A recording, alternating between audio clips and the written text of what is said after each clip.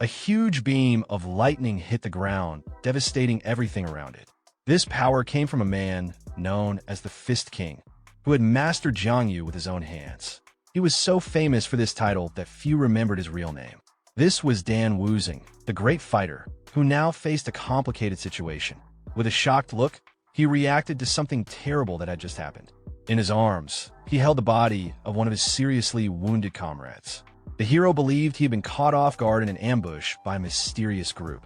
Now he found himself alone in the middle of a desolate battlefield. Looking around, he noticed the bodies of his enemies scattered across the ground. However, on a nearby cliff, only 2 opponents were left standing. He saw that both seemed very skilled and wondered where they had come from. Even though he was exhausted, the warrior stared at the 2 with unwavering determination. He then decided to return their subordinate by throwing the body in their direction. The man on the cliff begged for help from the sword demon, his leader. However, the sword demon ignored the plea and struck down his own companion. Dan Wuzing was completely shocked to witness such cruelty. The enemy had eliminated his own ally without the slightest hesitation. At this point, the protagonist realized that the opponent fought dirty. The symbol on the man's sword, combined with his merciless actions, caught Wuzing's attention. Putting the pieces together, the King of Fists finally began to recognize the foe's identity. He questioned whether the 2 enemies belonged to the demonic faction. The enemy seemed impressed and acknowledged that he was standing before the King of Fists. He praised the hero's resistance, but Wuzing sharply told him to be quiet. Burning with anger, he declared that he would defeat the enemy with just 10 blows. The sword demon found such confidence arrogant and charged forward, eager to test the extent of that arrogance. Wuzing, however, managed to defend himself, countering the attacks with his electric fists. The opponent was surprised, unprepared for such speed. At that moment, Wuzing landed a punch and began his count from 1. With a confident gaze, he prepared for the second blow and unleashed a hail of punches until the count reached 6. Then, something strange happened. His attacks began missing the weak points. Looking up, he realized the woman had tied him with purple energy wires. Enraged, he wondered when the villain's accomplice had managed to do that.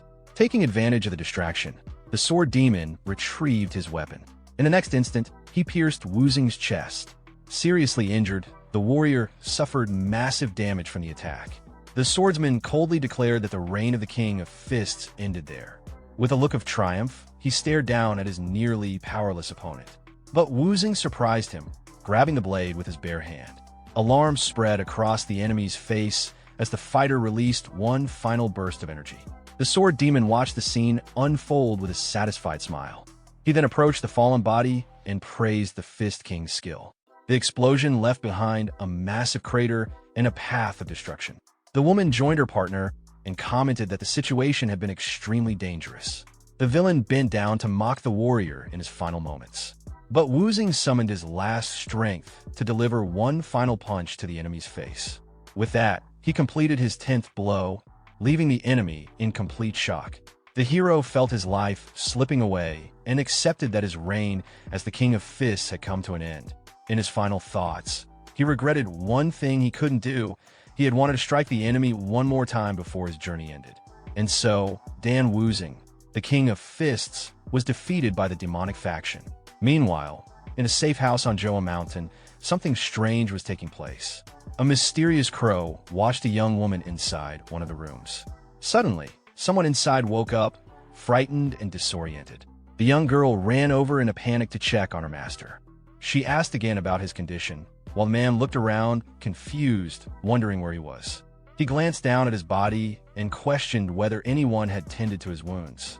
The man touched his head and looked confused about his current situation. He realized that he had no injuries, and the girl addressed him as Young Master. He accepted the water, but found the title of First Young Master strange. When he looked in the mirror, he saw an unfamiliar face staring back and wondered why he was being called that.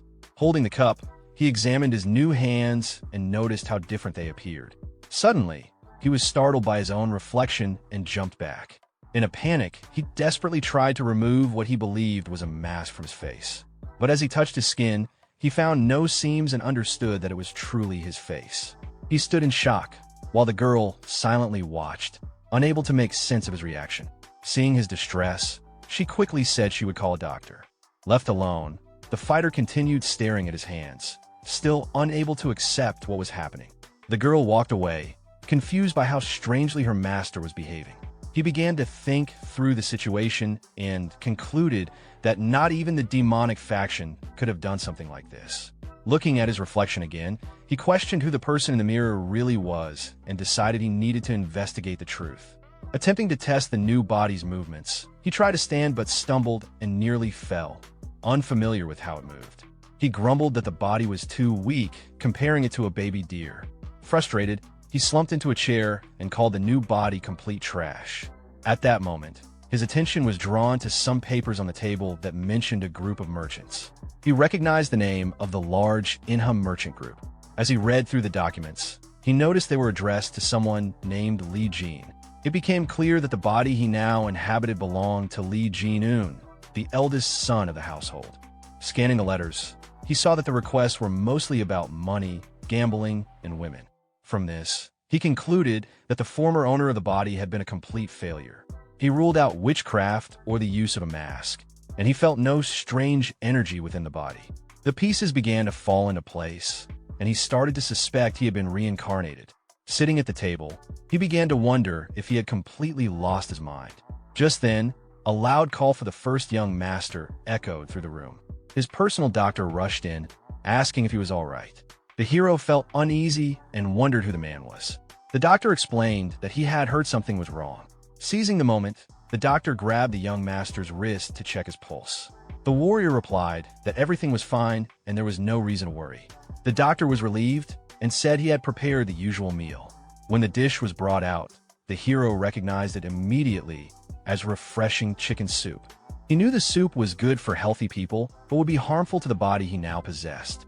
He recalled how the old man had checked his pulse and found it odd that he looked so healthy. The doctor cheerfully claimed that the soup would make him as strong as the young men participating in the upcoming martial arts competition. Curious, the hero asked about the competition and was shocked to learn that 200 years had passed. Processing this information, he refused the soup, claiming he had no appetite. He then sent the doctor away, saying he wanted to return to sleep. Thinking to himself, he calculated that if the competition was nearing its 200th edition, then it hadn't been long since his death. That realization brought him some relief. He concluded that the demonic faction likely still existed. He also began to suspect the doctor and others around him, convinced they were people who deserved a beating. With fierce determination in his eyes, he silently vowed revenge. This time, he would finish all of them with a single punch. Later, a table full of appetizing food was set before him. The servants whispered among themselves, surprised by how much the young master was eating now, so unlike before. The hero returned from a walk looking much healthier than before. Entering the room, he complimented the girls for preparing the meal and requested that meals remain simple like this from now on. The servants continued to whisper, amazed at the change in him.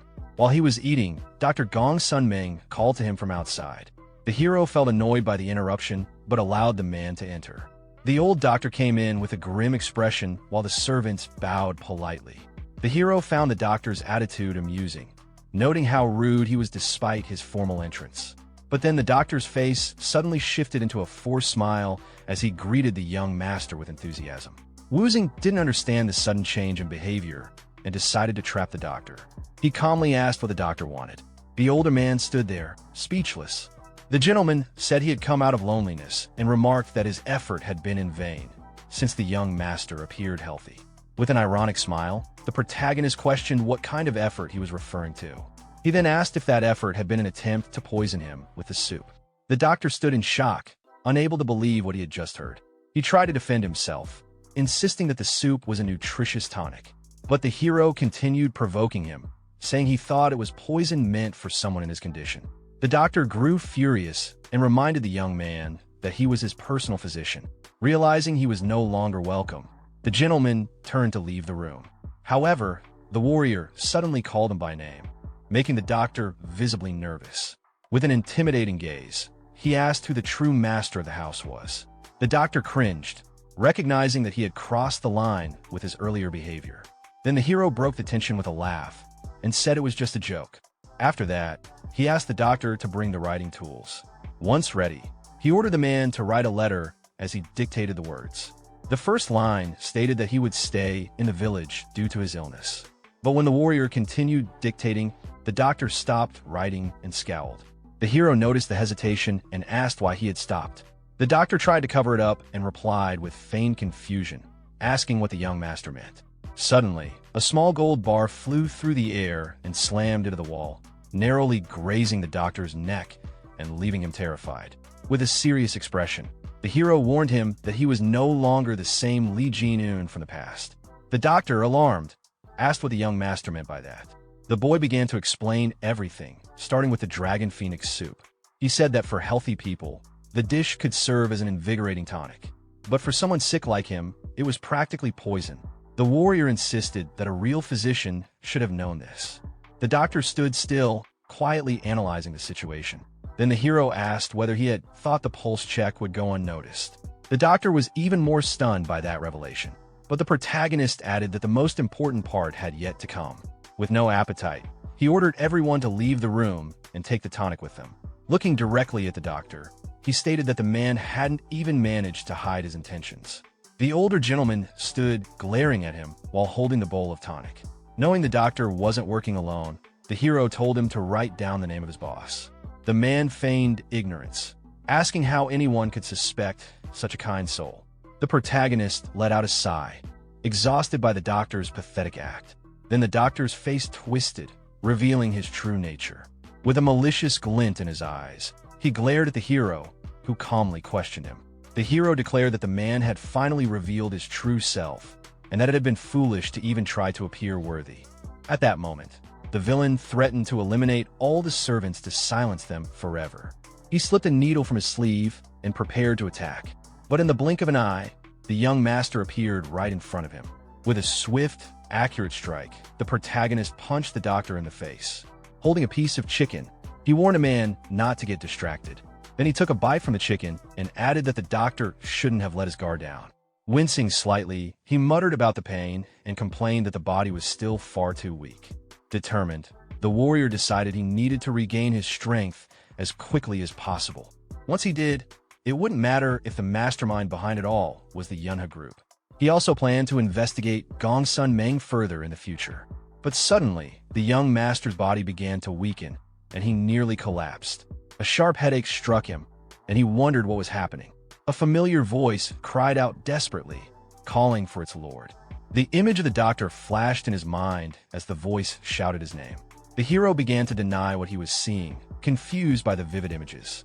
He soon realized that he was experiencing the memories of the real Lee Jin-un. The memories were so sorrowful that a tear ran down his face. At that moment, the warrior finally understood the entire story of the boy whose body he now inhabited.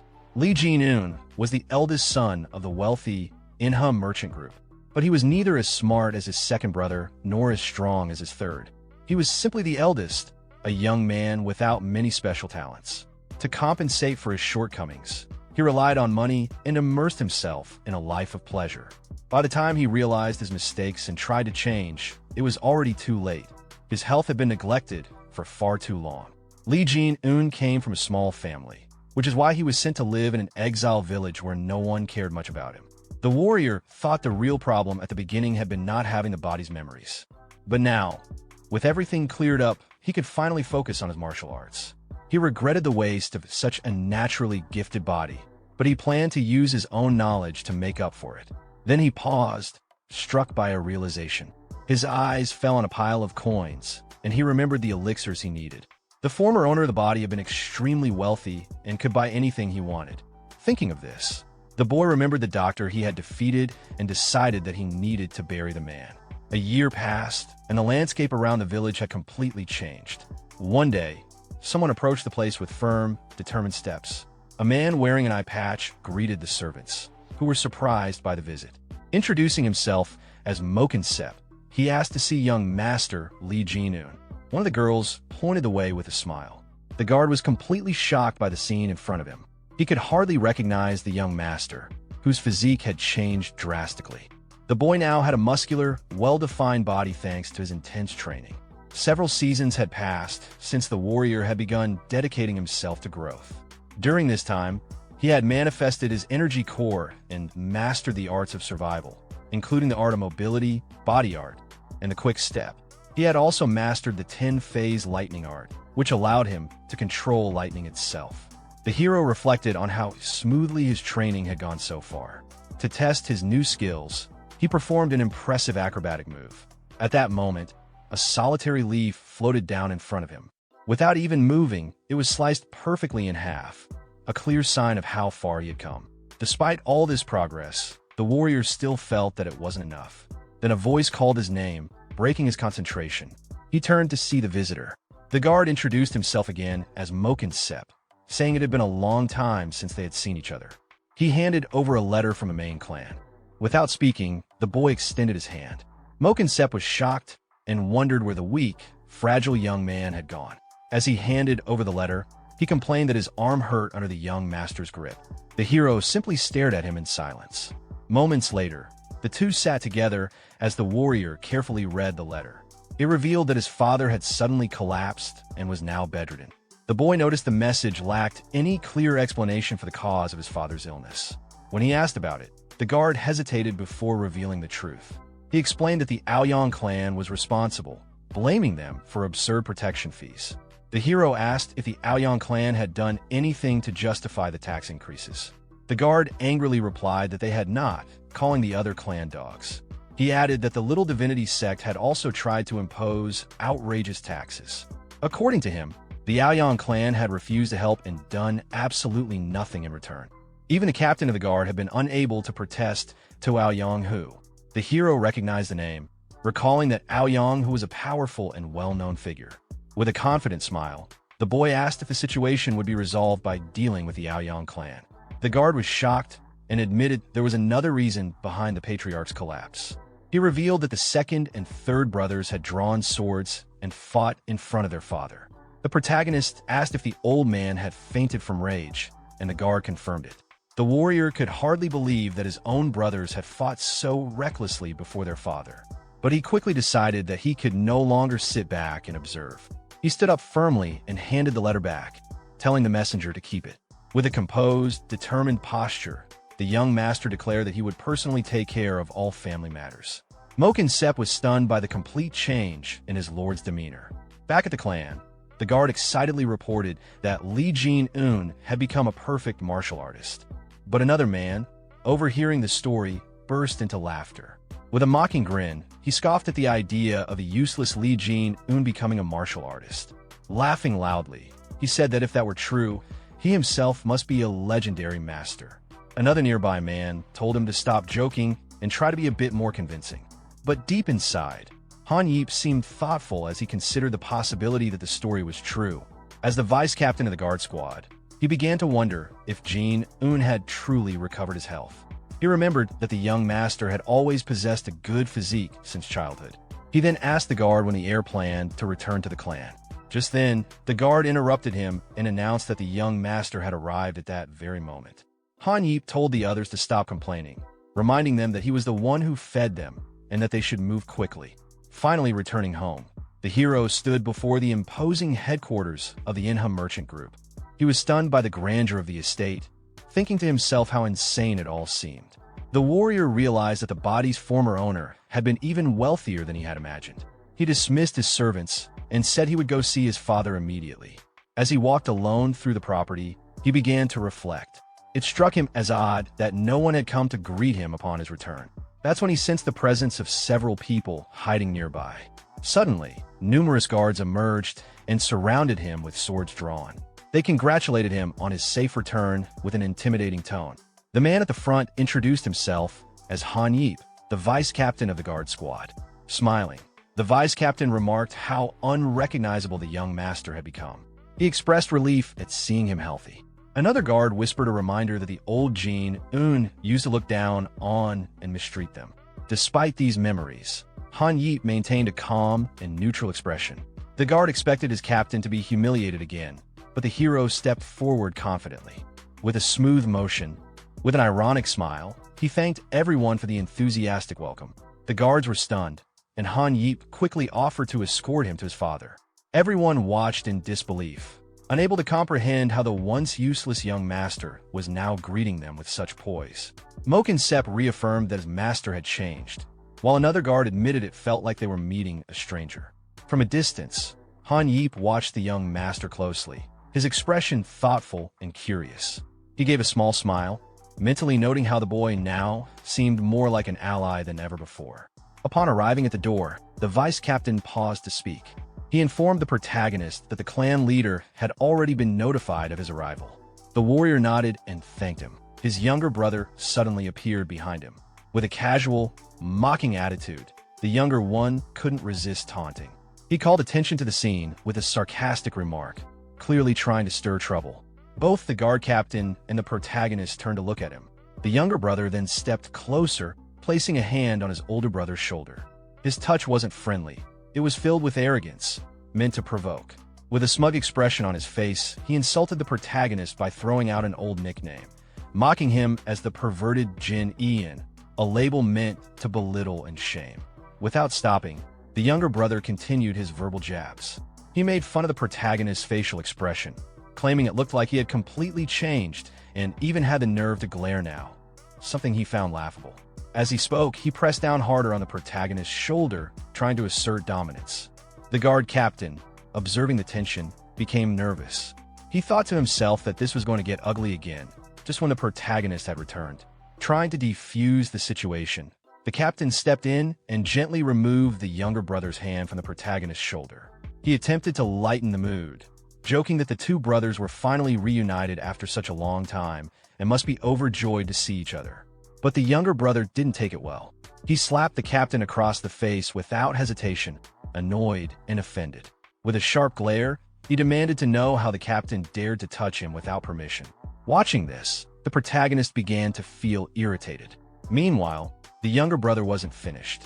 With a threatening glare, he looked between the captain and his older brother and snarled that dealing with one worthless fool was already bad enough. But now even the vice captain seemed to be disrespecting him. The protagonist didn't respond.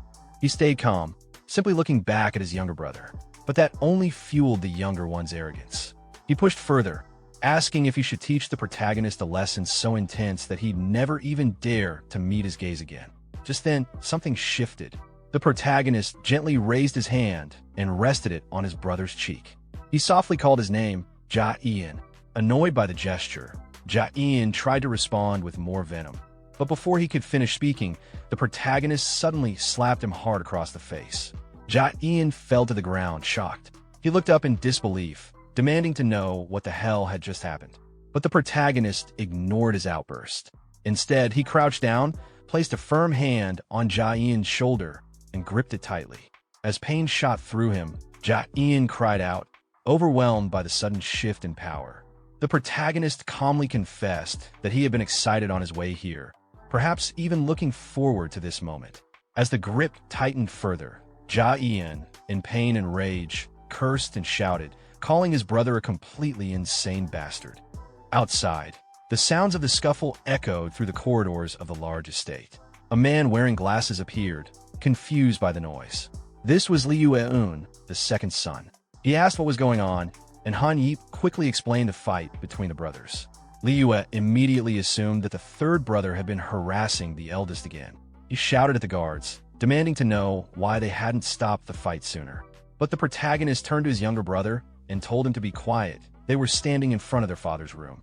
Just then, a weak voice called out Liu's name from within the room. What Wyan and the others saw next left them stunned. Outside their father's room, Wang stood calmly, holding their eldest brother in place. Yan was struggling, but Wang had completely subdued him without breaking a sweat. From within the room, a voice called out to Wyan, but he couldn't respond. His mind was still reeling from the sight of Wang's dominance. Nothing about what he was seeing matched what he had expected. The scene shifted to a more composed setting. A quiet room awaited with a steaming teapot on the table, its gentle heat contrasting the underlying tension in the air. Hyan now sat at the head of the table, silent and observant. Wang stood beside a kneeling and restrained Yan, his expression calm and confident, wearing a faint, knowing smile. Hyan took a sip of tea and casually remarked on Wang's return, noting that he appeared to be in good health. He paid no attention to Yan's condition. Wang confirmed that he was indeed well, meeting Hyan's gaze with steady confidence. The overseer then raised his bandaged hand, pointing it out and questioning whether Wang had caused the injury. Before Hyan could explain or wave it off, Wang turned toward Hyan again and landed a sharp, calculated strike across his face. Hyan was forced to endure the pain in silence, completely powerless under Wang's authority. Wang then issued a cold warning to Hyan about the consequences of disrespect. Hyan, shaken and bruised, quickly accepted his position, though his mind was in turmoil. He couldn't understand how his older brother, once weak and pathetic, had overpowered him so easily. A brief memory surfaced in Hyan's mind, a flashback to when things were the opposite. Back then, he was the one who tormented Wang, who was then known as Jin Ian. But now, the roles had completely reversed. Hyan, watching quietly, understood what had happened. Wang had truly humbled the arrogant third brother. Curious, Hyan pressed Wang for details about this transformation. Wang answered calmly, clearly proud of how far he'd come. As Wang glanced around the room, his eyes landed on a stack of scrolls sitting on the table. Hyan explained that they were the employee lists for an upcoming conference. But Wang was already reaching for them, picking one up and unrolling it with deliberate motion. He scanned the list, letting his finger glide down the names until a realization hit him. A smirk spread across his face. All the key guards had been recommended by the same individual, someone from the Iang clan. The pattern was too precise to be a coincidence. Without waiting, Wang turned to his brothers, his voice taking on a tone of sharp accusation. He directly asked if either of them had ties to the Iang clan. Hyan was too stunned to reply, and Hyan immediately panicked, denying everything in a frantic voice. Both brothers reacted with disbelief, protesting the accusation and calling it absurd. They insisted that they were loyal, that they'd never betray the family or their father's business. They swore to protect everything, no matter the cost. Wang took their responses in stride, clearly satisfied. With a cool remark, he noted that their loyalty had saved him the effort of dealing with them further. He then shifted focus to the upcoming conference, confirming with Hyan that all the high-ranking officials would be present. Once Hyan affirmed it, Wang made his own announcement. He would be attending the meeting himself. Then, without waiting for questions or objections, he turned to leave, stating plainly that he was going to see their father. His calm authority left his brothers speechless. As Wang exited, Hyan broke the silence. He demanded to know what had happened back at the safe house, unable to make sense of Wang's new power. Hyan, overwhelmed with frustration, completely lost his composure. He screamed in anger, tormented by regret over a past decision that now haunted him deeply. Meanwhile, Wang arrived at his father's quarters. A voice from within gave him permission to enter. Inside, the atmosphere was dim and heavy. Wang approached the bedside of Liang Min, the head of the Yuna merchant group, who looked weak and frail. His father acknowledged his presence quietly, then asked about the noise from earlier. Wang dismissed it with a calm reassurance, downplaying the situation. Instead, he brought up his father's health, which Liang Min attributed to the weight of stress and pressure. As Liang Min looked into Wang's eyes, he studied his son's face closely. The changes were undeniable. There was strength and confidence where there had once been hesitation. For a moment, the old man questioned whether the person standing before him was truly his son at all. Despite the lingering suspicion in his eyes, Liang Min looked genuinely pleased to see Wang standing strong and healthy. It was an expression of warmth that Wang hadn't anticipated. In fact, it caught him off guard. The contrast between what he had expected and what he received was too stark to ignore. As the moment lingered, a memory surfaced within Wang, a haunting fragment of his former life. He remembered the cold, distant world he had come from. Back then, he was an orphan, untouched by a father's love, shaped by hardship and emotional isolation. The concept of paternal affection was foreign to him. It wasn't part of his reality.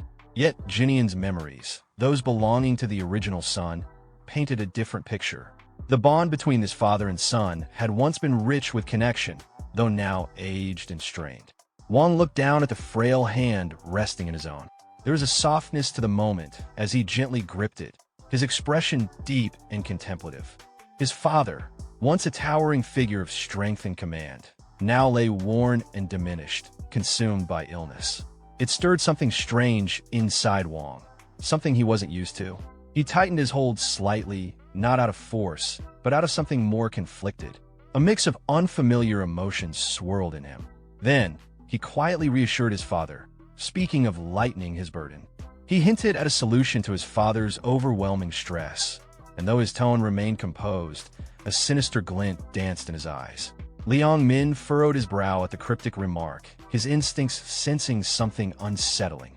But Wang dismissed his concern with a warm, disarming smile, carefully veiling his true thoughts.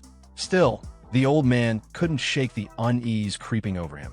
His son was different, there was no denying it now. The next day, the Manhwa Merchant Group's conference commenced. The room was filled with tension and ambition, none more apparent than an Yang, who arrived with his usual smugness. He took his seat with a self-satisfied grin, immediately surrounded by his loyal men. When one of them spotted Wang sitting confidently in attendance, he whispered the news to his leader. Yang's brow lifted ever so slightly at the sight, a calculating look overtaking his face. Wang, however, sat unfazed, composed, commanding. He didn't flinch at the whispers or the puzzled glances from the other members, who were clearly unsettled by his unexpected presence. To them, he was still the once weak son, and his attendance at such a high-level meeting didn't make sense. Yang scoffed inwardly, writing Wang off as a desperate man clawing at relevance. He viewed the appearance as nothing more than a weak attempt to gain favor, a last-ditch effort to remain standing in a game far bigger than him. Meanwhile, Han took charge at the front of the room, trying to carry the meeting forward. He asked if there were any objections to the current topic on the table. Just as he was about to move on, a hand went up. Bold, unexpected, it was Yang. With calculated confidence, Yang took the opportunity to speak, offering what he claimed was the perfect candidate to serve as Wang's personal guard. The move was transparently political, another attempt by the Yang clan to extend their influence deeper into the group. Murmurs of discontent rippled through the room. Some of the members grumbled openly, clearly frustrated by Yang's relentless power grabs. One member was so startled by the brazenness of the suggestion that he crushed the teacup in his hand. Embarrassed, he quickly blamed it on a slip, though it was obvious the tension had gotten to him. Yang offered a fake apology, feigning politeness, but his eyes betrayed him. He was enjoying every second of the discomfort in the room. He then challenged the assembly, daring anyone to oppose his nomination. The room went quiet. He smirked, clearly expecting no one to answer. But just as he began to bask in the silence, a single voice broke through. Across the room, Wang raised his hand. All eyes snapped to him.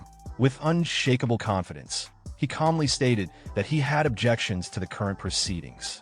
Then, rising from his seat, he locked eyes with Yang and made his own proposal, direct and explosive.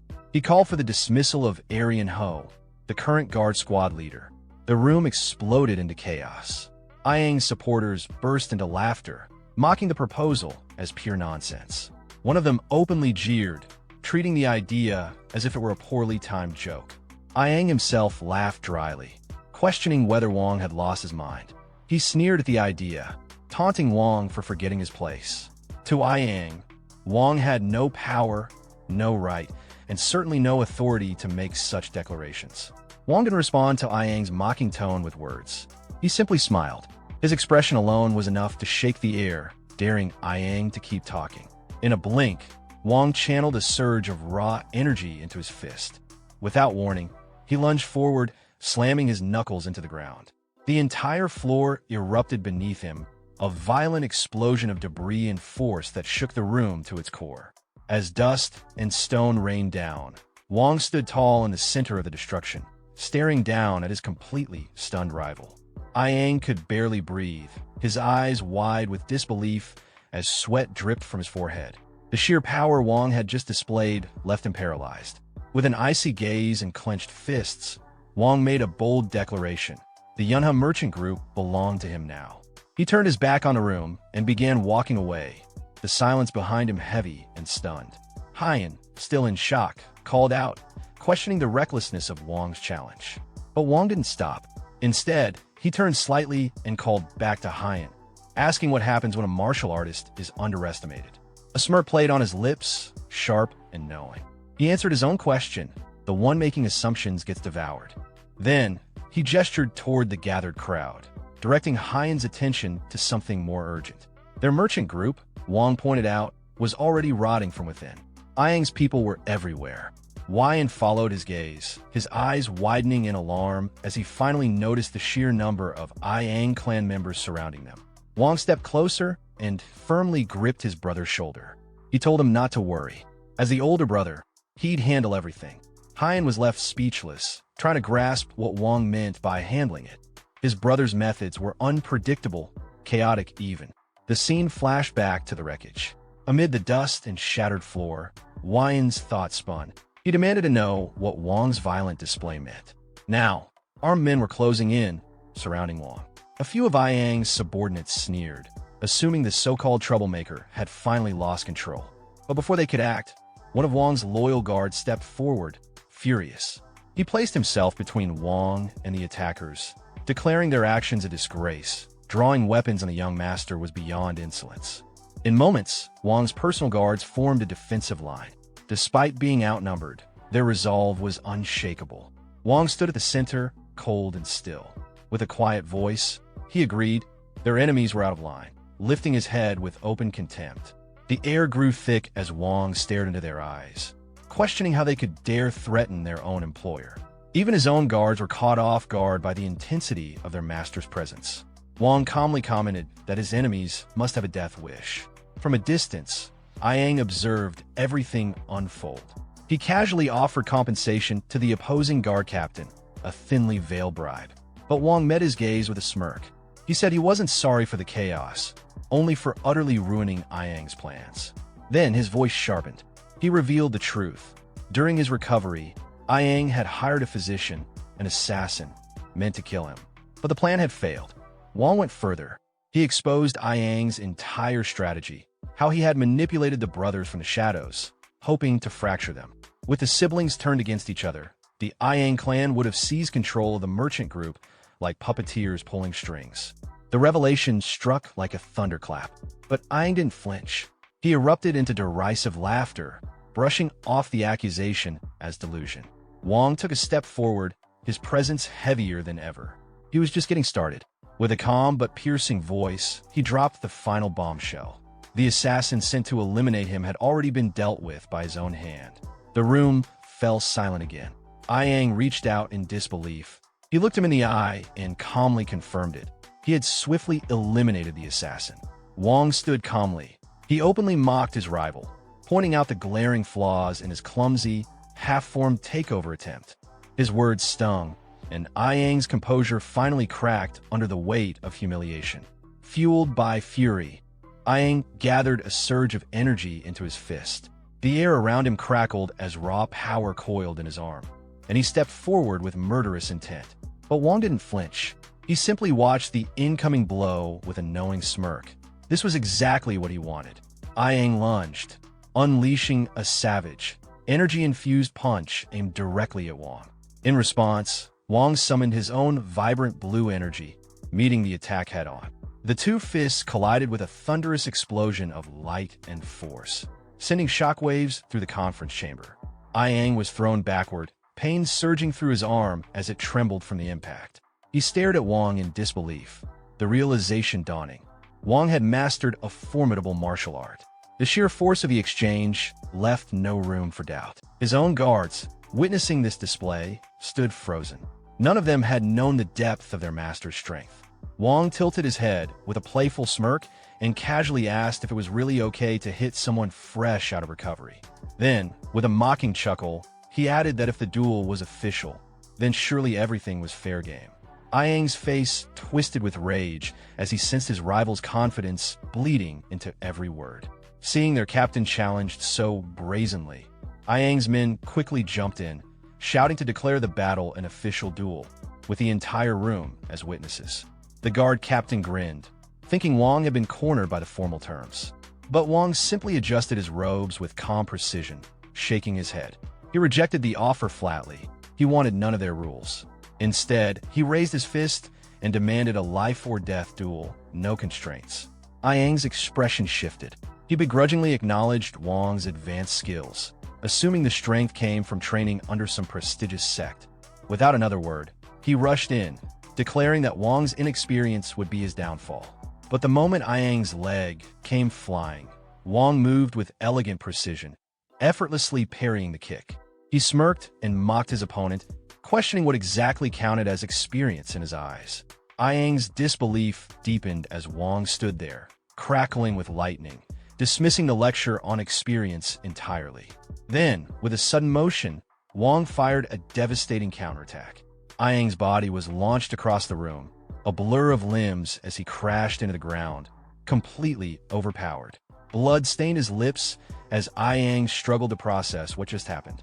Wong approached, his smirk deepening, now ready to deliver a true lesson in combat. Activating his enlightened mobility art, Wong distorted the space around him, blinking forward at impossible speed. In an instant, he was in front of Ayang. Ayang barely had time to raise his sword before Wong's hand caught it mid-swing. Sparks exploded as flesh met steel, but Wong didn't budge. With one swift motion, he deflected the blade entirely, forcing Ayang backward. His boots carved trenches into the ground as he fought to stay upright. The duel intensified. Blow after blow, the two clashed in a blur of strikes, each movement laced with lethal precision. But Ayang was slipping. He barely managed to block the next strike, and in that instant, he understood something was terribly wrong.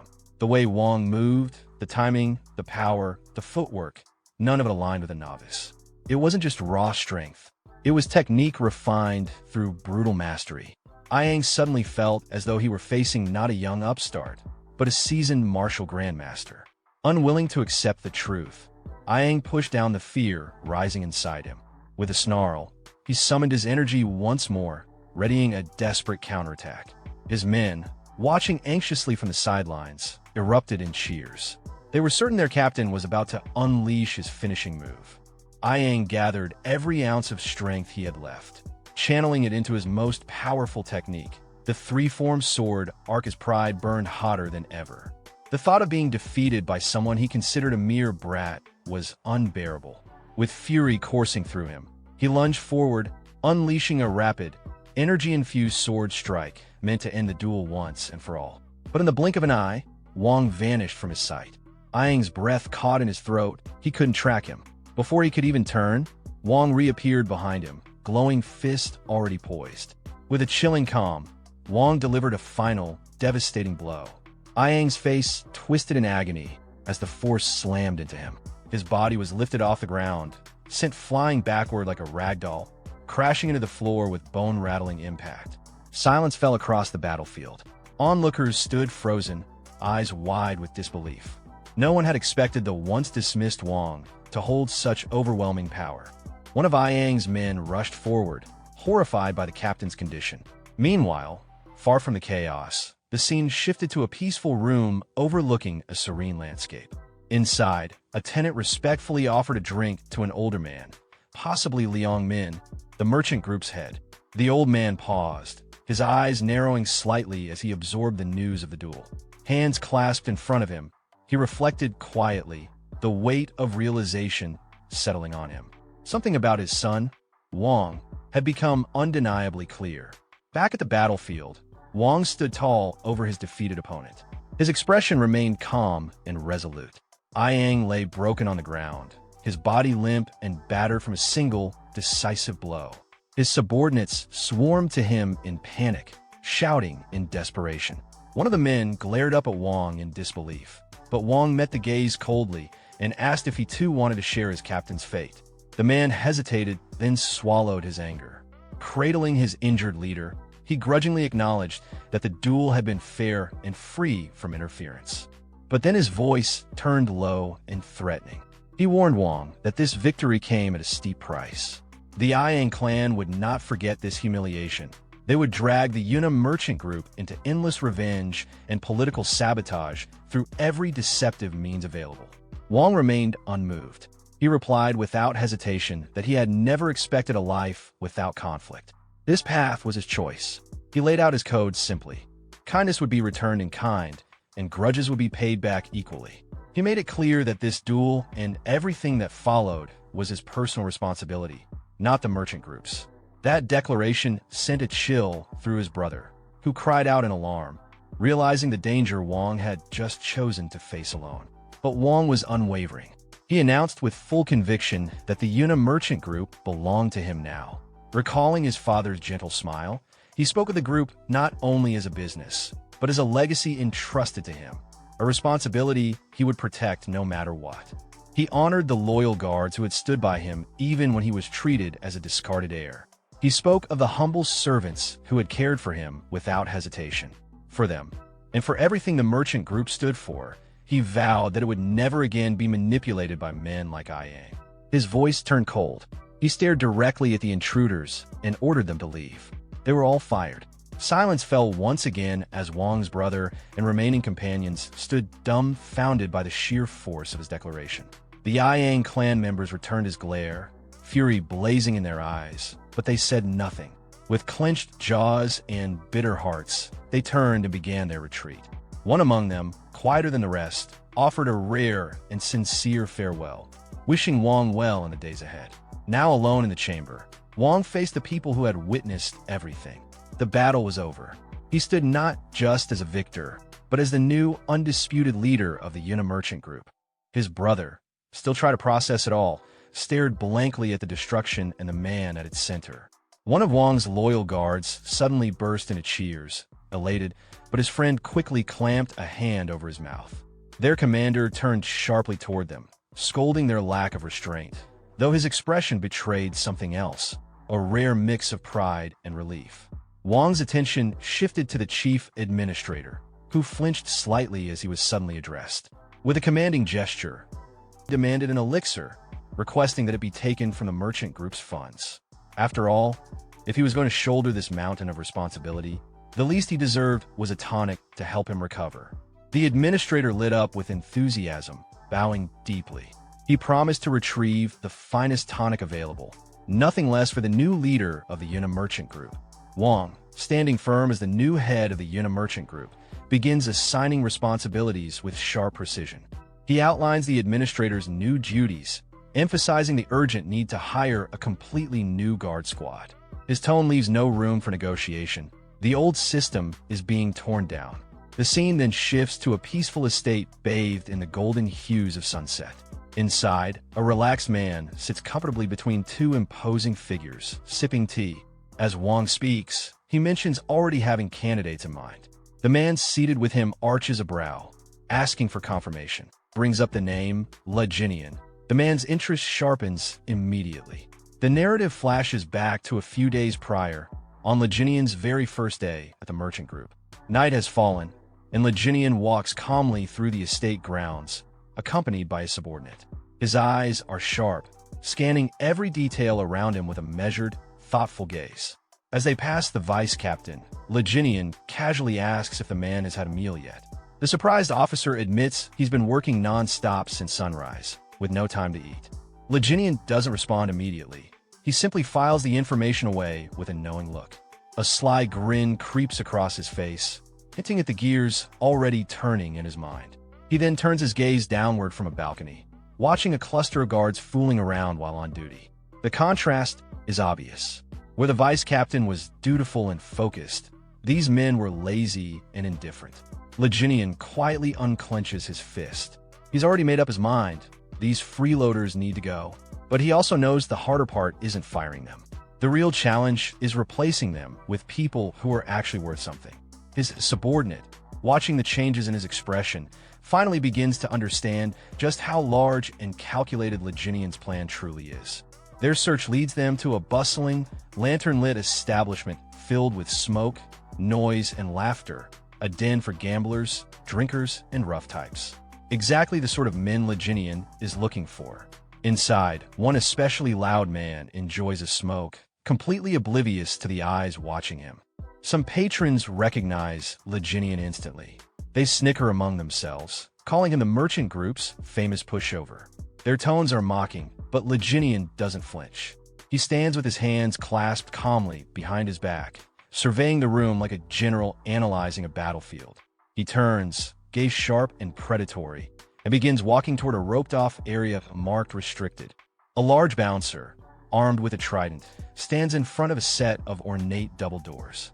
The bouncer smirks at his approach, mockingly greeting him as young master. expecting yet another bribe or groveling favor. But Li Jinian's expression turns cold. He dismisses the man's familiarity and commands him to open the door. The bouncer, caught off guard, sputters in disbelief as Li Jinian brushes past him without hesitation. His firm stride signals a dramatic shift. This is not the same man they once knew. Inside the private room, the rowdy atmosphere quiets as the occupants notice Li Jinian's entrance. Their leader, Como, greets him with a smug grin. But when his eyes meet Li Jinian's, he senses something is different. Li Jinian stares back with icy resolve. Two bald men, Yuk Jimbo and Yakiongo, offer a cold, dismissive welcome. Como scolds them with mock concern, scolding their lack of hospitality and putting on an exaggerated show of care for his old friend. He forces a laugh, acting as though they all share a warm bond. A flashback surfaces. A younger Li Jinian appears, visibly distressed, while a teenage Como stands above him with cruel authority. The memory is bitter. Their friendship had always been one-sided. Como used him, mocked him, and took advantage of his family name and resources. Back in the present, Li Jinian studies their faces in silence.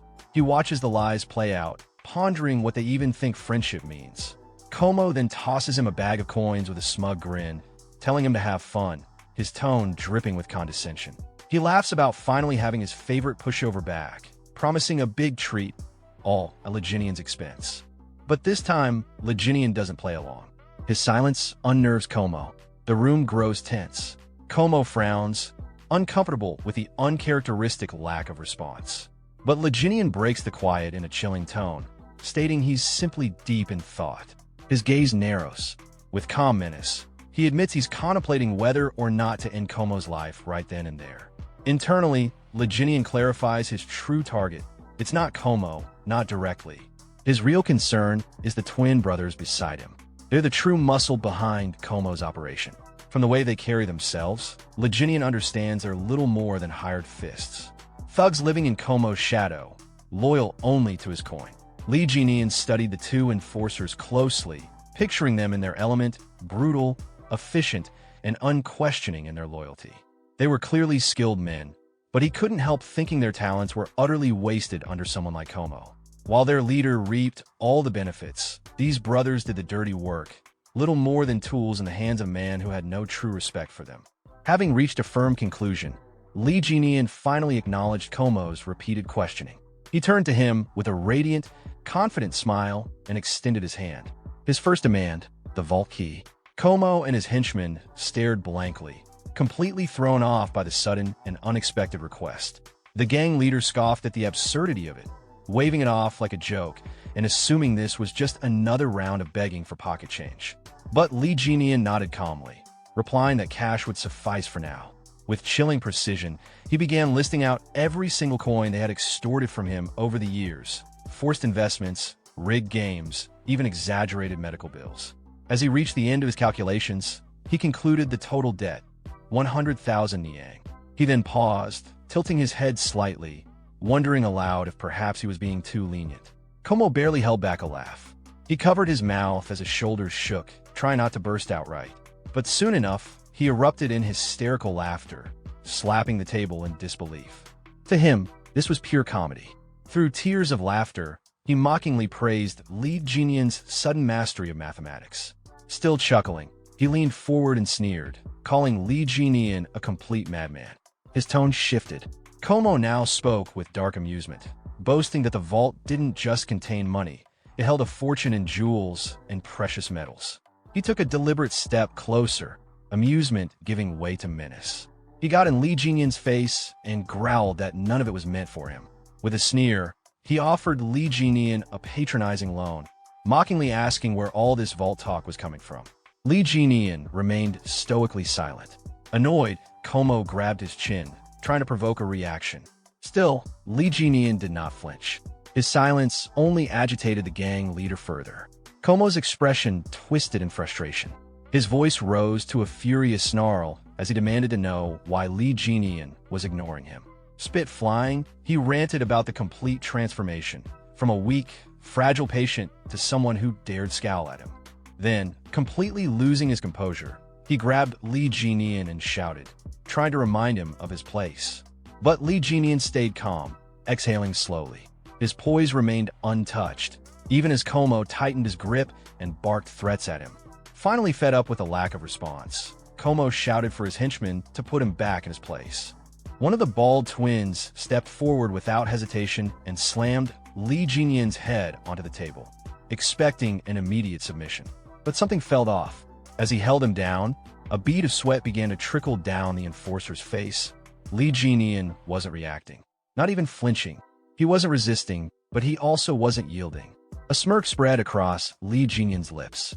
He muttered that he had tried to show them kindness. Then, in one swift and explosive motion, he shattered the enforcer's grip and flipped the large man clean over his shoulder, slamming him hard into the ground. The room erupted into stunned silence. But before he could react, Li Jinyan was already moving. He pivoted and sprang forward with incredible speed, using the table as a springboard. With perfect aim, he launched a devastating kick straight into the second brother's midsection. The blow landed hard, utterly destroying his guard and sending him hurtling across the room. Li Jinyan landed gracefully, casting a glance over his shoulder, faintly surprised at how smoothly it had all gone. The first twin groaned and pushed himself to his hands and knees. The second staggered back to his feet, refusing to stay down. Li Jinyan observed them quietly. He noted the swelling wrists, the awkward stance. They were clearly injured. But even through the pain, neither showed an ounce of fear. Only fierce, unshakable determination. A confident smirk formed on Li Jinyan's face. He recognized their spirit. They were real fighters. Ignoring their wounds, the brothers roared and launched a coordinated charge at him, moving in perfect sync. Li Jinyan readied himself.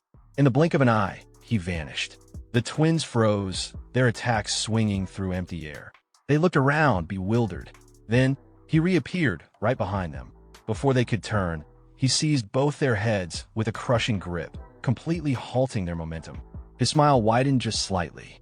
Their strength was admirable, but they lacked leadership. With no hesitation, he slammed their heads together with brutal force, dropping both enforcers to the ground instantly. As their unconscious bodies hit the floor, Li Jinyan issued one final, cold warning. And then silence. Only one person remained conscious in the room. Como. He stood frozen, sweat dripping down his face, too stunned to speak. He had just watched his two strongest men get dismantled with ease. Li Jinyan turned his attention to him with a pleasant smile. Calm, composed, and terrifying, he addressed his dear friend, Miamo. After Li Jin finishes off the guard, he turns to face his friend. His posture is calm, but clearly implies the confrontation isn't over. He's signaling that there's only one thing left to deal with, and it's the person standing in front of him. His friend reacts with alarm, the realization hitting him that he's next. The sudden shift in power makes him nervous and panicked. Li Jin then casually rubs his hands and closes his eyes, smiling as if this situation is lighthearted, but the smile is sharp, like a predator playing with its prey. He addresses his friend directly, but the tone makes it clear this is personal. The friend responds with feigned innocence and light sarcasm. He tries to downplay the situation, almost jokingly suggesting that Li Jin should have told him about his training. It's a weak attempt to defuse the tension and pretend this is just a misunderstanding between friends. But Li Jin's expression shifts into something colder. His response is laced with quiet intensity. He's essentially telling his friend that he expected better, that someone like him should have seen this coming. It's a warning and a judgment at the same time. Meanwhile, the friend is hiding a knife behind his back. His tone shifts from nervous politeness to open desperation. He tries to halt Li Jin's approach, pretending he wants to talk things out, but internally, he's cursing the situation and gearing up for an ambush. As he launches forward, his thoughts are cocky. He still underestimates Li Jin, believing he's just a weakling pretending to be tough. He thinks a surprise attack will end things instantly. But before he can land a blow, Li Jin counters decisively. A table slams into his friend's face, followed by Li Jin smashing the table apart and grabbing him by the head. After seizing control, Li Jin calmly follows up with an electric attack. He could have killed him, but didn't. Outside the room, a guard hears the chaos and panics. He hides himself, thinking that things have escalated far beyond what's normal. The situation is dangerous, and someone could genuinely die. Back inside, Li Jin releases his friend, who drops to the floor in a daze. Li Jin sits beside him, composed but focused, as if watching a dying ember flicker. He tries to jolt his friend back to awareness, not out of concern, but control. The friend begins to laugh, not out of joy, but sheer disbelief. It's the kind of unhinged laughter that comes when someone realizes they've completely lost. He then manages to speak weakly, asking what Li Jin wants. He's confused, disoriented, and trying to understand what Li Jin's goal even is. Internally, he's overwhelmed. He starts questioning everything, wondering what Li Jin was really doing during his supposed recovery. He remembers things that suddenly make sense in hindsight, suspecting that Li Jin had been training in secret. The realization hits hard. Maybe all of this was premeditated. Maybe this beatdown wasn't just self-defense, maybe it's revenge. But he can't believe he was bad enough to deserve this. Or at least, that's what he tries to tell himself. The fear builds. He begins to truly wonder if this is the price for his past cruelty. He starts suspecting that Li Jin might have orchestrated all of this, the timing, the attack, the exposure. In an effort to shift the mood, he suddenly stands and acts overly cheerful, a complete 180 from just moments ago. His performance is clearly fake, but he hopes to divert Li Jin's attention. Instead of offering what was demanded, he suggests an alternative, anything really just to stall or misdirect. Li Jin responds with interest, but doesn't make his intentions clear. This ambiguity gives his friend a sliver of hope, which he clings to. Sensing a possible opening, the friend becomes excited. He references their long-standing relationship, appealing to nostalgia and shared history. It's a manipulative move, trying to reframe the conflict as a misunderstanding between old friends rather than consequences for betrayal. Li Jin acknowledges the sentiment in a neutral way, appearing to accept the idea of friendship, but without much emotion. His friend takes this as a good sign, becoming animated, relieved. He even celebrates the moment as a turning point, convinced that things are resolved. He suddenly pulls Li Jin into a hug, acting as if everything's forgiven. His promises to stop bullying and hitting Li Jin feel performative, like lines rehearsed by safety. Not because he means it, but Li Jin's expression doesn't change. He doesn't return the hug or acknowledge the excitement. He simply stares ahead with a flat, disinterested look and says something that makes it clear. His words suggest that the friend's touch and the entire charade disgusts him. Hearing Li Jin's cold rejection, the friend quickly lets go of him and tries to reset the mood with exaggerated optimism. He puts on a wide, glowing smile, acting as if everything's fine now. He insists that they're not just friends, but brothers. His tone is overly dramatic, clearly fake, and meant to cover his fear and shame from earlier. To solidify the performance, he turns to the two guards nearby and loudly orders them to treat Li Jin with reverence. He demands they greet Li Jin as their new big brother and show proper respect, even congratulating him on how much stronger he's become. It's his way of saving face and pretending he's still in control. The guards don't question it.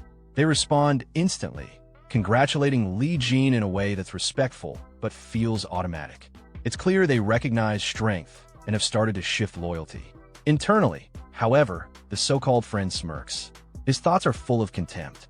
He scoffs at the idea of friendship or brotherhood, clearly seeing it all as an act. Deep down, he still views Li Jin as someone who used to crawl at his feet, obedient, weak, and pathetic. In his mind, he's already planning to escape.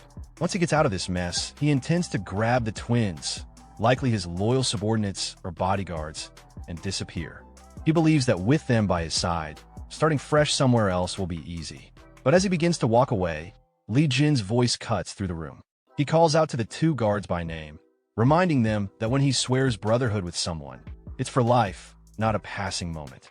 His tone is heavy, implying a deeper commitment and warning them to consider their stance carefully.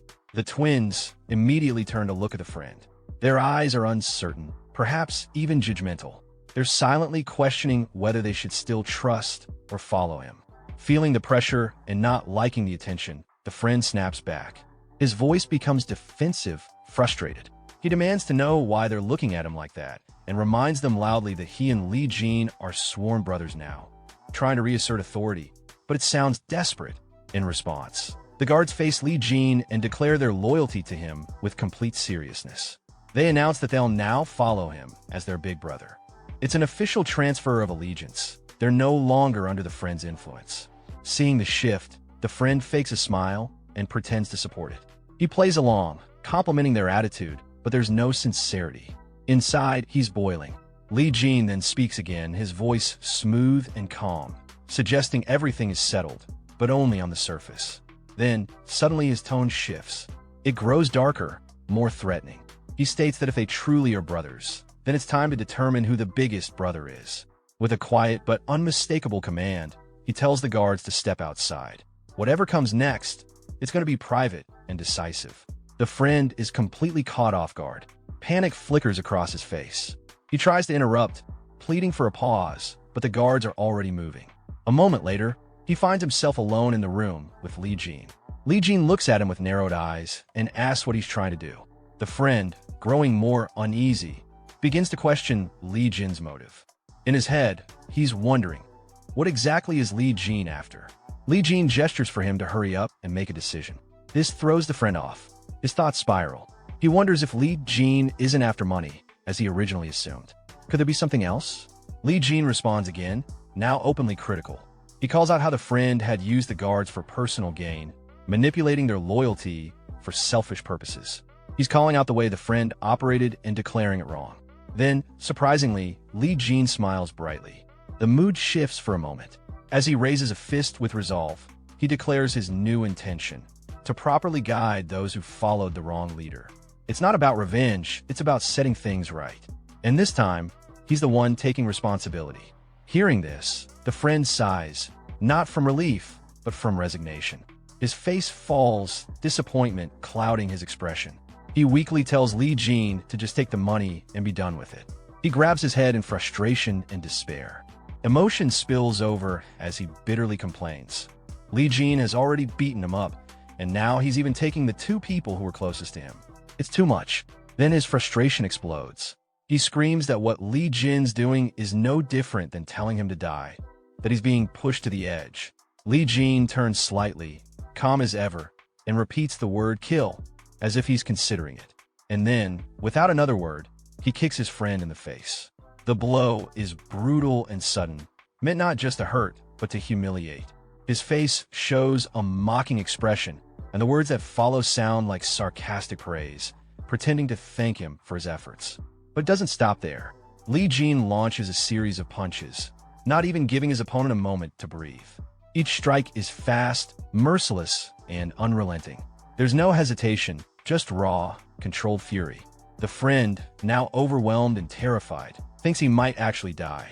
The pain, the power, the relentlessness, it all becomes too real. For the first time, he fears that Li Jin isn't just proving a point. He might be serious. Barely able to speak, he manages to get a few words out, a plea. He says he'll hand something over, but Li Jin only leans in with a cold, unreadable look. His face shows no pity. He says he can't hear him, forcing the broken man to repeat himself. With no pride left, the friend finally says it clearly. He'll give up the keys. He begs for mercy, asking to be spared. After Li Jin's final mocking remark, Myungo, beaten and bruised, tried to regain some control over the situation. He asked sarcastically if he should show respect now that they were supposedly friends. But instead of responding with words, Li Jin suddenly grabbed him and threw him hard toward the door. Myungo crashed through the door, breaking it as he tumbled outside. The two guards standing nearby saw him fall and immediately called out his name, shocked by the sight of him in that condition. Li Jin watched him with an unreadable expression, silently wondering how Myungo still had the nerve to laugh in that state. Lying on the ground, Myungo was overwhelmed by disbelief.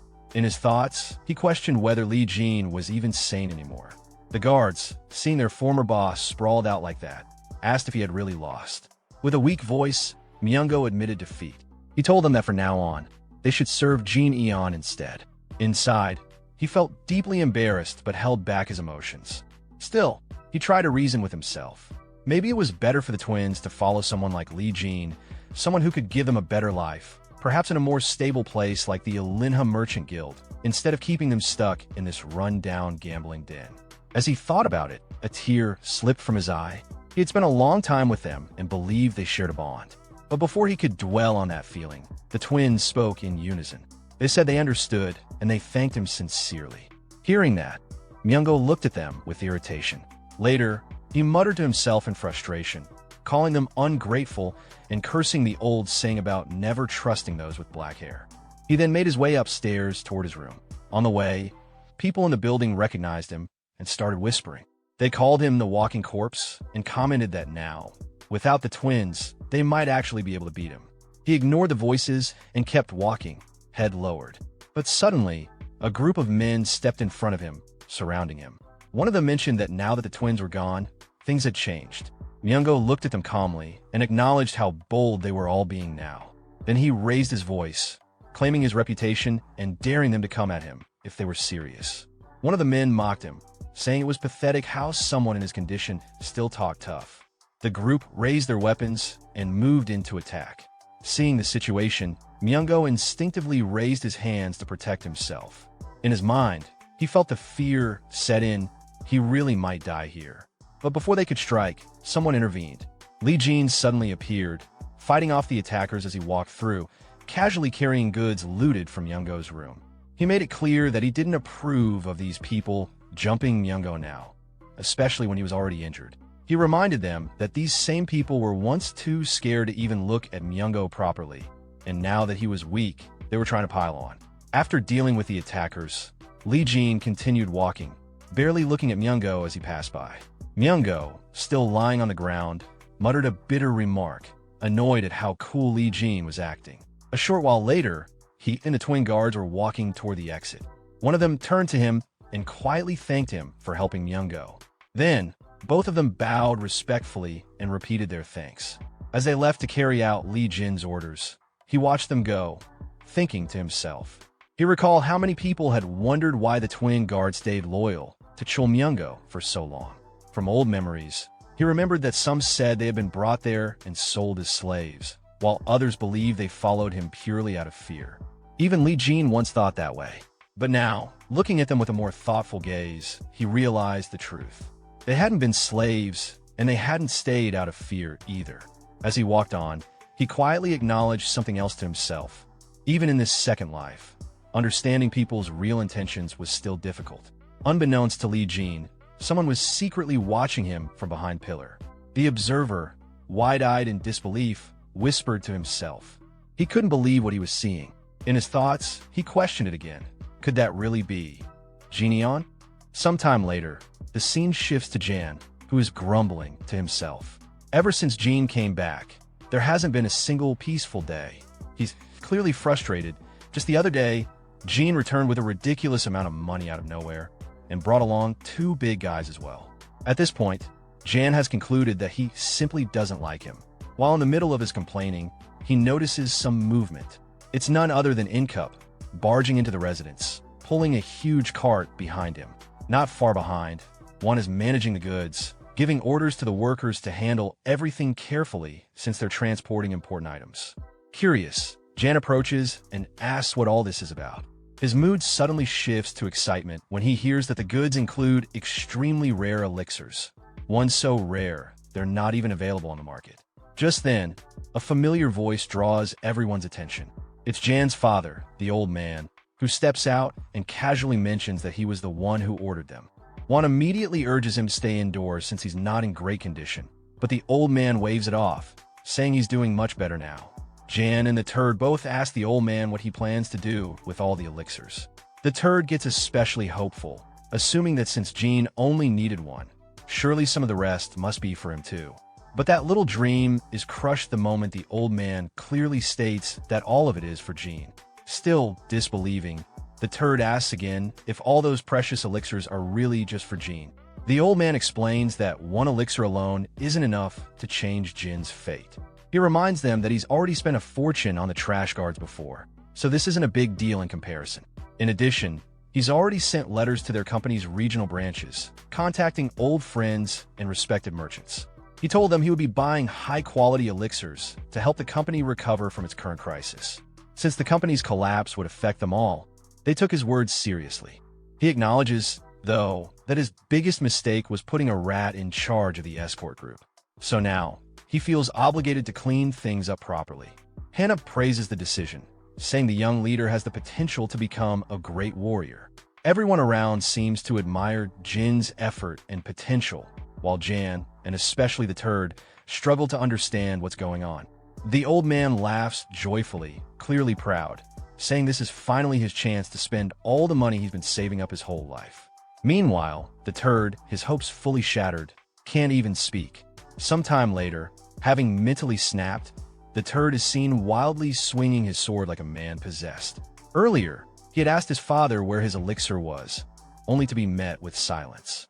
The old man had looked at him with clear dissatisfaction and questioned whether he really needed one. Now, driven mad with envy, the turd rants that he can't even breathe peacefully anymore. Everywhere he turns, it's all about Jean. He sulks and cries, convinced everyone's playing favorites and discriminating against him, wondering what sort of miracle Jean must have experienced. That's when he notices movement again. In a blur, Jean runs past him at incredible speed, barely pausing to say that he's just out for a walk. The turd gets pushed aside in the process, and as Jean disappears into the distance, he realizes something strange.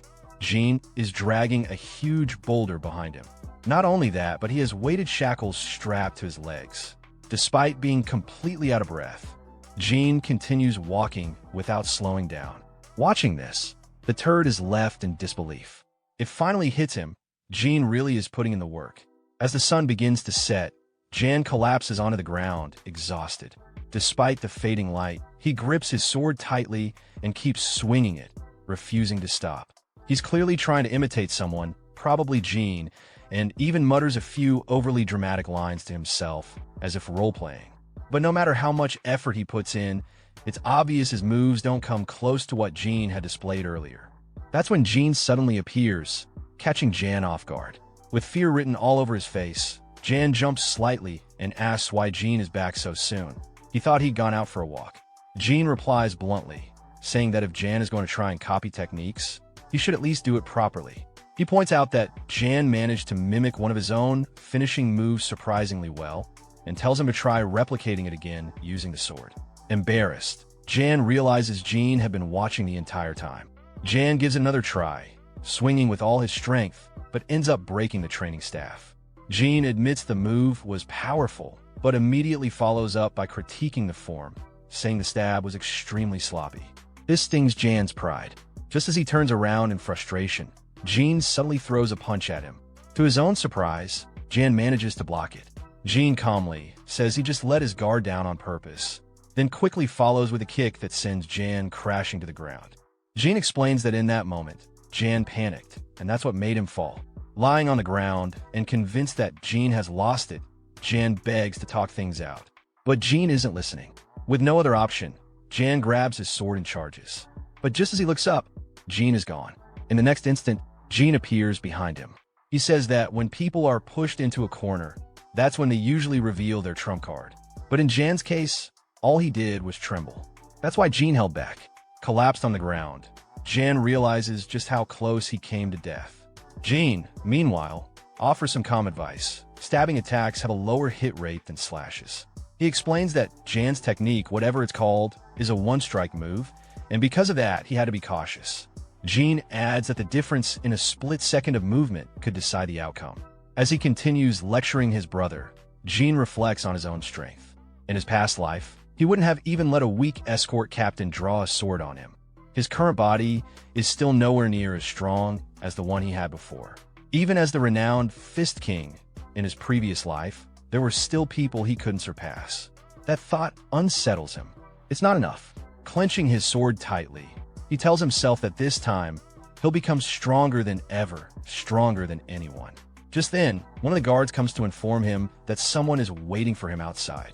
As Jean leaves, he flicks his brother on the forehead. Jan starts complaining, but Jean pays him no mind and walks out without another word. Meanwhile, outside, some visitors nervously exchange opinions. They're trying to convince themselves that there's no way Jean could have learned martial arts. After all, wasn't he just obsessed with girls? But one of them, Guang, says he saw something strange with his own eyes. He recalls passing by the gambling den run by Manga while drunk and catching a glimpse of Jean. Shocked, he says that before he could process what he saw, he vomited, and by the time he looked again, Jean was gone. The others, Ju Jar Yang and Samaguk, dismiss the story, thinking he's exaggerating. But as they confidently push open Jin's room door, they all freeze. Inside, Jean stands before them, completely jacked, muscles toned, and presence overwhelming. The group immediately closes the door in disbelief. Turning to Jin's maid, they ask if this is really Jean. She confirms it, shocking them even further.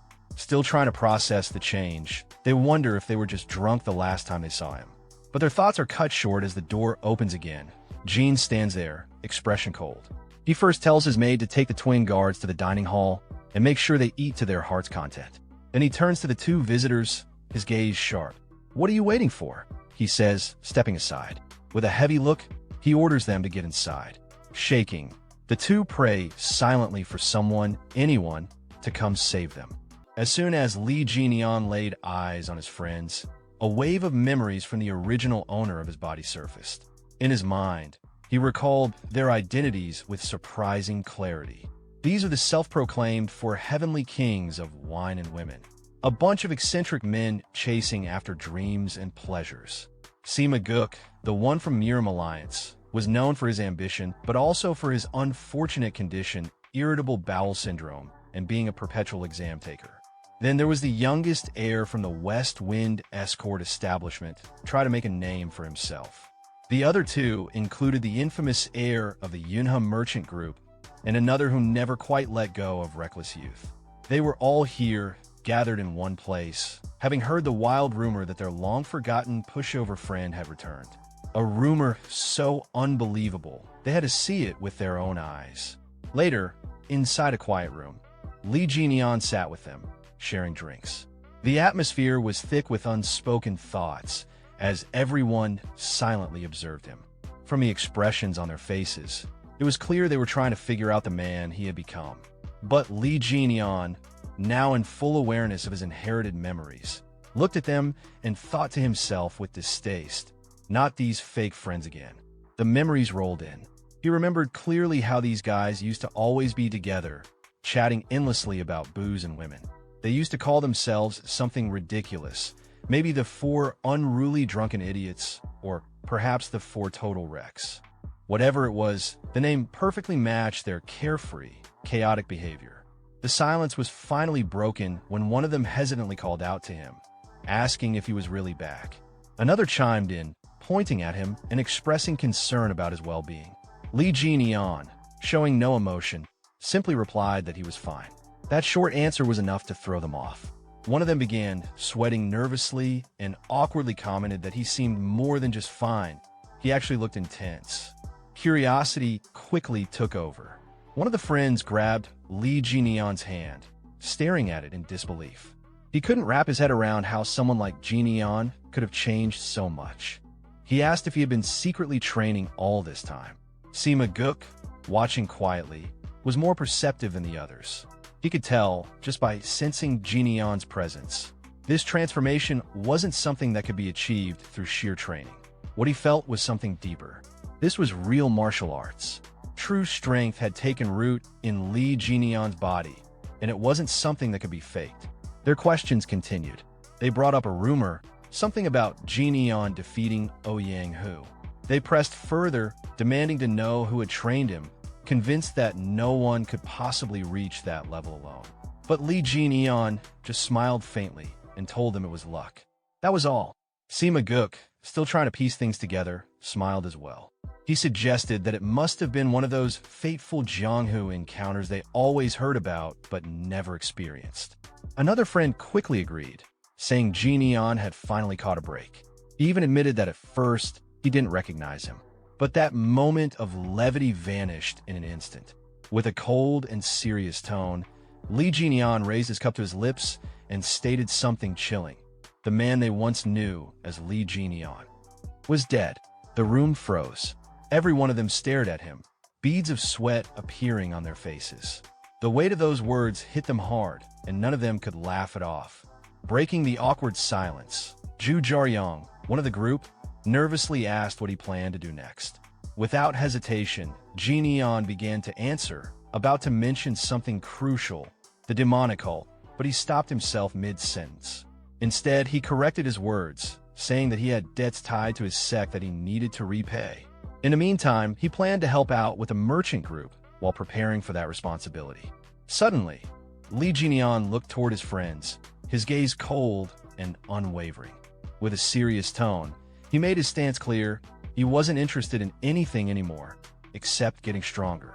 His words brought the room to another heavy silence. The air froze for a moment before the group, clearly caught off guard, started panicking and whispering among themselves. One of them, confused, turned to the others and blurted out in disbelief if they had walked into the wrong house by mistake. Another quickly responded, denying any fault and saying it definitely wasn't his doing. As this flurry of awkward energy spread among them, Sima Guk went quiet. He couldn't help but recall an old conversation he'd once had with Lee Jinian. Back then, Jinian had mentioned he was being sent away to recuperate. Sima had reacted with surprise, asking if he was really going somewhere just to recover.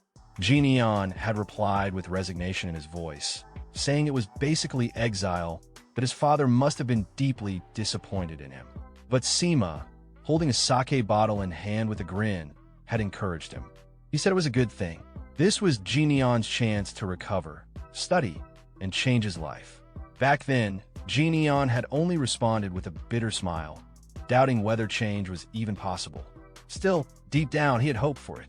Now, returning to the present, Sima Guk poured a glass of wine for Jinian and offered a heartfelt congratulations. He looked at him warmly and remarked with a smile that Jinian had really changed.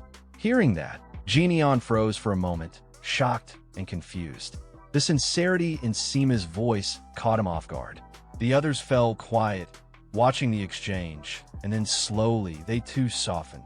With a smile, one of them chimed in that it really was something worth celebrating. Another added, jokingly, that he always knew this would happen, that they should have kidnapped Jinian before he got sent away. He even blamed the others for not showing up that day. Sima Guk chuckled at that and teased one of the guys, reminding him that he was too hungover to even make it that day. That friend quickly turned away and defensively claimed he was just busy. But the teasing didn't stop. Sima responded with sarcasm, suggesting that taking a dump probably didn't count as being busy. A playful argument broke out as they all started teasing each other. Watching them banter so naturally, Lee Jinian smiled quietly to himself. In that moment, a warm thought passed through his mind.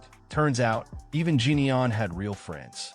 Then, Jinian poured himself a glass of wine and muttered softly, as if confirming something within himself. He looked at the group with a calm, yet confident gaze and declared that he had changed. Then, with a faint smirk, he asked, "What about them?" That question stunned the group for a moment, but they quickly laughed it off, brushing it aside with their usual carefree energy. One of them joked that if they were the type to change easily, they wouldn't be themselves. Feeling the shift in mood, Jinian awkwardly suggested they stop talking about such things. Everyone raised their cups and clinked them together, laughing loudly, the tension melting away into genuine camaraderie. As the laughter faded, Zhu Jiaoyang looked quietly into his cup, deep in thought. He recalled their old days together, back when they were just a bunch of naive kids. They had all thought of themselves as frogs stuck in a well, unable to see the vast world outside. But now, looking at Li Jinian, he realized that one of them had already climbed out and seen that world for himself. Some time passed, and the gathering began to wind down. One of the friends told Jinian he had a good time today, and that if he ever needed anything, even from a bunch of wrecks like them, he should reach out. Zhu Jiaoyang called out with playful excitement, urging Jinian to train hard so he didn't get beaten up somewhere again. Sima Guk patted Jinian on the shoulder with a proud smile and congratulated him once more on his transformation. As they finally prepared to leave, Jinian walked with them to the gate, waving goodbye. His friends waved back, their faces lit with sincere warmth. Later, as they walked through the streets of the city under the night sky, Guang looked up and let out a quiet thought. Among all of them, the one who had been the biggest screw-up had come back, all grown up, and that made it feel like their youth had truly come to an end. Sima Guk, feeling a bit tipsy, rubbed his head and admitted that he was feeling strangely lonely today. He told the others it was time to go. One of his friends quickly asked where they were heading, jokingly suggesting a brothel. But Sima Guk immediately shut that down, annoyed, saying they were going home. He reminded the guy he had flunked out and told him to go study. calling him an academy dropout. Zhu Jiaoyang laughed and, not taking offense, repeated what he always said, that it's not that he's bad at studying, just really bad at exams.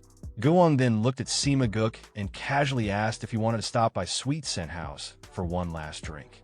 The scene shifts to the Sweet Scent House.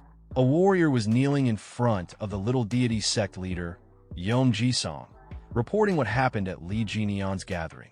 When Yom Jisong heard the report, he hit the table and asked in disbelief if Ouyang, who was really dead.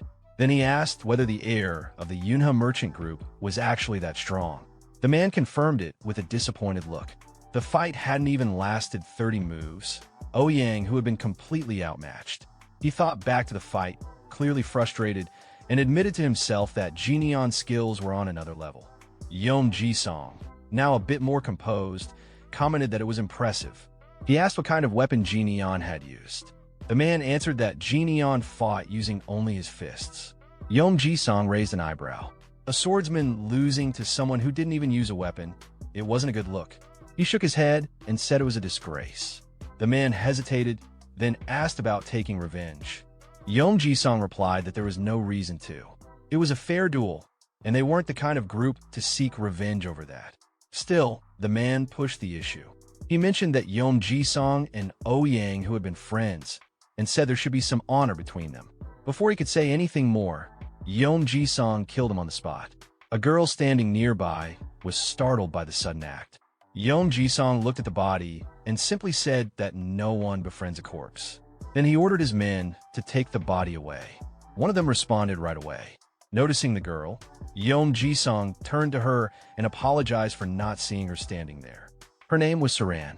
Then, sounding annoyed, he said the drink didn't taste good anymore and told his men they were heading back. A servant replied, confirming the order.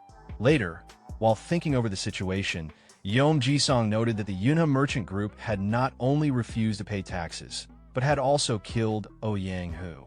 He looked concerned and wondered aloud how to respond to that. One of his men commented that it seemed like the merchant group didn't even recognize the authority of the little deity sect anymore. Yom Jisong wasn't surprised and agreed, then clicked his tongue in frustration. Another subordinate asked if they should retaliate. Yom Jisong dismissed the idea and said that they couldn't just go around killing people. That wasn't how they operated. One of the subordinates looked at Yom Jisong and asked again, was he really just going to let the Yunhe merchant group go? Yom Jisong paused for a moment, thinking about it.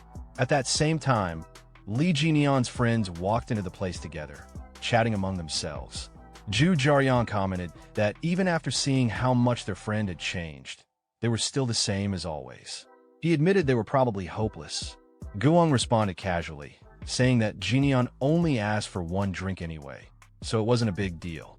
Zhu Jiaoyang looked over at him and said that even that small step felt like progress. Sima Guk nodded in agreement. At least it was something. As Sima Guk passed by the sect leader, he overheard Yom Jisong quietly say to his subordinate that he didn't know what would happen next, but he did want the Yunhe merchant group's money. That stopped Sima Guk in his tracks. He turned to glance back at Yom Jisong, thinking to himself about what he'd just heard. The Yunhe merchant group. Yom Jisong, unaware that anyone was listening, continued talking. He mentioned that Li Xiaogman, the elder of the Yunhe merchant group, was known to be a skilled negotiator. Rumor had it he was far wealthier than people assumed.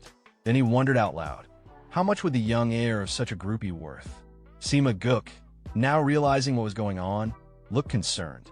Sometime later, he stood in front of Li Jinian and shared everything he had overheard. After hearing the report, Jinian responded calmly, asking if Sima Guk had come running back to him. Breathing out, Sima Guk admitted it. Yeah, he had. Jinian rubbed his eyes and yawned, replying that it was touching, especially since he had taken his time getting there. That annoyed Sima Guk. He raised his voice and said the situation seemed serious. It looked like they were planning to attack Jinian at any moment. Still thinking things over, Sima Guk added that now that Ouyang, who was gone, Jinian's house didn't have proper guards anymore. He asked if they should reach out to Guang for help. Jinian, meanwhile, remembered something Ma Siep had told him earlier, that the little deity sect had been planning something behind their backs with Ouyang Hu. He kept a calm expression as he asked Sima where those people were now. Sima replied that they were probably already back at their base. Jineon told him to come inside for now. Sima was confused and asked where he was going, but Jineon didn't answer right away. A bit later, inside the house, the two of them were getting ready. Jineon handed something over and told Sima to put it on. Looking around the room in confusion, Sima asked what it even was and where they were. Jineon explained that it was the guard squad's warehouse. Then, turning to him seriously, Jineon asked if he knew the way to the little deity's sex base. He told them to get dressed quickly. They needed to be back by breakfast. Sima looked surprised. He asked if they were really going right now. Just the two of them?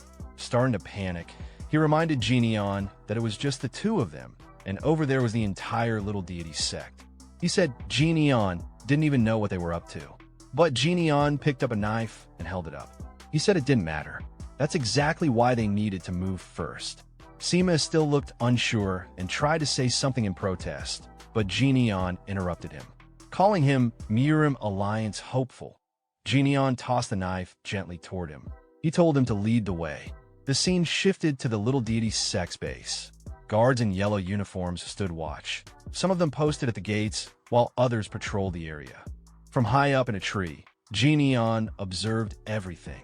Looking down at the base, he thought to himself that there were a lot of guards. This had to be the place.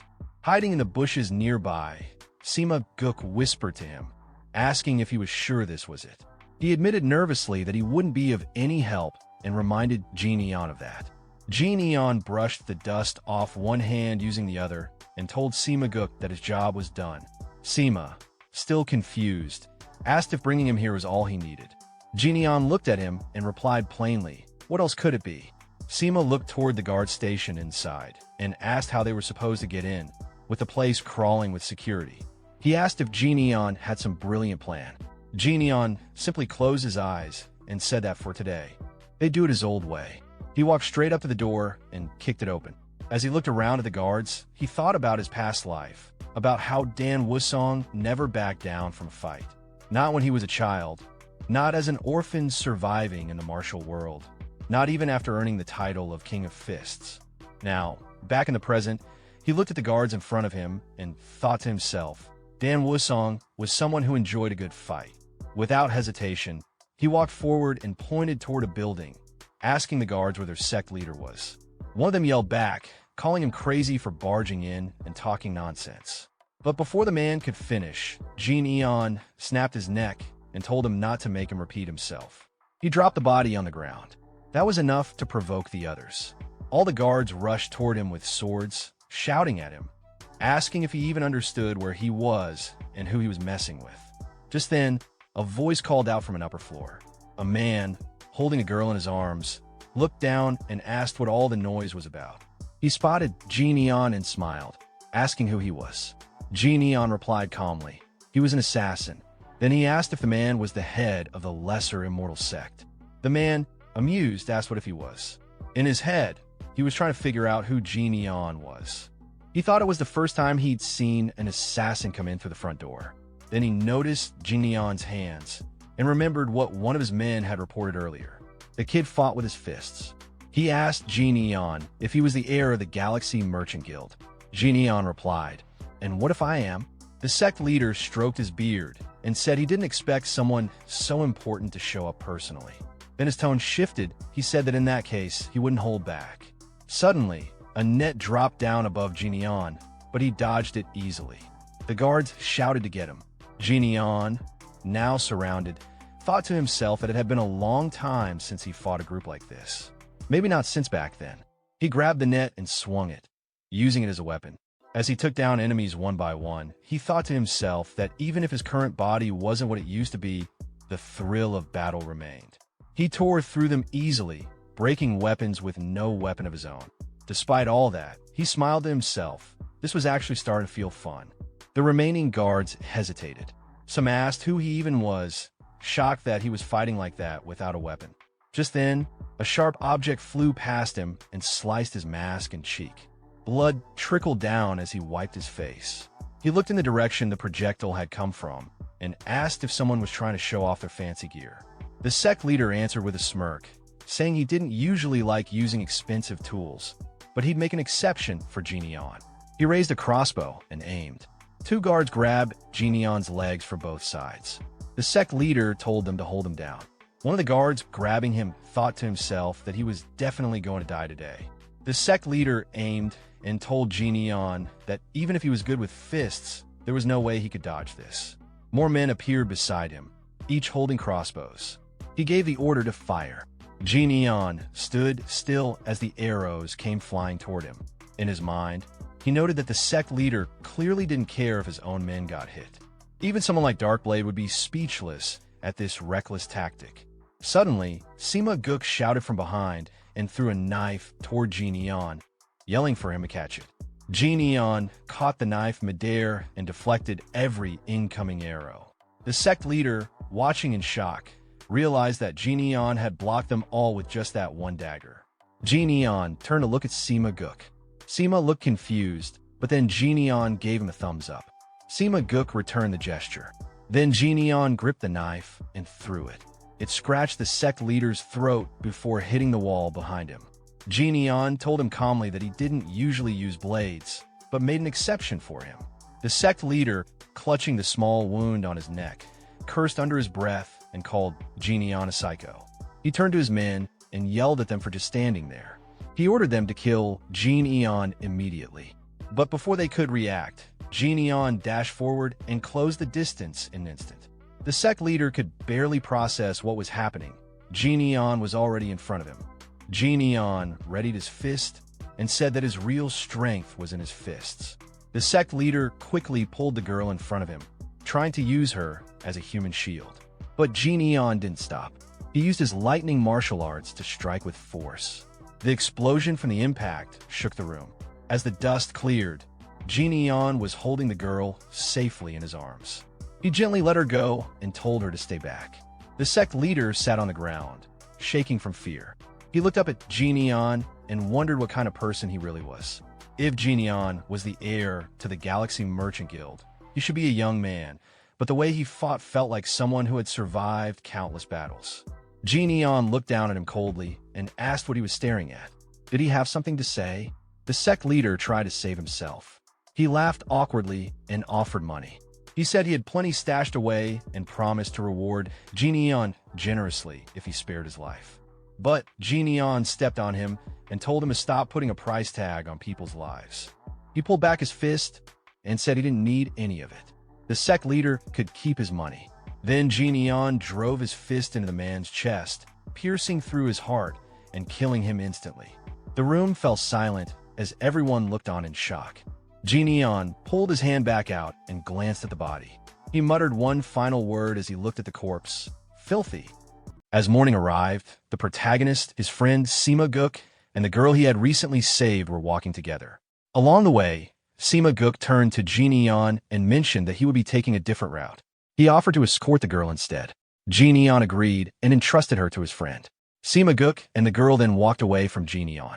After a short while, the girl looked at him and asked if he was young Master Sima Guk. He was surprised and asked how she knew. The girl chuckled softly and explained that she had seen him at Danhyang multiple times. She also added that since he was clearly close with Jinion, it wasn't hard to figure out. Understanding her point, Sima Guk nodded. The girl then gave a respectful bow and thanked him for what he had done that day. She promised that if he ever returned, she would serve him a bottle of top-grade rice wine as a token of gratitude. Sima Guk waved her off casually, saying there was no need. He hadn't done anything noteworthy. He also mentioned that he didn't plan to visit the pleasure quarters anymore. The girl looked at him and commented that he had truly changed. He responded briefly, then glanced over toward Jinion and added that he, too, had to change, especially since his friend had changed so much already. Meanwhile, Jinion was walking toward his home, thinking to himself that it was time for breakfast. Some time later, after finishing his bath, he stepped into a room where a table full of food awaited him. He invited the two bald men he had brought from the entertainment district to eat, encouraging them to be comfortable. The two men gratefully accepted and responded politely. Jinion, in a gentle tone, told them not to hold back and to eat freely whenever they were hungry. One of the men expressed amazement at the generosity of the trading company, while the other jokingly asked if eating 7 meals a day was acceptable. Jinion calmly confirmed that it was. As they chatted, the two bald men noticed Jinion's wound had already closed. They asked if he had been all right the previous night. Neon gave a vague response while holding his chopsticks, but in his mind, he reflected on the situation. He realized that the sudden incident had shaken his core, something that wouldn't have happened in his previous life. This made him recognize the need to grow stronger. He understood that if he truly intended to protect the merchant group and stand against magic users, ordinary training wouldn't be enough. He needed something beyond conventional methods. Just then, a voice from outside his door informed him that a delivery had arrived. Curious, Neon acknowledged it. A servant girl entered and placed a box on the table. As he opened it, he muttered that he hadn't been expecting anything. Inside was a letter from his friend, Gu Wong. The letter explained that after they had parted ways, Gu Wong had stopped by a tavern, had a single drink, and then left. He jokingly called it a sign of real progress. Neon smiled as he read it. The letter continued, revealing that Gu Wong had also meant to deliver something on Neon's father's behalf the day before, but had forgotten. Now he was sending it along. Neon paused at the mention of his father, feeling surprised. The letter concluded with Gu Wong saying he would leave the item with Neon and asking him to help watch over their escort agency once he had become stronger. As Neon examined the contents of the first box, he immediately recognized what was inside. It was a piece of century root. Judging by its appearance and condition, it had likely been aged for 4 or even 5 centuries. He estimated that, with a bit of luck, it could help him raise his White Lightning 10-stage art to the 5th level. Holding the root in his hand, he reflected on the moment with quiet appreciation, realizing this was the kind of gesture that showed the true value of having a good friend. He then turned to the next box placed beside him. Inside was another letter. This one was addressed from the Tejo Trading Company. The letter spoke of a long-standing trust and friendship with his father and a gift offered in honor of that bond. As Neon processed the message, he recognized the name of the firm. It was one of the wealthiest and most influential trading companies in the Central Plains. He realized his father must have reached out to them personally for assistance. The depth of that gesture and the effort behind it caught him off guard. He hadn't expected such care and foresight. Inside the box was a bottle, and as soon as he saw it, he was struck with surprise. It was pure, void stone milk, a miraculous elixir that martial artists could only dream of acquiring. It belonged to the same legendary tier as the 1,000-year spirit fruit, moon elixir flower, and 10,000-year snow ginseng. All of them were incredibly rare and nearly impossible to obtain. Neon brought the bottle close and inhaled its scent. There was no doubt it was genuine. Even in his previous life, he had only managed to taste a few drops of it. He found it hard to believe that a merchant had managed to acquire something even top martial artists struggled to find. Turning to the 2 bald men seated nearby, he called out their names, Myongbo and Jinbo, and handed each of them a portion of the medicine. One of them immediately prepared to begin circulating his chi, asking the other to guard the room and eat later. As he accepted the dose, he asked what it was. Neon simply told him it was good for the body and warned him not to lose it, emphasizing its rarity. Surprised by the comment, the man stood up and walked over to a nearby storage room. Opening the door, he gestured inside and revealed stacks of similar rare items, all prepared for Neon. Seeing this, even Neon couldn't help but be taken aback. A smile formed on his face as he silently acknowledged the simple truth: money really was a powerful thing. 2 hours later, Neon was seated cross-legged in his room, meditating. As he consumed the elixir, he noted its taste, bitter and without aroma. It reminded him of martial arts itself, bitter in the beginning, with no immediate reward. Training was painful, and often it felt like there was no progress at all. Soon, his body began to react. A strong heat spread through his core. He recognized that in his past life, his body would have already broken down under this intensity. Fortunately, he had taken the time to strengthen himself beforehand. A sharp pain surged through him, intense enough to force his eyes open. It felt as if his entire body was burning. The more he tried to suppress the pain, the more fiercely it fought back. Realizing resistance was futile, he changed his approach. He would push through it instead.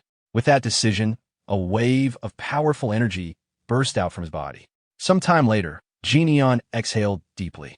As he examined his hand, he activated his energy with a focused gesture. Then, clenching his fist, he confirmed to himself that he had reached the 5th stage. However, a sharp smell caught his attention. He looked at his clothing and realized that the toxins released from his body carried a strong stench of alcohol. He wondered just how much the previous owner of the body had drunk for the impurities to still reek so strongly. Jian looked down at himself and smiled softly. It felt like a farewell to the remnants of his old self. But his attention soon shifted to the glass bottle beside him. He picked it up, eyes narrowing in thought. What lay ahead wasn't going to be easy. Absorbing pure voidstone milk at this stage was like trying to form a bowl out of wet sand and then tossing it into a blazing furnace. The fragile structure was almost guaranteed to crack under the pressure. Yet, if he could endure the process, the reward would be immense. He could feel the intense spiritual energy within the elixir. It was testing him. As the dense black aura began to swirl around him, a thought crossed his mind. Perhaps he had become too greedy. Still, he clenched his fist in determination. With a powerful leap, he took off, heading toward a secluded spot to begin the next stage of his transformation. If he could overcome this trial, he knew he would emerge stronger than ever before. 7 days passed. Outside Jian's room, his brother, Ian, stood with a troubled expression.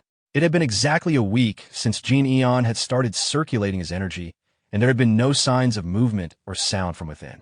Concerned, he reached for the door, but the two bald guards stationed outside immediately stepped in front of him, blocking the way.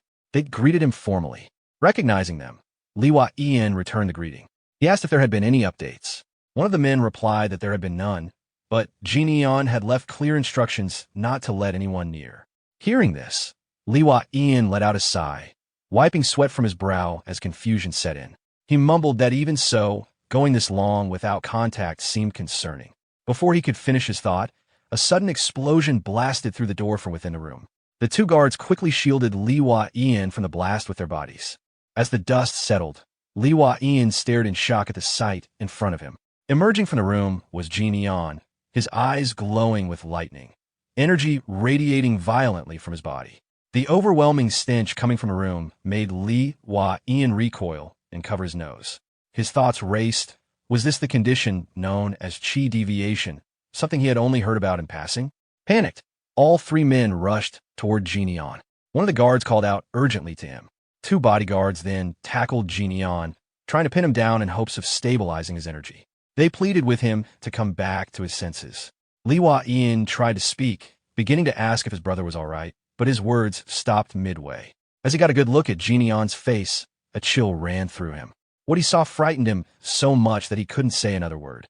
Ian quickly caught his brother in his arms, trying to steady him after the sudden outburst of energy. But Jian rose to his feet once more without saying a word and began walking away. One of the bodyguards called out behind him, asking if he was all right and where he was going. Jian, without turning around, simply responded that it was too hot and that he needed to cool off, insisting they not follow him. Without hesitation, Jian leapt onto the rooftop and dashed off into the distance. Ian stood frozen, watching his younger brother disappear. He had no words to respond. After a moment, he quietly questioned himself how anyone could be hot on such a perfectly clear day. Meanwhile, Jian kept running. His thoughts were in turmoil as intense heat surged through his body. He could feel every part of himself burning. His physique, still not fully attuned to the immense power he had taken in, was reacting violently. Clutching his throat, he tried to suppress the sensation, but the energy inside him continued to rage uncontrollably. He realized that if this went on, it wouldn't just be the Yunhe merchant group at risk, he could endanger the entire street. He needed to put as much distance between himself and others as possible. Eventually, he stopped at a remote mountain peak. His body was covered in veins bulging under the pressure, with lightning surging all around him. The pain had reached its peak. He thought of the color blue, likely tied to his energy state, and acknowledged that he couldn't contain it any longer. Memories of his death in his past life flickered through his mind. He knew that if he couldn't embrace this energy, he would face the same fate once more. Raising his hand toward the sky, he made a decision. The power had to be released. In that moment, a bolt of lightning struck down from the sky, crashing directly into him with a thunderous impact. Some distance away, in a nearby village, two people noticed the phenomenon. One of them watched in awe as the scene unfolded, observing the lightning surge from the earth toward the heavens. It was a sight he had never witnessed before, a reverse strike that defied natural order. Sometime after the intense phenomenon had ended, Neon stood alone on the mountain. Rain poured down steadily around him as he remained silent, letting the moment settle. Clenching his fist, he counted under his breath 6, then paused and corrected himself 7. A smile formed on his face. If he was able to release that much energy, it could only mean one thing. He glanced at his hand, activating his energy once more to confirm it. The answer was clear. He had reached the 8th phase. Later, Neon walked through the city streets, still partially undressed from the aftermath of his training. His presence turned heads immediately. Several passers-by, especially the young women, blushed as they watched him walk by. A few whispered in surprise, wondering who the half-naked man was. Taking notice, Neon quietly thought to himself that he should at least get some clothes. Sometime after, he was inside a clothing shop, now dressed in a sharp outfit that gave him the refined appearance of a nobleman.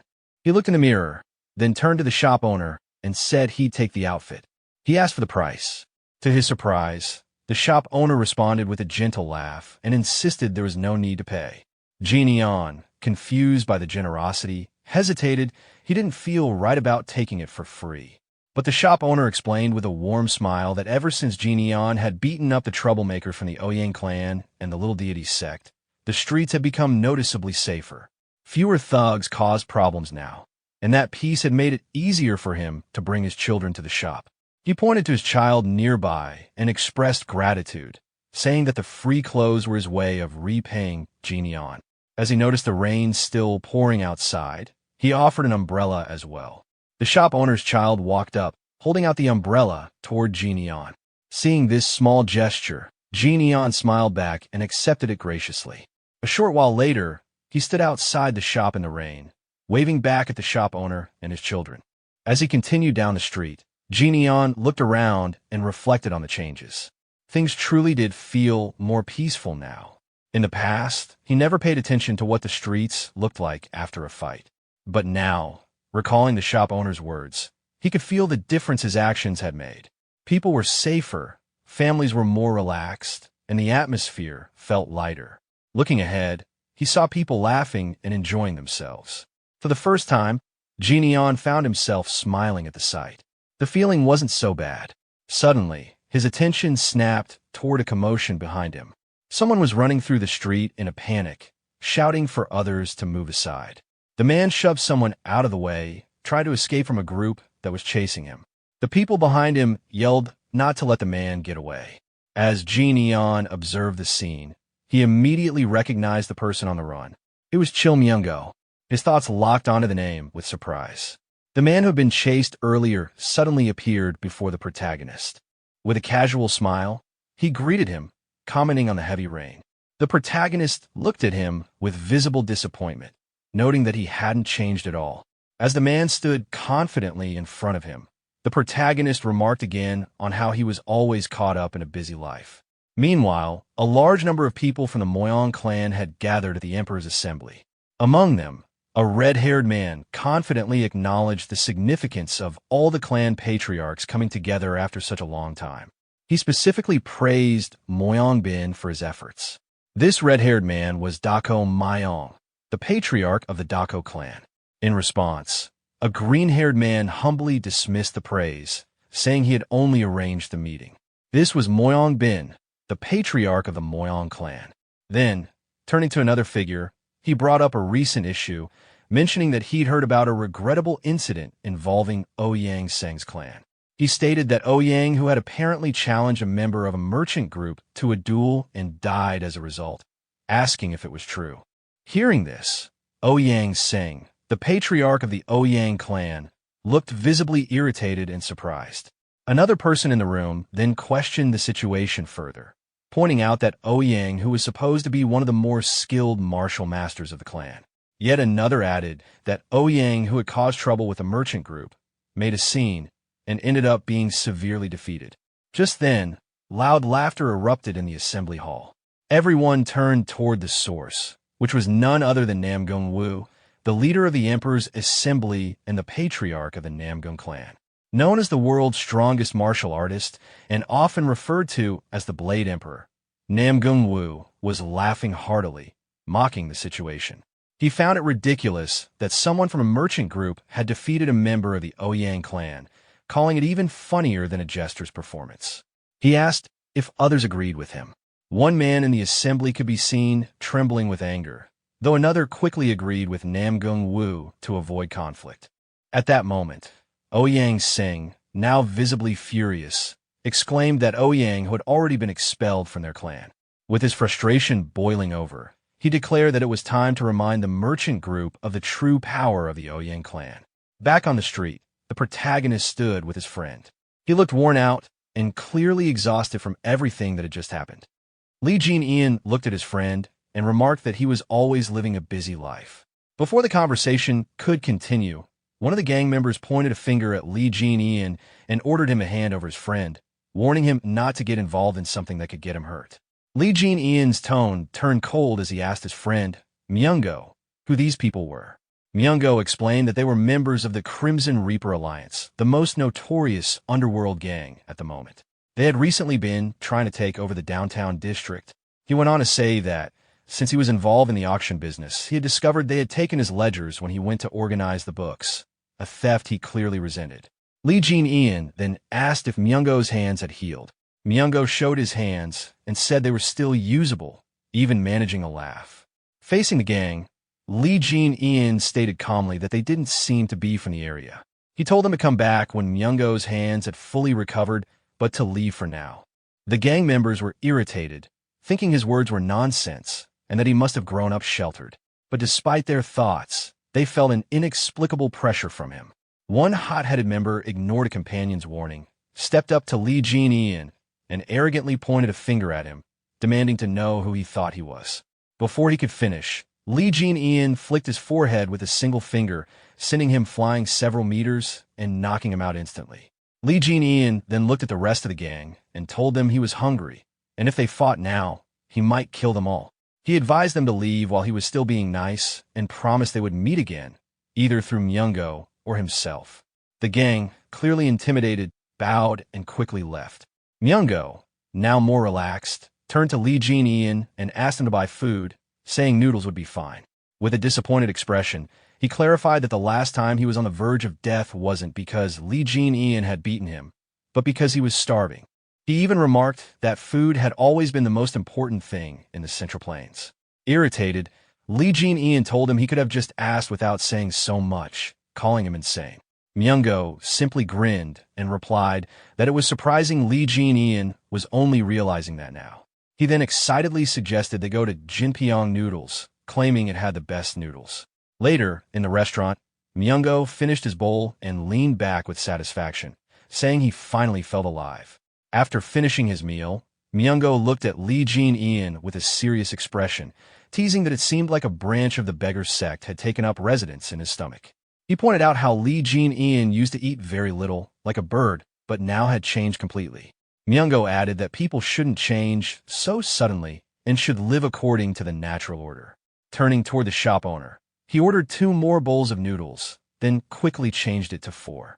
The owner agreed without hesitation. After a short pause, Myungo awkwardly asked about the twins. Lee Jin-ian replied simply that they were doing well. When asked what they were doing, he answered flatly, training. Myungo guessed they must have grown stronger and then asked for another bowl, even though he already had one in his hands. He remarked that their food expenses must be huge, calling them gluttonous spirits. Lee Jin-ian replied with a blank expression, I'm rich, which slightly irritated Myungo, who reminded him that he had also helped in the past. Shifting topics, Myungo asked how one could learn proper martial arts. Lee Jin-ian questioned the reason, but Myungo avoided eye contact and explained that he was wondering if martial arts training would help him take on the Crimson Reaper, the leader of the gang they encountered earlier. He described the Crimson Reaper as someone with countless subordinates who attacked in overwhelming numbers and retreated quickly when needed. Lee Jin-ian asked Myungo if he wanted to be taught martial arts. Myungo hesitated for a moment before saying he'd be grateful. Crossing his arms, Lee Jin-ian asked if Myungo would follow his instructions exactly, to which Myungo confidently replied that of course he would.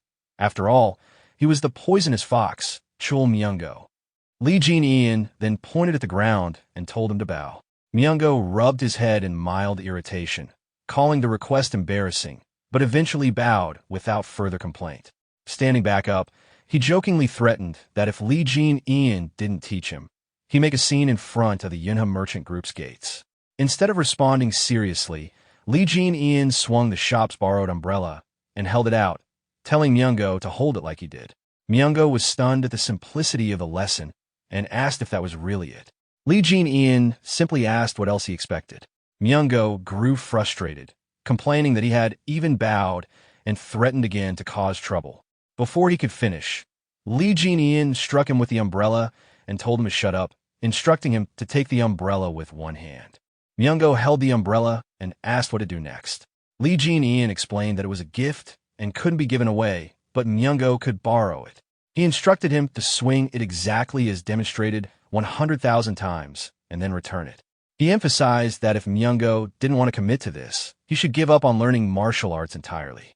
Shocked, Myungo confirmed the number, clarifying that it wasn't 1,000 or 10,000, but a full 100,000 swings. Lee Jin-ian, unfazed, told him to stop talking so much and either get to work or leave. When Myungo questioned whether he was serious, Lee Jin-ian grabbed his collar and reminded him that learning a few basic moves wouldn't be enough to kill someone. He explained that with 100,000 repetitions, Myungo could at least defeat half of those men they had faced earlier with just a wooden sword. Instead, Myungo had run away like a frightened animal. Lee Jin-ian told him bluntly that if he was going to live such a pitiful life, he might as well die, prompting Myungo to nervously say he didn't want to die. Releasing him, Lee Jin-ian told him to remember whether he was a rat or a poisonous fox, and to stop making empty boasts. Outside, the rain continued to fall. Myungo suddenly stood and asked to borrow the umbrella. Before he could leave, the shop owner approached Lee Jin-ian and asked him to pay for Myungo's food as well. After paying, Lee Jin-ian thought to himself that he would wait to see if Myungo would take the training seriously. He then shifted his attention to the Crimson Reaper Alliance, recalling his promise to seek them out and deciding it must be kept. The scene then moved to the Crimson Reaper Alliance headquarters. Inside a dimly lit room, a man sat on a bed while two bloodied corpses lay on the floor. In front of him, the group from earlier knelt in submission. A red-haired man looked at them and asked why they had allowed Chul Myungo to escape. The red-haired man questioned his subordinates, repeating their claim. They had almost caught everyone, but one of the poisonous fox's friends had stopped them, and they were saying that a merchant group's son had stood against all of them. The subordinates, sweating and visibly shaken, swore it was true. They explained that the man was extremely skilled in martial arts, with rumors calling him the strongest in the Yanhua region. Before they could finish, the red-haired man's gaze sharpened, his red eyes silencing them. He then gave the order, have the men on standby, find both of them, and kill them. The scene shifted to Lee Jin-ian, who was hearing troubling news. One of the twins explained that the Crimson Reaper was infamous for his brutality, preferring to tear opponents apart with his bare hands. The leaders of multiple sects, the Jangsen sect, the Nopio sect, the Horn Dragon sect, and the Hongrak Pavilion, had all been killed by him. He had absorbed several factions in the Yukwan region, forcing tribute money from every business, from escort agencies and merchant groups to inns and pleasure houses. Even Chul Myungo had been extorted. The twins added that just the day before, the Crimson Reaper had taken over an entire auction house. Lee Jin-ian listened, toweling off sweat from training, and acknowledged that if the Crimson Reaper discovered his identity, the merchant group could become involved in unnecessary trouble. He decided he should confront the man first, before that could happen. Night fell over the Yukwan shopping district. At the Passion House, the building was busy, with guests filling every floor. Two women conversed, one instructing the other to check if guests in a certain room had left. Suddenly, a scream rang out, and another woman was comforted by her colleagues. She had gone into the Crimson Reaper's room, and something had happened. Worse, another woman named Seoli was still inside. One of the women, Zhonghua, was informed that a new guest had arrived downstairs. She instructed the others to take the shaken woman away, let her rest, and avoid disturbing the Crimson Reaper. Lee Jin-ian entered the establishment. Zhonghua approached with a welcoming smile, introducing herself as the manager and beginning to explain the house. But Lee Jin-ian interrupted her with a direct question. Was the Crimson Reaper here? Zhonghua froze, startled, and asked him to repeat himself. Lee Jin-ian repeated himself to Zhonghua, saying he was looking for the Crimson Reaper. She became slightly flustered, her voice trembling as she asked if he meant the association leader and whether he had made an appointment. Lee Jin-ian answered simply, no, and told her to just confirm if the man was upstairs. Hesitating, Zhonghua glanced at a crimson subordinate nearby, debating whether to answer. Finally, she told him that the Crimson Reaper was indeed upstairs. Without waiting to hear more, Lee Jin-ian walked past her, calling her by name and instructing her to evacuate the others. Her mind flashed back to an earlier thought. Seoliai was still inside that room. Nervously, she warned him that heading up would be difficult, as the association leader's temper was rough. Lee Jin-ian only smiled and said it was fine. As he approached the stairs, one of the Crimson subordinates stepped forward, blocking his path.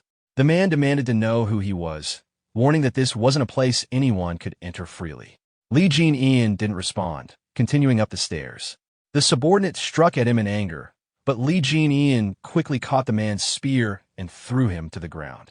The commotion drew the attention of the other Crimson men. They surrounded him, demanding if he even knew where he was. Lee Jin-ian looked at them with a sharp, threatening gaze and asked which floor the Crimson Reaper was on. His words only enraged them further. They attacked, shouting insults. Lee Jin-ian calmly replied that if necessary, he would find the Crimson Reaper after killing all of them. As one man swung at him with a sword, Lee Jin-ian seized the attacker's head, took the weapon, and used it to defeat them one by one. He fought using only the weapons he took from his opponents, systematically knocking each one down until the floor was clear. Finally, he stopped and looked at a nearby door. With certainty, he remarked that it wasn't the right room. Lee Jin-ian prepared to attack again, asking aloud if he needed to smash every room. He began breaking into each one, sending the occupants fleeing in panic. After clearing several, he paused in front of another door, shouting in frustration that the Crimson Reaper wasn't there, and concluded he must be on the next floor.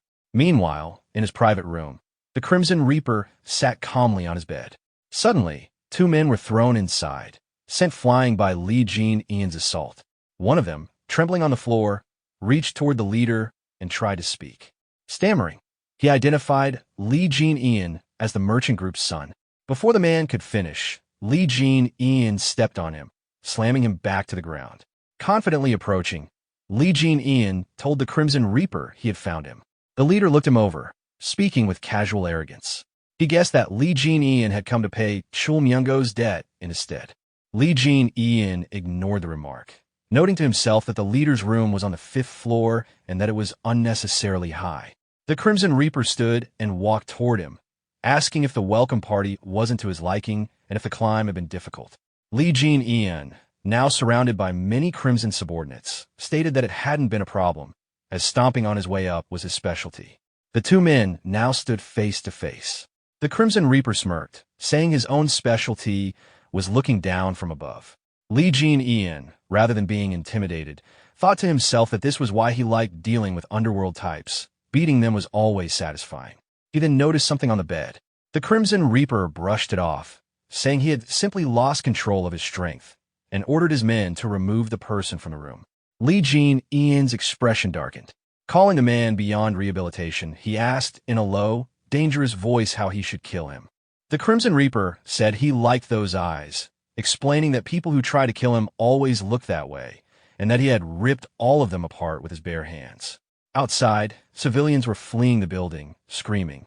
Someone asked what was happening, and a Crimson subordinate answered that some lunatic was tearing the entire pleasure house apart, urging the man to escape as well. Instead, the man raised an umbrella like a weapon and muttered a number, 2874, before striking the subordinate. Removing his hood, he revealed himself as Chul Myung-go. He made a universal gesture toward the Crimson men, declaring he was there to crush them one by one. Practicing his swings with the umbrella, he continued counting 2875, 2876, 2877, when suddenly a loud explosion came from the building where Lee Jin-ian was. Chul Myung-go froze, looking toward it in shock, realizing something significant had just happened inside. The red-haired association leader is suddenly thrown out of the building, crashing violently against the ground. Following closely behind him, the protagonist leaps out as well, landing with confident precision before striking the leader mid-air and sending him skidding further across the dirt. With firm steps, the protagonist calmly lands in front of the fallen man, standing tall and unwavering. The association leader slowly rises from the ground, wiping the dust from himself as his eyes fix on the protagonist. Instead of showing fear, he reveals a twisted smile of amusement, clearly intrigued by this unexpected turn of events. Without wasting time, he signals to one of his subordinates. The loyal follower quickly rushes to his side, handing him a weapon. Gripping it tightly, the leader swings it once through the air, testing its balance and preparing to face the opponent before him. The red-haired leader brandishes the weapon with confidence, determined to at least show his strength. He lunges forward, unleashing a barrage of attacks. However, the protagonist moves effortlessly, dodging each strike with minimal movement, almost as if the attempts were too slow to even matter. At the perfect moment, the protagonist reaches out and seizes the weapon, halting it completely with his bare hand. The grip is strong and unshakable, surprising the leader. A wave of realization sweeps over the red-haired man's thoughts. In disbelief, he questions how the young master of a mere merchant family could possess such monstrous strength that not only withstands but matches his own. His pride stings, yet his fighting spirit surges. He releases the weapon, letting it fall away, and instantly launches himself forward with renewed determination. In his mind, the leader vows to crush his opponent with the sheer rebound force of his own body. Gathering strength in his fist, he prepares a direct strike, intent on breaking through any defense, daring the protagonist to block the blow. The protagonist, however, observes carefully. His sharp eyes take note of the man's technique, recognizing the influence of meteor hammer skills combined with refined fist techniques. The precision in his movements reflects training under a legitimate orthodox martial artist. His execution is clean, sharp, and deliberate. Yet, the protagonist's expression remains calm, even slightly impressed, as he analyzes every detail. Without hesitation, he counters. His thoughts steady, he acknowledges the difference. The association leader may have skill, but his true opponent now is someone far beyond his level, the one known as the Fist King. With explosive speed, the protagonist drives his fist directly into the leader's stomach. The impact resonates, forcing the air out of the red-haired man as his body buckles under the sheer power. Coughing and stumbling, he staggers back, clutching his abdomen. The protagonist quickly pulls away, distancing himself with perfect control as his opponent struggles to steady himself. Though clearly injured, the leader doesn't falter. He grits his teeth, forcing a laugh between pain breaths. Despite the damage, he acknowledges the strength of the man before him, realizing that he, too, has trained in formidable fist techniques. Determined not to lose, the leader raises his arm once again, declaring his intent to fight with everything he has. His voice roars with defiance as he charges, consumed with rage, claiming he will tear his enemy to pieces. But in the clash that follows, the protagonist's dominance is absolute. He meets the attack head-on, overpowers him with sheer force, and throws the red-haired man back down onto the ground once more. The leader groans in agony, his body writhing under the weight of defeat. As he lies there, thoughts cloud his mind. He cannot comprehend it. Despite giving his all, every ounce of his strength and skill, he is being utterly overwhelmed. Shock and disbelief consume him. For the first time, he questions whether victory is truly possible. The protagonist suddenly grabbed the face of the association leader with his hand, forcing him down against the ground. He stood above him, looking down with a cold expression, his presence dominating the moment. Without hesitation, the protagonist activated his electric martial arts, sending a current of energy through his palm into the leader's body. The energy pulsed violently, growing stronger with each stage he unleashed. First came the second stage, releasing a sharp jolt that made the association leader convulse in pain. His scream echoed as electricity surged through him. The protagonist showed no mercy, immediately pushing further. The energy increased again, third stage. The leader's body shook harder, the shock tearing through him. The protagonist continued, raising it to the fourth stage, and then again to the fifth stage, each level amplifying the damage. The overwhelming current left the association leader writhing, unable to resist. Nearby, one of the leader's subordinates watched with wide eyes, his face dripping with sweat. He stuttered, barely able to speak, questioning if they should step in to stop it. But before anything could be done, something unusual appeared in the sky. The subordinate's expression shifted to shock as he pointed upwards, realizing what was about to happen. The protagonist raised his hand and unleashed his ultimate technique. White lightning 10-stage art. Thunderclap. A massive lightning dragon formed, descending with explosive force. The ground erupted with a deafening blast as the dragon struck the association leader directly, vaporizing him in an instant. The impact left onlookers speechless, many of them frozen in shock. Some whispered in disbelief, saying the attack was nothing less than the purge of the dark path. The leader of the association, feared by so many, had been completely obliterated before their eyes. With the battle finished, the protagonist turned his gaze toward the remaining subordinates. His eyes were sharp, filled with disdain, as he confronted them. He demanded to know who they thought they were, collecting tribute from the weak. His voice was steady as he questioned their purpose and their right to drain the lifeblood of powerless people. The subordinates trembled, their bodies shaking under his words. None dared to respond properly, fear weighing heavily on them. The protagonist made his stance clear. If they wanted to flaunt strength, they should come directly to him instead of preying on the helpless. He adjusted his hair with visible disgust, his expression making it clear he looked down on them. Then he warned them all, stating firmly that if they continued down this path, they would end up just like their fallen leader. That final statement only fueled their panic. Some, however, desperate and angry, tried to rally together. They shouted at one another not to be afraid, reminding themselves it was just one man standing against them. With rage clouding their judgment, they charged at the protagonist, screaming that they would kill him.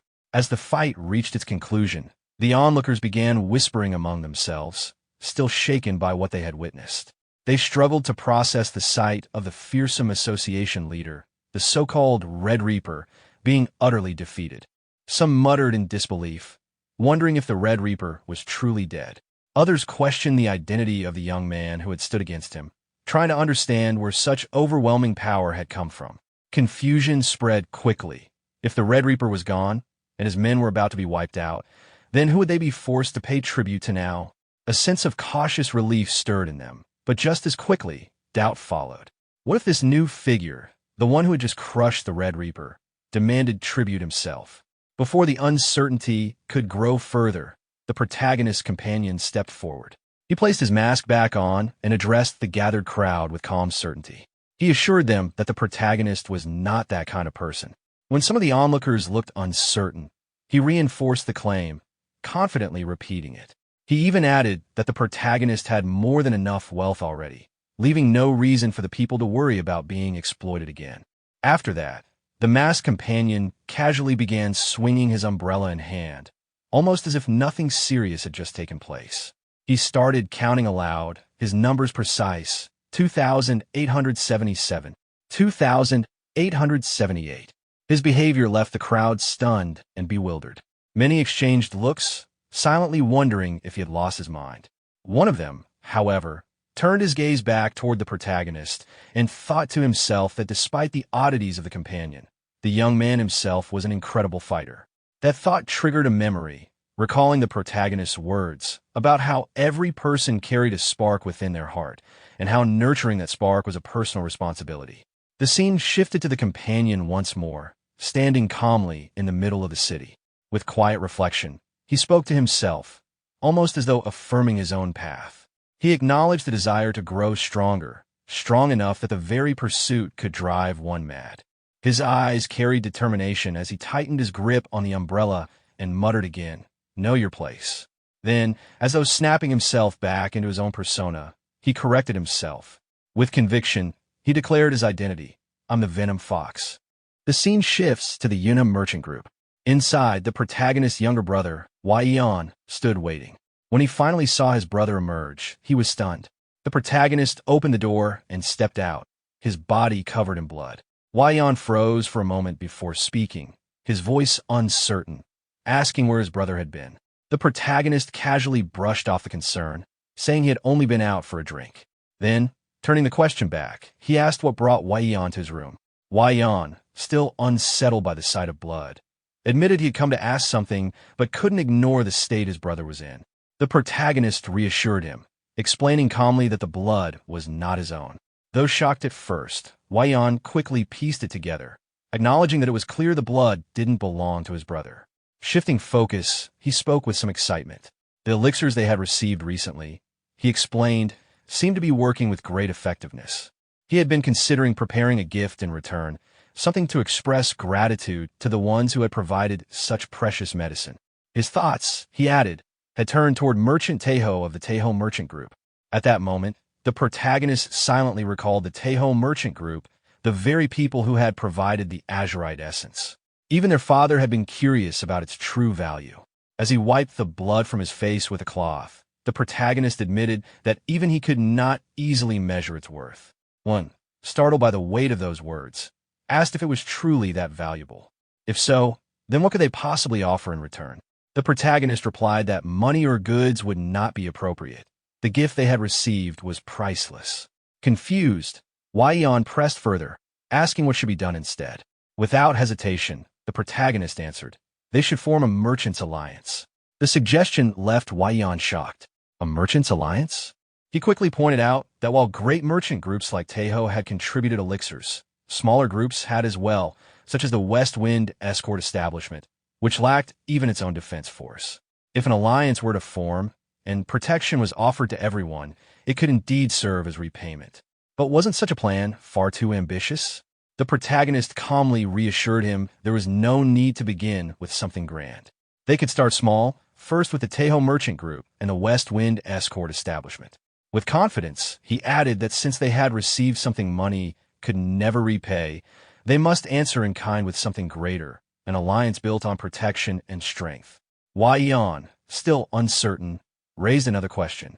What about the rules or membership fees? Shouldn't an alliance have structure? The protagonist answered that the rules should remain simple, just as their ancestors had once done. For the time being, there would be no membership fees. When Wei Yan pressed further, asking what the true purpose of the alliance would be, his brother paused. Memories surfaced, merchants thanking him after he had dealt with the Ouyang clan and the Little Deity sect, saying that since then, troublemakers on the streets had decreased. He also recalled Wei Yan's words from the past, urging him to one day protect their own escort establishment when he became stronger. With that thought, the protagonist spoke clearly. The alliance would exist to protect the lives of merchants. He explained further, suggesting the establishment of a system for quick communication, so that problems could be addressed without delay. Wei Yan admitted it was a sound idea, but raised another concern. What if the situation was beyond the ability of even the Taeho Merchant Group's escort warriors to handle? The protagonist, recalling everything that had occurred in recent days, considered it carefully. If such a problem arose for a group as large as Taeho, it would likely mean martial arts factions were involved, possibly even those from the darker corners of the Jianghu. In that case, he declared with certainty, he would step in personally. Shocked, Wei Yan asked if he truly meant to involve himself directly. The protagonist explained that the medicine they had received was priceless, and it had indeed granted him tremendous strength. When Wei Yan asked if it truly made him stronger, he simply replied yes. At that, Wei Yan leapt up in excitement, fully convinced. Determined, he asked what they should name the alliance. He proposed calling it the Great Merchants Alliance. His brother, however, looked disappointed. With a gloomy expression, he corrected him, better to call it the Great Merchants Association. The word alliance, he admitted, bothered him. Wei Yan, smiling gently, accepted his brother's choice and promised to prepare everything accordingly. As he turned to leave the room, he paused briefly, remarking that since his brother's return, his own workload had only increased, leaving him swamped with responsibilities. The protagonist offered an awkward apology, but Wei Yan brushed it off with a smile, saying that for merchants, the busier they were, the better it was. The protagonist returned his smile. Just then, a voice rang out from outside the room, calling for young Master Jinian and the chief administrator. The door burst open, and their companions stepped inside, flustered, exclaiming that they were finished. After hearing the urgent shout, the protagonist's brother asked for clarification, wanting to know what exactly had been done. The The response came back with tears and fear, explaining that they were doomed because Lord Ouyang himself had arrived, accompanied by his disciples. The protagonist's brother was instantly struck with shock. Sweat ran down his face as he processed the news, unable to believe that such a formidable figure had truly come. The scene then shifted to the Yuna merchant group's main hall. Sitting calmly while sipping tea was none other than Ouyang Seng, the patriarch of the Ouyang clan. As he drank, his mind drifted back to past events, and with visible frustration, he thought of the humiliation his clan had suffered during the ruler's meeting. Just recalling the disgrace made his blood boil. Determined to restore his clan's pride, he turned to the three men seated before him. He declared that each of them must face Jin Eon of Yunha, trading in combat. He emphasized that one victory alone would not be enough to regain their lost honor. His expression hardened as he made his intent clear. Jin Eon must not be allowed an easy death. Instead, his suffering would serve as repayment for their humiliation. The three men acknowledged his orders with unwavering voices, fully committing themselves to the task. One of them then raised a practical question, asking whether the others planned to use weapons. He himself stated that it did not matter, since he always fought barehanded. This man was Shin Sobik, the Ouyang clan's in-law. Another spoke up, saying that he too preferred not to use weapons, as striking with fists felt more natural and satisfying. This was Ouyang Mayong, the clan's second son, known as a skilled swordsman. Finally, the third joined the discussion. This was Ouyang Woon, the clan's third son and a bladesman. He admitted with honesty that he lacked confidence and would prefer to rely on his blade instead.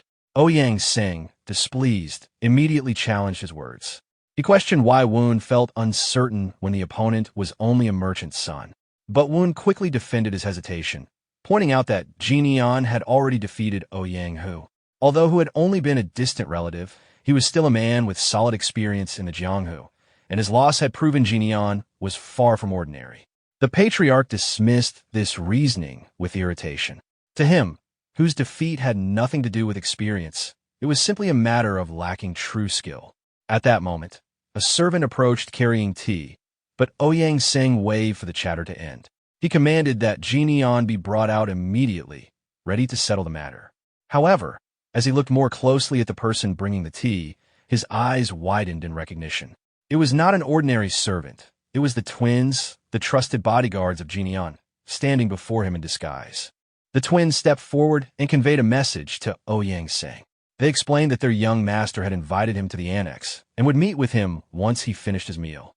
The patriarch stared at the twins in silence, startled by their towering figures. Inwardly, he wondered why mere servants looked so large and intimidating. A short while later, the twins escorted Ouyang Seng along with his sons and in-law. Together, the group made their way toward the annex where Jin Eon awaited them. Upon arrival, the twins stepped ahead and announced that they had brought the guests. Jin Eon welcomed them calmly, standing with a composed and confident expression. He acknowledged their long journey, showing courtesy despite the tense circumstances. In response, the three younger men bowed respectfully. They each introduced themselves, Ouyang Mayong, Ouyang Woon, and Shin Sobik. Jin Eon received their greetings with a gentle smile, remarking that he had not expected Patriarch Ouyang himself to appear in person. The old patriarch returned the gesture with politeness, admitting that his visit was unannounced. He explained that he had come because he wished to see Jin Eon's strength with his own eyes. Jin Eon, standing firm and unwavering, understood their intent. He stated plainly that they had come for a duel, and with confidence, told them to decide the format of the match. Ouyang Seng explained that his sons wanted to learn through this contest, and he requested permission to proceed. The rules were simple. If someone left the ring, fell unconscious, or became unable to move, it would be considered defeat. Jin Eon closed his eyes briefly, then nodded with a faint smile. The clarity of the rules pleased him. The duel began with Ouyang Mayong stepping forward, confidence written on his face. Both men squared off against one another. From the sidelines, Ouyang Seng's thoughts simmered with expectation. He anticipated the moment when the merchant's son would be reduced to begging for his life. Yet Ouyang Mayong himself began to feel uneasy. Standing across from Jin Eon, he sensed something unusual.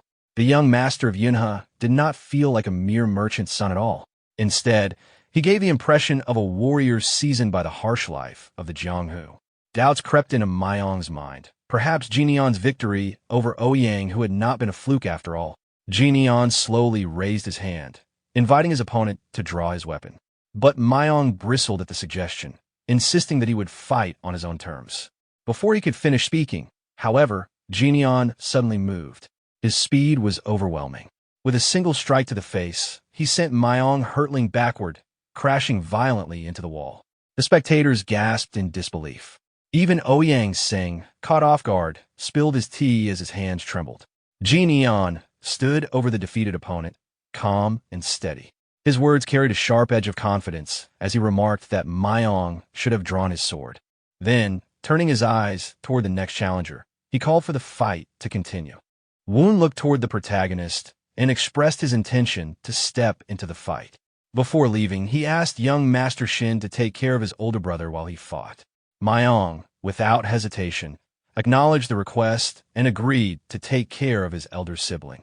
Then, he drew his sword and addressed the protagonist, stating that judging by his skills, there was no need to hold back during the match. He looked forward to a worthy challenge. The protagonist, with a calm and friendly demeanor, greeted him and invited the duel to begin. Mayong, locking eyes with the protagonist, prepared to attack with fierce determination. He launched himself at the protagonist with full force. Observing his opponent's boldness and swordsmanship, the protagonist admired his skill, recognizing that he was someone suited for the blade. But before he could think further, he swiftly moved and blocked Mayong's attacks with his bare hands. Mayong, stunned, wondered how the protagonist could read the flow of his sword strikes and counter them so effortlessly with just his fists. His mind raced with disbelief. At that moment, the protagonist's hand began to emit lightning energy. He internally acknowledged that this was the 5th phase, yet powered at the 3rd phase of strength. Without warning, the protagonist readied a punch and delivered it with force. His mind labeled the move as the White Lightning 10-phase art, Lightning Roar. The impact was overwhelming.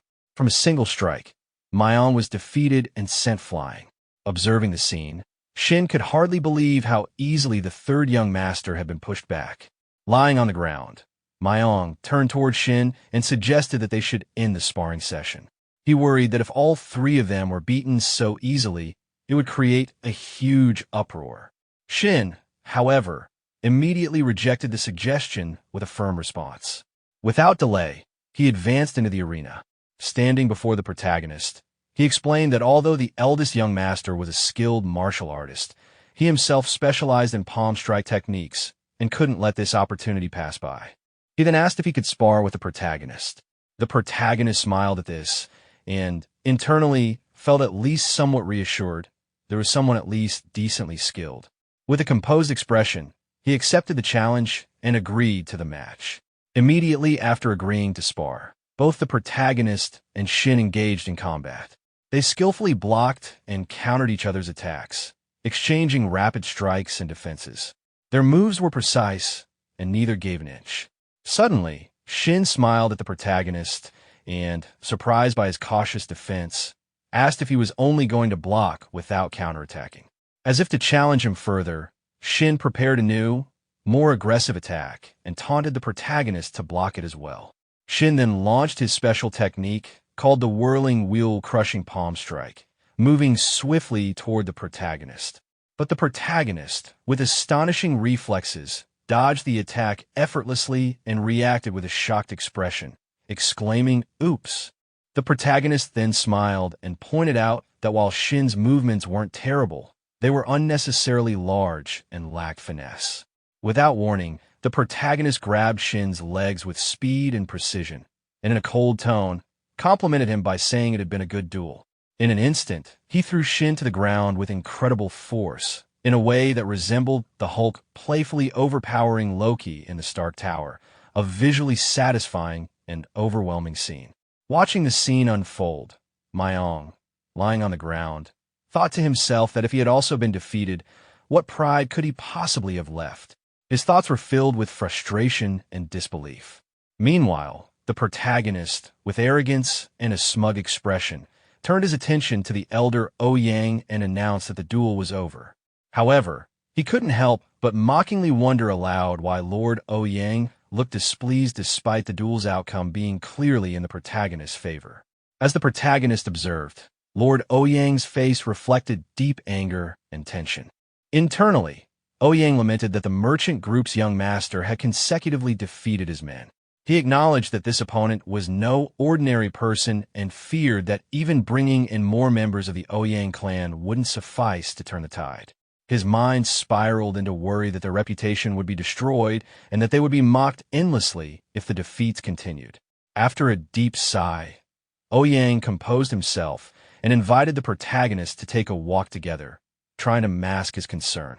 As they walked through the city, Ouyang commented that it seemed to be a peaceful town and that the merchant group must have numerous suppliers here. He then stated he would be direct with the protagonist, turning to face him with a smile. He proposed that the protagonist join the Rulers Association, not as a representative of the entire merchant group, but as an individual martial artist. He explained that if the protagonist joined, the association would extend its protection to the entire Yunhe merchant group. The protagonist, hearing this, was visibly confused and asked about the association, not fully understanding what it entailed. As the conversation progressed, the protagonist reflected inwardly about the Rulers Association. He knew it was an organization dominated by 4 powerful clans, Dako, Shimin, Namgung, and Moyong, but notably excluded the Tang clan. However, he also knew that behind the formal structure, there are deeper political motives and rivalries at play. With that in mind, the protagonist suddenly asked Ouyang whether they weren't merely a group that had left the Miram Alliance. He pointed out that the Miram Alliance's focus on the 9 great sects had caused others to branch off. His question implied that their association might not be as honorable or independent as it claimed to be. Ouyang, without hiding it, admitted that it was true but brushed it off by saying it wasn't a problem. He argued that it was better described as a group formed in friendly competition with the Miram Alliance rather than a rebellious faction. The protagonist, analyzing Ouyang's face, thought to himself that the Ouyang clan had only recently joined the association, and this explained why Ouyang seemed so obsessed with saving face and rebuilding prestige. Ouyang, picking up on the protagonist's silent judgment, spoke candidly. He revealed that the men under Ouyang who had been spreading stories about the protagonist everywhere, damaging his own reputation. Still, he quickly added that he wasn't blaming the protagonist, despite knowing that the rumors were likely related to him. Then, with seriousness, Ouyang placed his hand on the protagonist's shoulder and urged him to join the association to help restore his honor. He framed it as a simple request and asked if it was really that difficult for him to comply. However, in Ouyang's mind, his true intention was clear. This was a calculated move to bring the eldest young master of the Yunhe merchant group into the association, thereby making it appear as though he, Ouyang, had control or influence over him. But the protagonist didn't respond to the request directly. Instead, he sharply countered with a question: what if he refused? His tone was calm, but challenging. This caught Ouyang by surprise. His eyes widened in shock, and he asked why he would refuse, pointing out that there would be nothing to lose. He implied that a son of a wealthy and influential merchant group should easily recognize the benefits of such an alliance. Unfazed, the protagonist responded with cold logic. He questioned what benefit joining the association would bring to the son of a prosperous merchant group like himself. He pointed out that he already had all the money he could need, and what Ouyang was offering, a seat as an ordinary martial artist, was beneath him. Without wasting another word, the protagonist turned and began to walk away. Before leaving, he waved his hand dismissively and told Ouyang that if he wasn't there to fight, the conversation should end. He made it clear that the walk with him had not been enjoyable. Ouyang, not willing to back down, called out to the protagonist with a threatening voice, warning him to stop. He gave him one last chance, asking if he truly wished to see the entire Yunhe merchant group slaughtered. He emphasized that with the strength of the Ouyang clan, they could spare only the protagonist and label him a public enemy of the martial world. He asked, rhetorically, if the protagonist really thought they couldn't carry out such a threat. Ouyang closed the distance between himself and the protagonist. With a threatening expression, he placed his hand on the protagonist's shoulder and pressed further, challenging him. He asked whether the protagonist was truly strong enough to stop him, and even if he were, whether he could handle making the entire Rulers Association his enemy. Ouyang's tone suggested that the protagonist was foolish for rejecting his offer and spurning his goodwill. Before Ouyang could finish his sentence, the protagonist acted without hesitation. He grabbed Ouyang by the throat, pinning him against the wall with a firm grip. His voice, cold and threatening, cut through the air. He told Ouyang to stop right then and there. He warned him that he could easily kill him at that moment and wipe out the entire Ouyang clan without leaving a trace. Furthermore, he could shift all the blame onto Ouyang's eldest son, ruining him entirely. Despite being cornered and threatened, Ouyang didn't flinch. Instead, he mocked the protagonist with a smile, calling his words the most vile he'd ever heard. He criticized the protagonist for speaking without manners, restraint, or shame, but added that such words should be saved for after proving one's strength in battle. Without wasting another moment, Ouyang launched his attack. He unleashed a green poison gas that quickly surrounded the protagonist, a deadly technique he had practiced for defeating the leaders of the four great clans.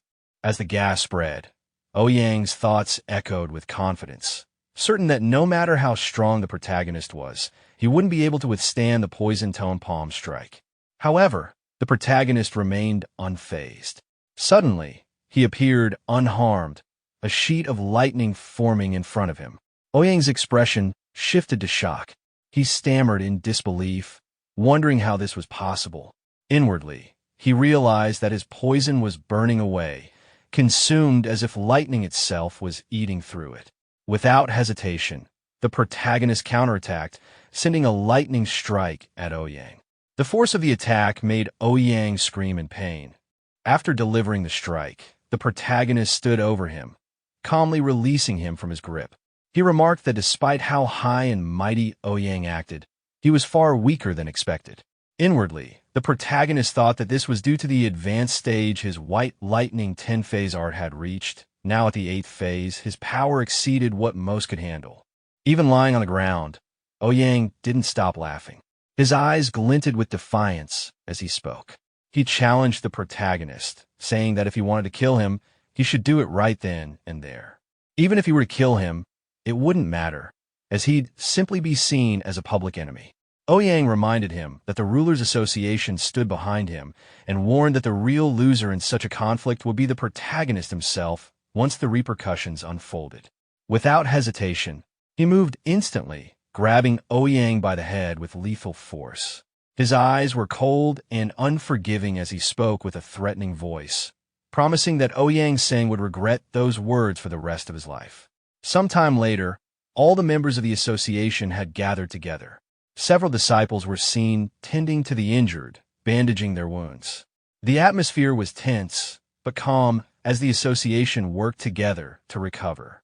Suddenly, in that very moment, the door swung open and the protagonist entered. He was dragging Namgung by the hair, causing immediate shock among the gathered members. All at once, they cried out in surprise and concern, calling out Patriarch and Father in alarm. Myong, stunned by the scene before him, turned to the protagonist with a shocked expression and asked what he was doing. The fear and confusion in his eyes were evident. The protagonist, with a cold and threatening look, silenced him immediately, warning him to be quiet or risk suffering the same fate as Namgung. His tone left no room for argument. Woon, equally shocked, questioned if their father was still alive, his voice wavering with uncertainty. Without hesitation, the protagonist flung Namgung to the ground and, with a dismissive tone, told him that for now he was still alive. Then, turning to one of his aides, he instructed Mok Inseop to prepare a carriage outside at once. A subordinate approached the protagonist promptly and responded with a respectful, "Yes, sir." At this, Myong, unable to hold back his concern, asked the protagonist if he had a justifiable reason for acting in such an extreme way. The protagonist, wearing a devilish smile, scoffed at the idea of needing a reason. He then fixed them with a threatening glare and explained that Namgung had coerced him. If he hadn't helped, Namgung would have destroyed the Galaxy Merchant Guild and framed him as the culprit. The association members were struck speechless, staring at him in shock and disbelief. They exchanged glances but said nothing. The protagonist, unbothered by their silence, pointed his finger at them and announced that they would immediately head to the Emperor's assembly to report the incident. He ordered the guards to accompany him and serve as witnesses. Just then, Shin appeared and confronted the protagonist. He stopped him and asked if he even knew where the Emperor's assembly was, pointing out that the assembly didn't have a central headquarters. He further explained that the gathering place of the assembly was simply the homes of the 4 patriarchs, the so-called emperors. The protagonist calmly responded that the closest location would be the Moyong clan's residence. Shin confirmed that the protagonist's assumption was correct. Turning to his subordinates, the protagonist instructed the guards to keep an eye on the twins to ensure they didn't attempt anything foolish. Finally, he looked to his brother, Wyan, and ordered him to compile a detailed report of the day's events and send it to the Martial Alliance. Upon hearing the instructions, the protagonist's brother immediately nodded in response, sweat forming on his face as he confirmed his obedience. Without hesitation, the protagonist once again instructed everyone to move forward, directing them toward the Moyong clan's residence. Sometime later, the protagonist and the members of the association were seen traveling in a carriage. The protagonist sat quietly, gazing out of the window with a slight smile playing across his face, as if contemplating something to himself. Meanwhile, Namgung, sitting nearby, grew visibly uneasy. His eyes shifted toward the protagonist, and with worry in his expression, he asked where they were heading. The protagonist, unbothered, simply responded that they were going to the Moyong clan. At that moment, Ouyang, seated beside one of his men, expressed his thirst and requested water. The man hesitated, his face covered in sweat, unsure whether the protagonist would allow it. He nervously replied that he didn't think the young master would permit such a request. Without missing a beat, the protagonist lightly placed his hand on the man's head and, with a playful tone, scolded him for being cold-hearted toward the patriarch's simple request. His smile seemed almost mocking. Then, shifting his expression into something more severe, he accused the man of not being a true martial artist of the Gu family clan and questioned whether he was, in fact, an assassin. Before the man could answer, the protagonist unleashed his martial arts technique. A surge of electricity burst forth from within the carriage, crackling violently, and causing the surrounding area to flare with intense energy. Hearing the sudden disturbance, the protagonist's subordinates outside the carriage grew alarmed. They shouted in concern, asking what was happening. The protagonist, remaining composed, reassured them that it was nothing serious and told them to keep moving forward. Inside the carriage, the protagonist turned his attention back to the tied-up man and asked directly if he and the others were hired killers. The man, trembling, admitted that they were indeed assassins. The protagonist pressed further, demanding to know the name of their organization. The man explained that they belonged to the Gold and Silver Assassins, which was split into 2 factions, Gold and Silver, with him being a part of the Silver Group. The protagonist pondered for a brief moment before commenting that the name made it clear they were nothing more than mercenaries driven by greed. He then addressed the man bound before him by name, asking how much had been paid for all of them. Ouyang, confused by the question, asked why the protagonist wanted to know. The protagonist, wearing a dismissive expression, explained that he still had plenty of untouched body parts, implying that their situation could easily turn fatal. He then ordered the carriage to be stopped for a moment. Ouyang, perhaps resigned, finally answered that each man had been paid 800 niang. The protagonist's smile deepened, and he sarcastically repeated the word assassin, asking if that sounded correct. The other men, realizing the trap they were in, acknowledged that the payment was indeed much higher than usual. With deliberate precision, the protagonist pointed his finger at the bound man and confirmed that the amount included not only their service, but also their eventual deaths. He explained that their leader had sold them out to Gu Hyang-seng, and that once they had completed their mission of eliminating the Galaxy Guild, they would have been killed themselves. The man, upon hearing the protagonist's question, glanced toward Ouyang but remained silent. The protagonist then continued speaking, explaining that doing such dirty work drew unnecessary attention from the patriarchs, and that disposing of assassins quietly was far simpler. He remarked on how efficiently assassins were used and discarded, saying it was the white path, a method to be understood and followed. With a confident expression, the protagonist turned back toward the tied-up man. He mocked the worth of his life, saying that 800 yang was a cheap price for existence. He further remarked that if the man had trained harder, perhaps he wouldn't have been sold for scraps. Anyone who took money to kill, the protagonist thought, wasn't even truly human. Then, adopting a threatening tone, he looked at both men and commented on the miserable lives they led, calling them bastards. He added that outside the carriage, there were 3 more assassins waiting, one crippled and one already dead, making quite the lineup for an evening stroll. The scene then shifted to the Moyang clan's compound. As the protagonist entered the compound with Ouyang and the bound man, everyone present was shocked. They looked toward the group in disbelief and whispered among themselves, recognizing the patriarch of the Gu family and questioning how he had ended up in such a state. Before they could react further, 3 men approached the protagonist. One of them, addressing him respectfully, asked what had brought him there and inquired about the wound on his neck. This man was revealed to be Moyang Bin, the current patriarch of the Moyang clan. Moyang Bin looked directly at the protagonist, his eyes narrowing with curiosity. He admitted that he had never seen his face before and formally introduced himself, asking the protagonist for his name. Without hesitation, the protagonist gave a straightforward reply. He identified himself as Li Jin-Eon, the eldest son of the Galaxy Merchant Guild.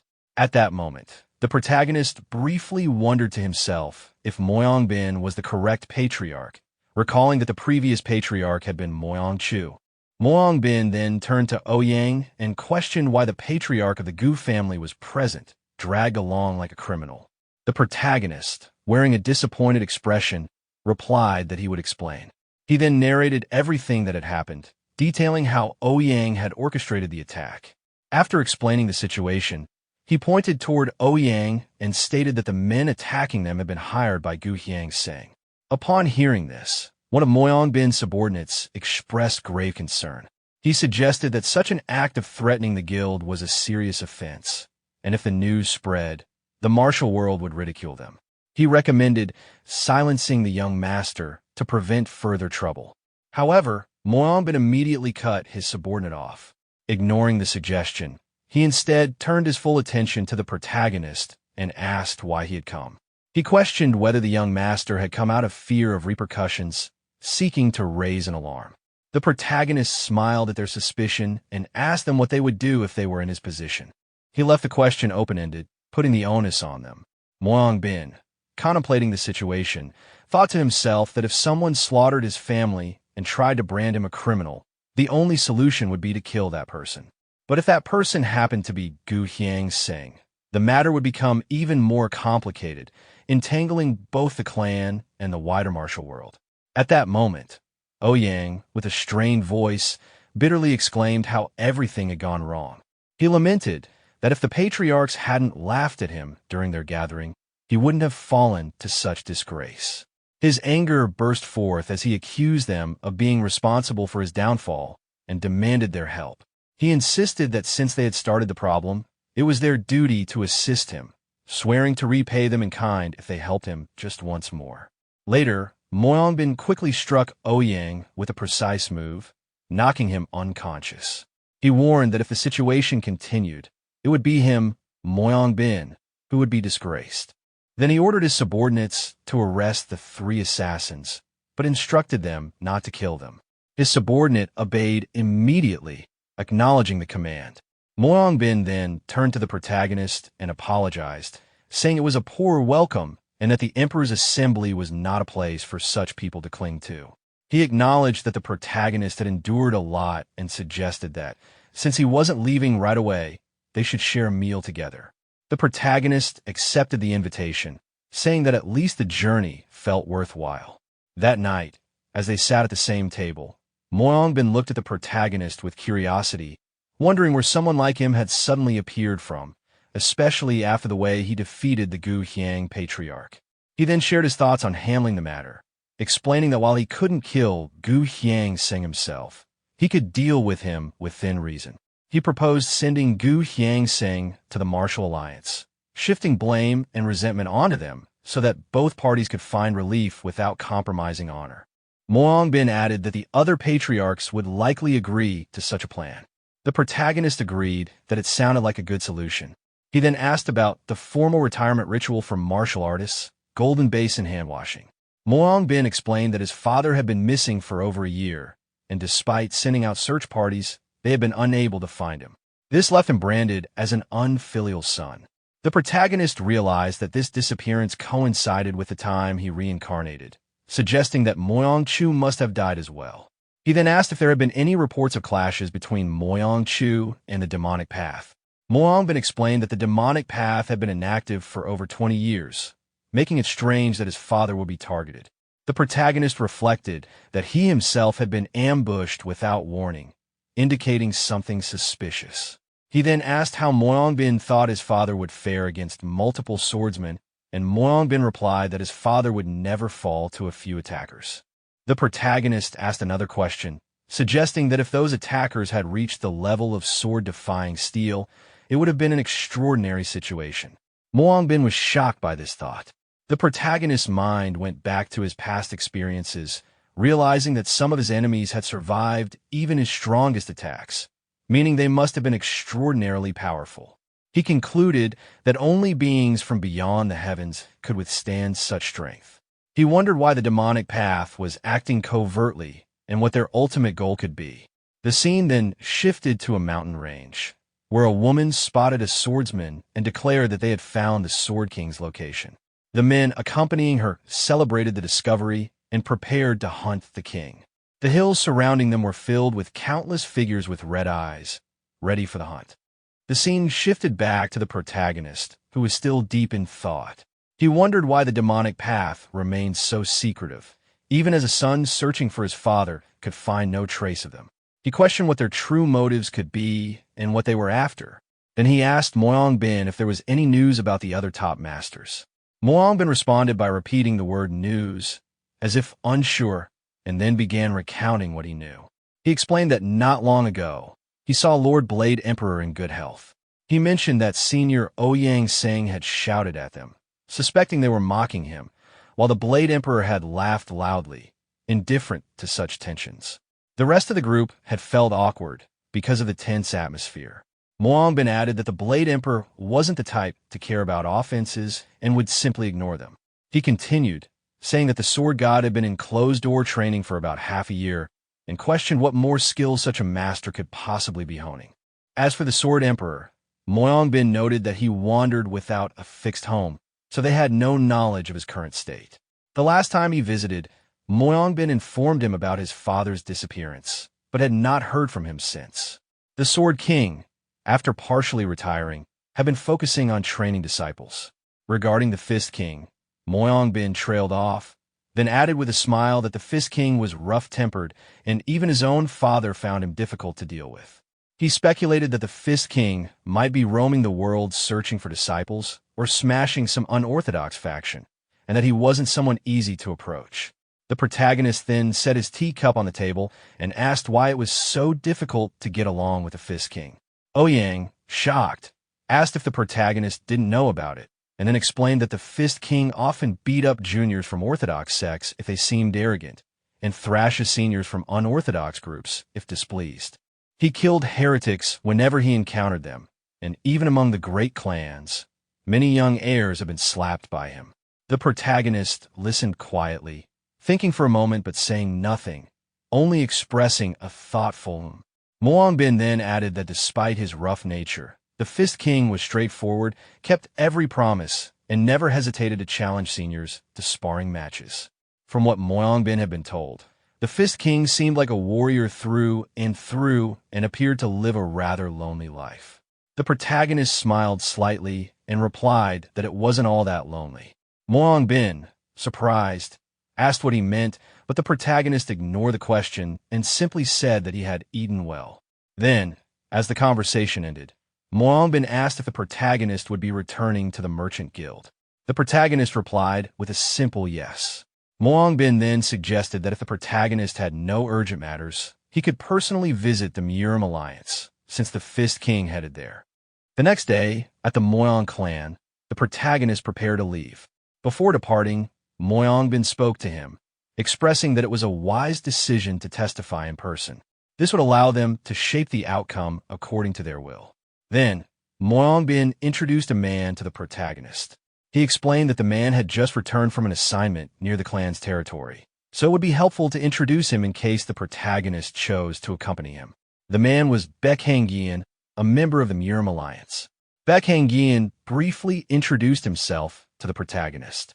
Afterward, Bin turned his attention to Oh Hyang and mentioned that they would take care of his escort. He advised the protagonist and Baekhangian to set out ahead using light footwork, ensuring a swift and quiet departure. The protagonist acknowledged this instruction without hesitation. Before leaving, the protagonist requested Bin to take care of the Galaxy Merchant Guild during his absence. Bin, smiling gently, reassured him that the Moyong clan's warriors would be guarding the trading company in his absence. The protagonist then expressed his gratitude, stating that he would not forget the clan's kindness, and added one more important matter. He informed Bin that the assassins seemed to be part of an organization known as the Silver Blood Assassins. He asked that the Emperor's assembly investigate this group. Furthermore, he promised to lend his strength if their base was discovered. Bin agreed without difficulty, confirming that it would be easy to arrange. The protagonist smiled and remarked that, in truth, he had come prepared to cause trouble with the Moyong clan.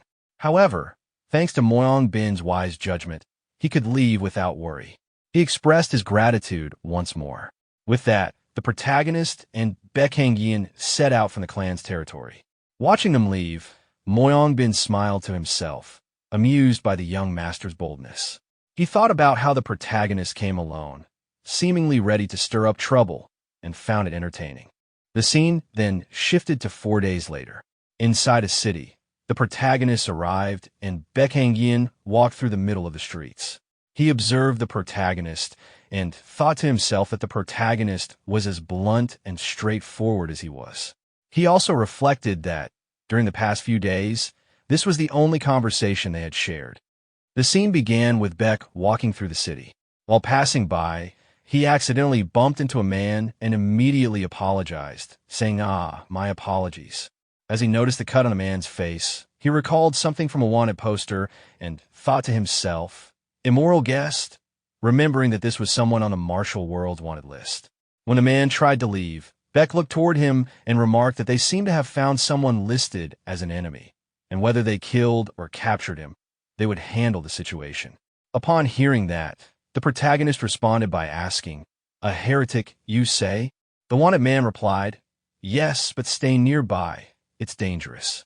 As Beck moved closer, the wanted man saw him coming and instantly panicked, crying out Kaya and fleeing. Beck thought to himself about the commotion and reflected on complaints about the Murim Alliance's handling of affairs. He considered that many heretics had been killing Alliance members and that it was no surprise to see a wanted criminal roaming freely.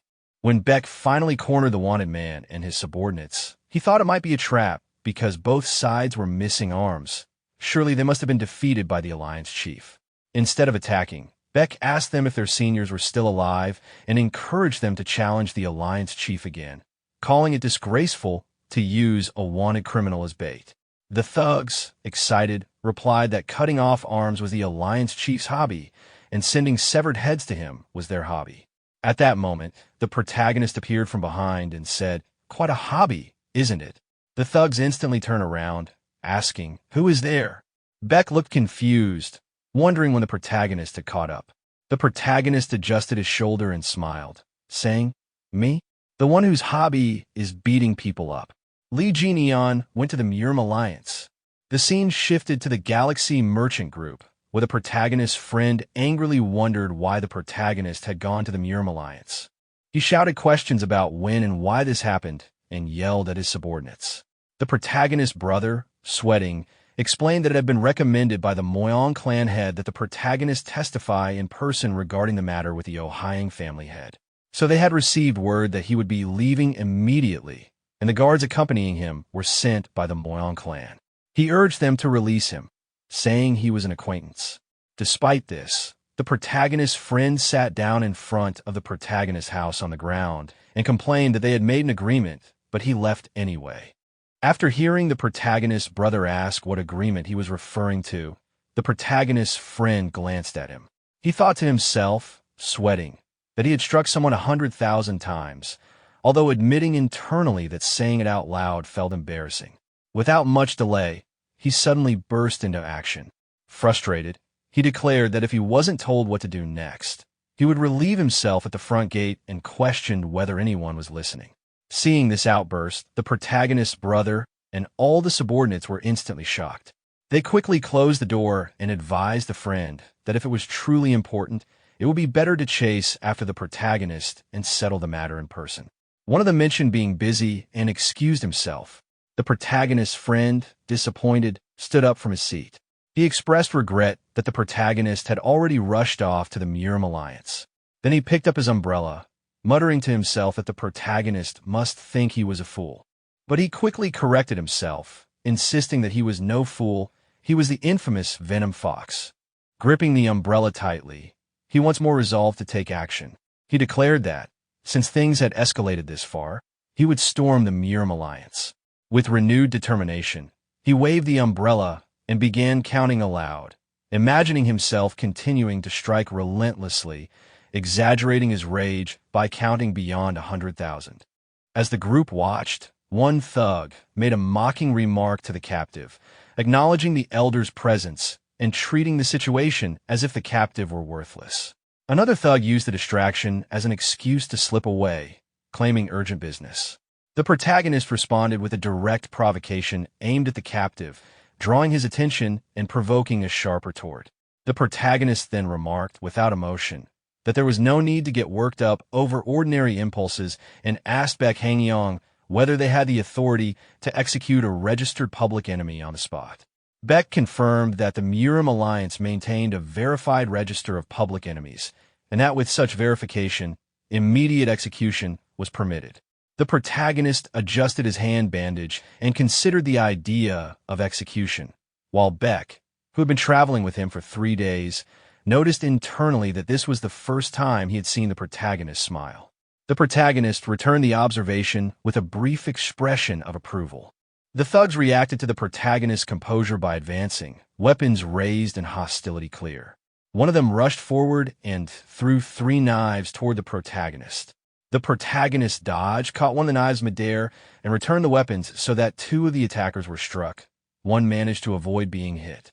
The remaining thug watched in stunned frustration, suspecting that the protagonist had intentionally spared him. The protagonist moved in close and asked the captive what had motivated the attack. Rather than panic, the captive answered defiantly. His assault had been driven by spite and contempt, centered on a perceived disability of the protagonist. One thug lunged at the protagonist, declaring he meant to tear the object off and insulting him as he advanced. The attack was crude and aggressive. The thug justified his violence by saying the protagonist showed no use for the item, so he would take it himself. The protagonist looked down at the attacker with a composed, unreadable expression and interrupted the assault by seizing and crushing the thug's hand. The attacker screamed in pain, immediately realizing he had no chance to win. Inwardly, the thug acknowledged his helplessness and, panicked, offered to surrender. He proposed going to the Murim Alliance to accept punishment and try to bargain, claiming he held information about other operations that might be valuable. The protagonist leaned in, questioning the point of surrender. The thug, sweating and desperate, argued that surrender would close the case and that his information could be profitable. He attempted to continue, but never finished his plea. The protagonist ended it with a single, decisive strike to the face that killed the thug instantly. Standing over the body, he noted plainly that he was not a member of the Murim Alliance, and so had no need to accept formal surrender. At a short distance, the protagonist's companion watched the exchange without intervening. After the fight, the protagonist paused and considered whether he should have brought the man to the alliance instead of killing him. His companion disagreed. He regarded the thug as the sort who deserved death and advised not to worry about it. They moved on quickly. The protagonist said he was hungry and suggested they get something to eat. His companion agreed. Hearing the suggestion to eat, the protagonist's companion eagerly ran up to him, excited to agree. Not long after, the two of them were sitting together at a table inside a hotel. As they settled in, the companion remarked that the young master seemed to have a great deal of experience. After watching the earlier fight, he admitted that his curiosity about him had finally been resolved. The protagonist, calm and reserved, asked what exactly his companion had been curious about. The companion then explained honestly that he had struggled to believe the stories about the young master of the Merchant Guild defeating the head of the Ouyang family. After all, the protagonist's name was not yet widely known. The protagonist responded with simple understanding. His companion continued, however, saying that after witnessing the fight firsthand, it was clear he had the skill to back up those claims. He reassured the young master that he would personally vouch for his abilities, so there was no need to worry about testimony. The protagonist thanked him, though inwardly he noted how unusually talkative his companion had become. A moment later, the companion spoke again, this time with a more serious tone. He suggested that perhaps the young master should consider joining the Murim Alliance. Though the work was hard and the pay was low, skill was valued there above background or origin. In accordance with the Lord's words, the alliance prioritized personal ability. Someone like the protagonist, he said, could gain much by joining them. He also pointed out that while the protagonist was connected to the Emperor Assembly, that organization was entirely different. The Assembly offered easier work and far better pay, but it was dominated by the great clans. Outsiders had little chance to rise within its ranks. The great clans always favored their own, while most outsiders were merely martial artists chasing a large monthly salary. And when true battles erupted, he claimed, those same outsiders would scatter like autumn leaves in the wind. Hearing this, the protagonist recalled something from past experience. With a sigh, he replied that the Emperor Assembly was not entirely like that, saying the claim was too much of a leap. From the top floor of the restaurant, a man who had been watching their table interrupted. He agreed that the statement was true enough, then added with amusement that it sounded less like the Murim Alliance and more like a so-called slander alliance. He scolded them not to tear down others with such careless words, and mocked the comparison that described the Emperor Assembly as autumn leaves in the wind, calling it unbelievable.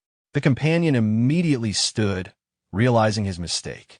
With a respectful tone, he admitted that he had spoken impolitely and asked for the man's name so that he could properly apologize.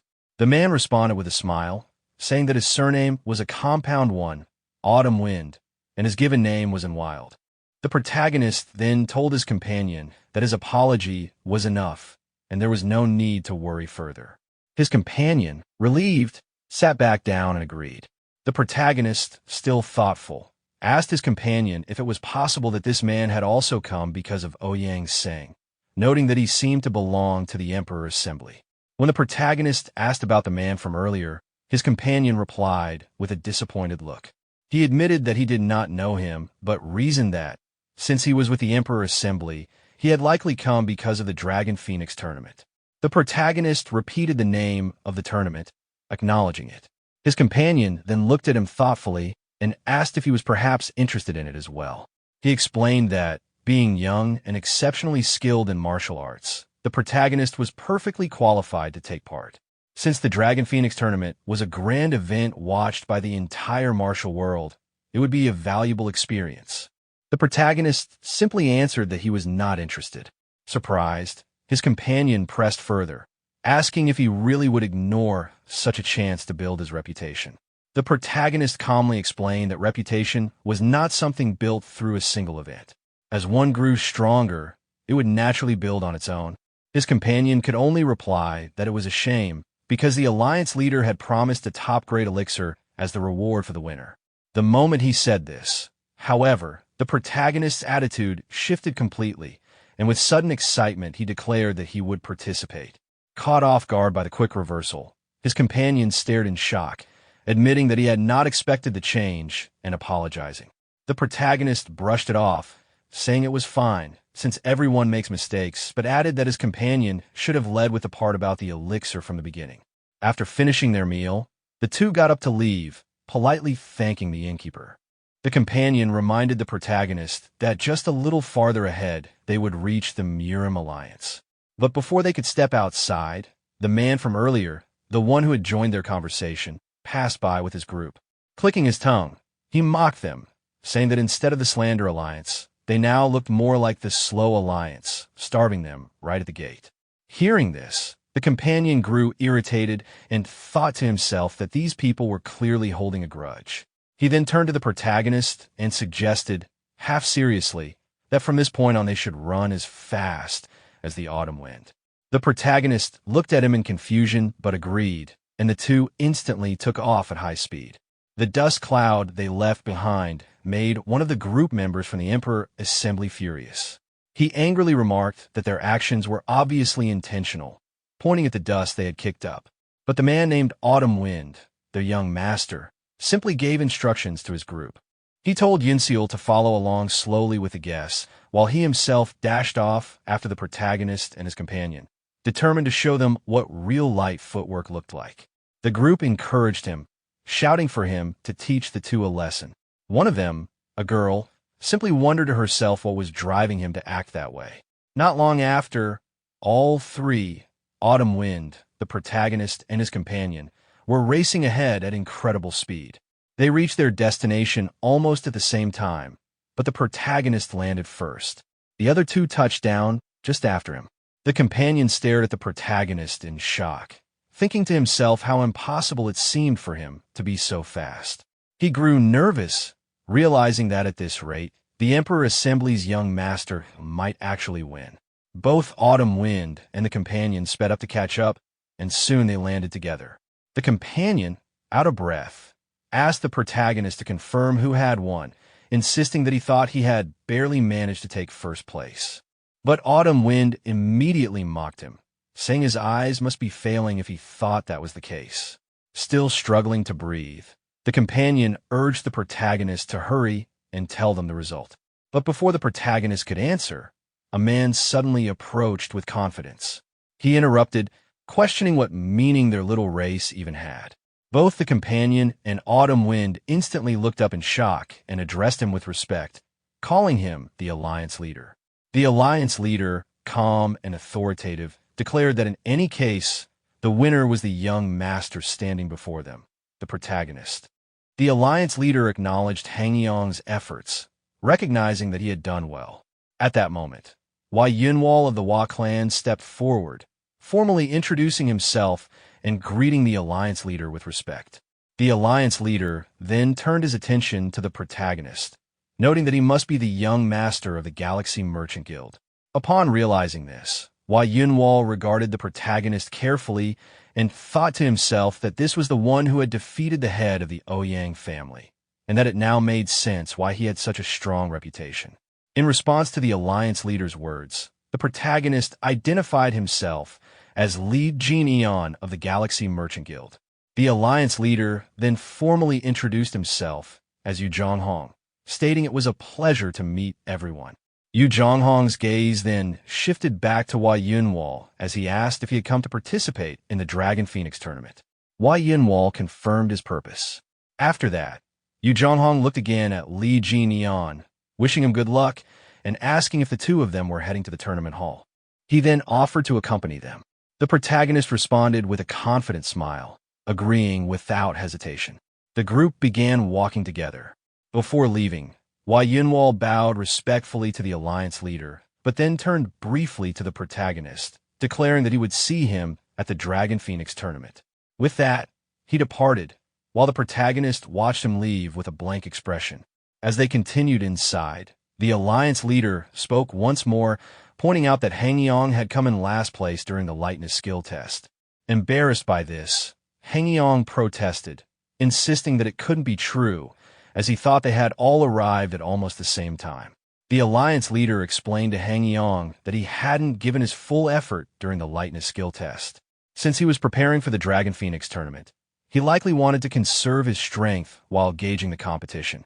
Laughing lightly, the alliance leader added that it seemed Hangyong, not wanting to lose, had ended up running alongside him. Embarrassed by this observation, Hangyong turned a red face toward the protagonist and asked if he had known about it. The protagonist didn't respond directly but smiled knowingly, giving away his awareness. Hangyong realized this and observed that the protagonist was the type to notice subtle schemes. The protagonist, smiling calmly, remarked that there was nothing to resent about hiding one's strength before a duel. It was natural for anyone preparing for a serious contest. The alliance leader responded with mild exasperation, but reassured him that there was no need to feel embarrassed, smiling gently at the protagonist. Sometime later, the scene shifted to the Murim Alliance Tournament Hall. As the alliance leader entered the main hall, everyone accompanying him greeted him respectfully. Standing in the center of the hall, he instructed everyone else to leave, stating that only the young master of the Merchant Guild was to stay. He explained that the matter regarding Ouyang Seng would be decided after confirming the young master's strength. Everyone acknowledged his orders and exited. The alliance leader then called the protagonist closer. Sweating slightly, the protagonist obeyed, addressing him respectfully. As he approached, he reflected internally on the gravity of standing face-to-face with Yu Zhonghong, the leader of the Murim Alliance. He recalled Yu Zhonghong's fame, his near-equal standing to the three divine stars, and his pivotal role in the final battle against the demonic sect during the Five Dragons War, commanding the entire Orthodox faction at the forefront. This was a man truly worthy of respect. Noticing the protagonist's serious expression, Yu Zhonghong commented on it, noting that in the martial world he often encountered people like him. Yet, he found juniors like the protagonist easier to deal with, since what they displayed outwardly matched what was inside.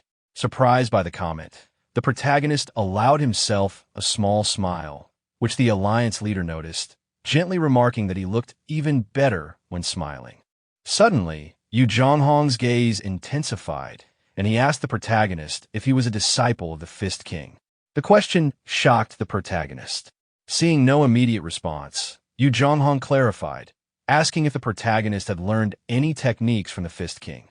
The protagonist's expression darkened with disappointment as he asked the alliance leader how he could possibly know such details. The alliance leader, noticing his reaction, tilted his head and asked why he was upset, pointing out that he practiced fist techniques.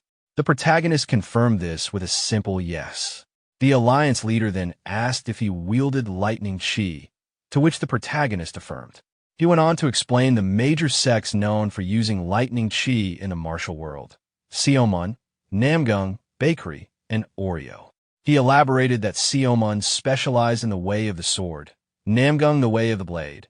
Bakery had abandoned martial arts after repeated failures, leaving only the Oreo sect, where the Fist King belonged. He added that, since the Fist King passed everything down to a single successor, calling it a sect might even be an exaggeration. The protagonist, smiling to himself, thought that this was exactly what he had expected from the alliance leader. With a steady, intense gaze, he confirmed that he was indeed the Fist King's successor. The alliance leader patted his shoulder, noting that he resembled his master, and pointed out that those who fully master lightning chi often carry a domineering aura, their gaze, presence, tone, and even personality radiating the power of thunder and lightning. He continued, explaining that he had no particular memories of the Fist King personally, because the man had always aimed to become a force capable of tearing apart the heavens on his own. He reflected aloud, wondering who could possibly befriend someone with such ambitions, and admitted that he had not heard any news about him. The protagonist replied calmly that, much like the former head of the Moyang clan, he had also received no word of the Fist King. Hearing this, the alliance leader was visibly shocked and mentioned Moyang Chu, noting that it had always been difficult to hear from the Fist King, but this was an even more serious situation. The protagonist explained that all connections had been cut, permanently, in his mind adding the heavy thought. The alliance leader, reflecting on the news, decided that it should be reported to the three divine stars as well, emphasizing the severity of mighty figures in the martial world vanishing one after another. His expression darkened with anger, and he speculated whether the demonic sect had begun to move again. Turning to the protagonist, he remarked that if the demonic sect rose once more, they would have no choice but to fight them as in the past, but noted that these events had likely occurred before the protagonist was even born. Shocked, the protagonist realized he was being referred to the Five Dragons War and asked for confirmation. The Alliance leader spoke to the protagonist with a measured tone, explaining the history behind the Five Dragons War. He recounted that after that battle, another confrontation had occurred in which the three divine stars faced a single grandmaster of the demonic sect, a lone man whose power and presence had left a lasting mark. He described the unimaginable intensity of that moment, remarking that even hearing the sword god remained in seclusion brought the memories rushing back. Despite the battle determining the outcome of the war between the orthodox and demonic factions, the three divine stars had faced only one adversary. Gently taking the protagonist's hand, the Alliance leader shared that this was a hidden history he often recounted to the members of the Alliance, emphasizing the need for them to grow stronger. He warned that if the Grandmaster had left descendants, they would be around the protagonist's age now. With firm eyes, he stressed that the junior must grow overwhelmingly strong. And selfishly so, reassuring him, the Alliance leader touched on the matter of Ouyang Sang, assuring the protagonist that there was no reason to doubt him as the Fist King's successor. Ouyang Sang would be imprisoned in the Alliance's dungeon, and the decision was final. Then, shifting the topic, he reminded the protagonist of the Dragon Phoenix tournament and encouraged him to rest. The protagonist responded with a quiet, "Thank you." Later, as night fell, the protagonist walked toward his room, recalling the earlier conversation. He asked the Alliance leader about the Grandmaster who had fought the three divine stars alone. The leader replied philosophically that the pinnacle of the demonic path needed no name. The protagonist pressed further, asking if the man was truly dead. The leader explained that he had been killed, cut again, and finally burned, with his ashes scattered across 5 sacred mountains: Huangshan, Wui, Taishan, Laoshan, and Amei. He added that if any calamity arising now was connected to this, whether by descendant or otherwise, he would ensure nothing remained. The protagonist, reflecting silently, observed the Alliance leader alone in the Grand Hall. He no longer seemed like the respected senior of the martial world, but rather like a monster forged by the era itself, an entity shaped by relentless battles between demonic and orthodox factions. He considered that, in some ways, he himself would have been no different. The martial world, born of constant slaughter, reminded him of the Asura realm. As he walked toward his room, someone suddenly appeared in front of him, asking if the conversation had gone well. The protagonist turned to see Warrior Beck, responding calmly that it had, which pleased Beck. Understanding the young master might find staying within the Alliance uncomfortable, Beck informed him that lodging had been arranged outside and offered to guide him there. The protagonist simply thanked him. Upon reaching the room, the protagonist expressed his gratitude again, noting that the room was promised to have good sunlight. From inside, a voice greeted him. The protagonist, relaxed, recognized the voice and remarked that the person had finally arrived. Sitting arrogantly on a chair, with one foot propped on the table, the protagonist's friend, the fox, commented on the luxuriousness of the room, lamenting that he had even lost sleep to arrive there. Surprised, the protagonist asked how he had found the place. The fox explained that he had gone from inn to inn, inquiring under the name Li Jinian. To make his point, he tossed an umbrella toward the protagonist, declaring with a confident grin that he had kept his promise, traveling by horseback and boat to get there, ready to ask the next question. The Venom Fox looked at the protagonist while holding his hand, impatiently demanding to know what they were waiting for and urging him to tell the next step quickly. Hearing that, the protagonist sighed to himself and asked if there was any good place nearby where he could train. One of the Alliance members responded, saying he knew of a suitable place. The next day, the protagonist and the Alliance member stood before a large waterfall. The member pointed out that this secluded spot was perfect for training and mentioned that members of the Murim Alliance, including himself, often used it. The Venom Fox looked around, noting how spacious it was. After that, the protagonist and the Alliance member bowed to each other, thanking him for bringing them there. The member told him not to mention it and began to take his leave, addressing the protagonist formally as Young Master Lee. The Venom Fox quickly introduced himself as Chul Myungo, to which the Alliance member respectfully replied and then left. After the man's departure, Chul spoke from behind, asking if the protagonist was also planning to train. He questioned this, saying that the protagonist already seemed strong enough, recalling how he had once used lightning. Both of them stood atop a cliff as the protagonist explained that he couldn't rely solely on the white lightning 10-phase art anymore. Since his inner energy had deepened, he wanted to practice the Phantom Blossom Divine art as well. Chul looked confused, asking what the white lightning technique even was.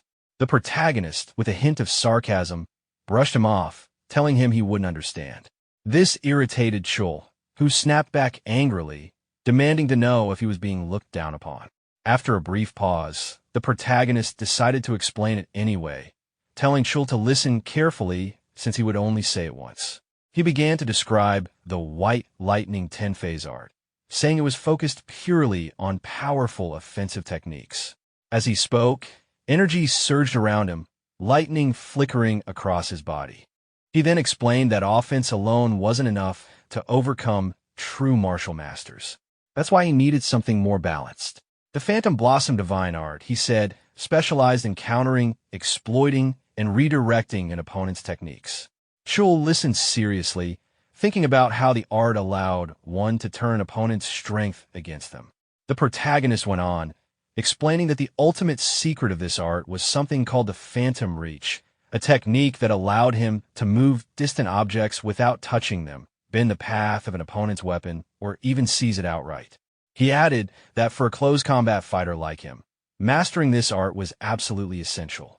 Hearing this, Chul could only respond with a stunned reaction before simplifying the explanation in his own way, comparing it to a thief's trick. The protagonist immediately shot him a sharp look, telling him not to try to understand it with his dull mind. Chul grumbled, giving up on arguing any further. The atmosphere then lightened as the protagonist acknowledged Chul's progress in training. He noted that at least Chul was starting to grasp the basics, saying those 100,000 strikes weren't wasted after all. When asked how it felt to finally reach his goal, Chul simply flexed his arms and said he felt nothing except that they were now thicker. The Venom Fox grumbled in irritation, saying the protagonist should have just told him nicely from the start. But the protagonist ignored his complaints, taking on the tone of a true master as he began to explain the core essence of martial arts. He reflected that he had given the Venom Fox a chance only because he saw potential in him, but not everyone was capable of seizing such an opportunity. To truly test him, he decided to make things even tougher. He then gave a brutally honest assessment of the Venom Fox's training, explaining that out of the 100,000 downward strikes he had practiced, only one was truly worth anything. The lesson that followed carried the weight of life and death. He explained that if one wanted to block, parry, or counter an enemy's attack, they had to identify and use the most efficient motion from all those countless swings. Failing to do so would simply mean death. The Venom Fox tried to process it, repeated the idea of finding the most efficient strike, realizing how much precision martial arts truly demanded. The protagonist continued, elaborating on how a real martial art was created. It began by isolating the best movements, the single most efficient strike out of 100,000, the most precise slash out of 200,000, and the fastest, sharpest thrust out of 300,000. Once these were extracted, they would be refined, connected, and rearranged to form a complete sequence. This, he explained, was known as a basic form. He went on to describe how martial masters from different sects would then research, modify, and polish those sequences over long periods of repetition until they achieved the perfection known as swordsmanship. But he warned that learning swordsmanship itself wasn't the end. Applying it in real combat was an entirely different matter. He emphasized that one had to gain real experience to develop true battle instinct, and that running their mouth without gaining that instinct would only lead to an early death. Hearing this overwhelming explanation, the Venom Fox suddenly burst out with a humorous realization, saying that he finally understood why martial artists tended to lose their minds during training. It was because they were all insane to begin with. The protagonist replied calmly, reminding him that there were people in the Jianghu even crazier than he was. The Venom Fox could only weakly admit that it might be true. Seeing that his message had started to sink in, the protagonist reassured him, saying there was no need to worry because he had never planned on teaching him any difficult sword techniques in the first place.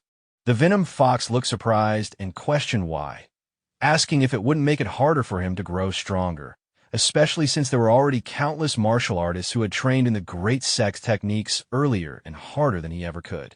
The protagonist dismissed this belief, explaining that joining a famous sect, mastering its renowned sword techniques, or training under a great master weren't the only paths to true strength. Becoming stronger, he said, was something much deeper, and it all depended on a single crucial factor. The protagonist delivered his core message, a simple yet deeply profound truth, by asking who lives their life more seriously. The Venom Fox, thinking for a moment, admitted he sort of understood, to which the protagonist casually replied that he hadn't expected much anyway. Their conversation, however, didn't remain private for long. It was suddenly revealed that they had been watched the entire time. The Alliance leader and one of his subordinates stepped out from hiding. The subordinate, the same one who had guided them to the training spot, quickly bowed in apology, explaining that he hadn't realized the leader planned to use the place and had brought the two of them there instead. The Alliance leader, appearing amused rather than annoyed, dismissed the concern and said he was simply enjoying the show.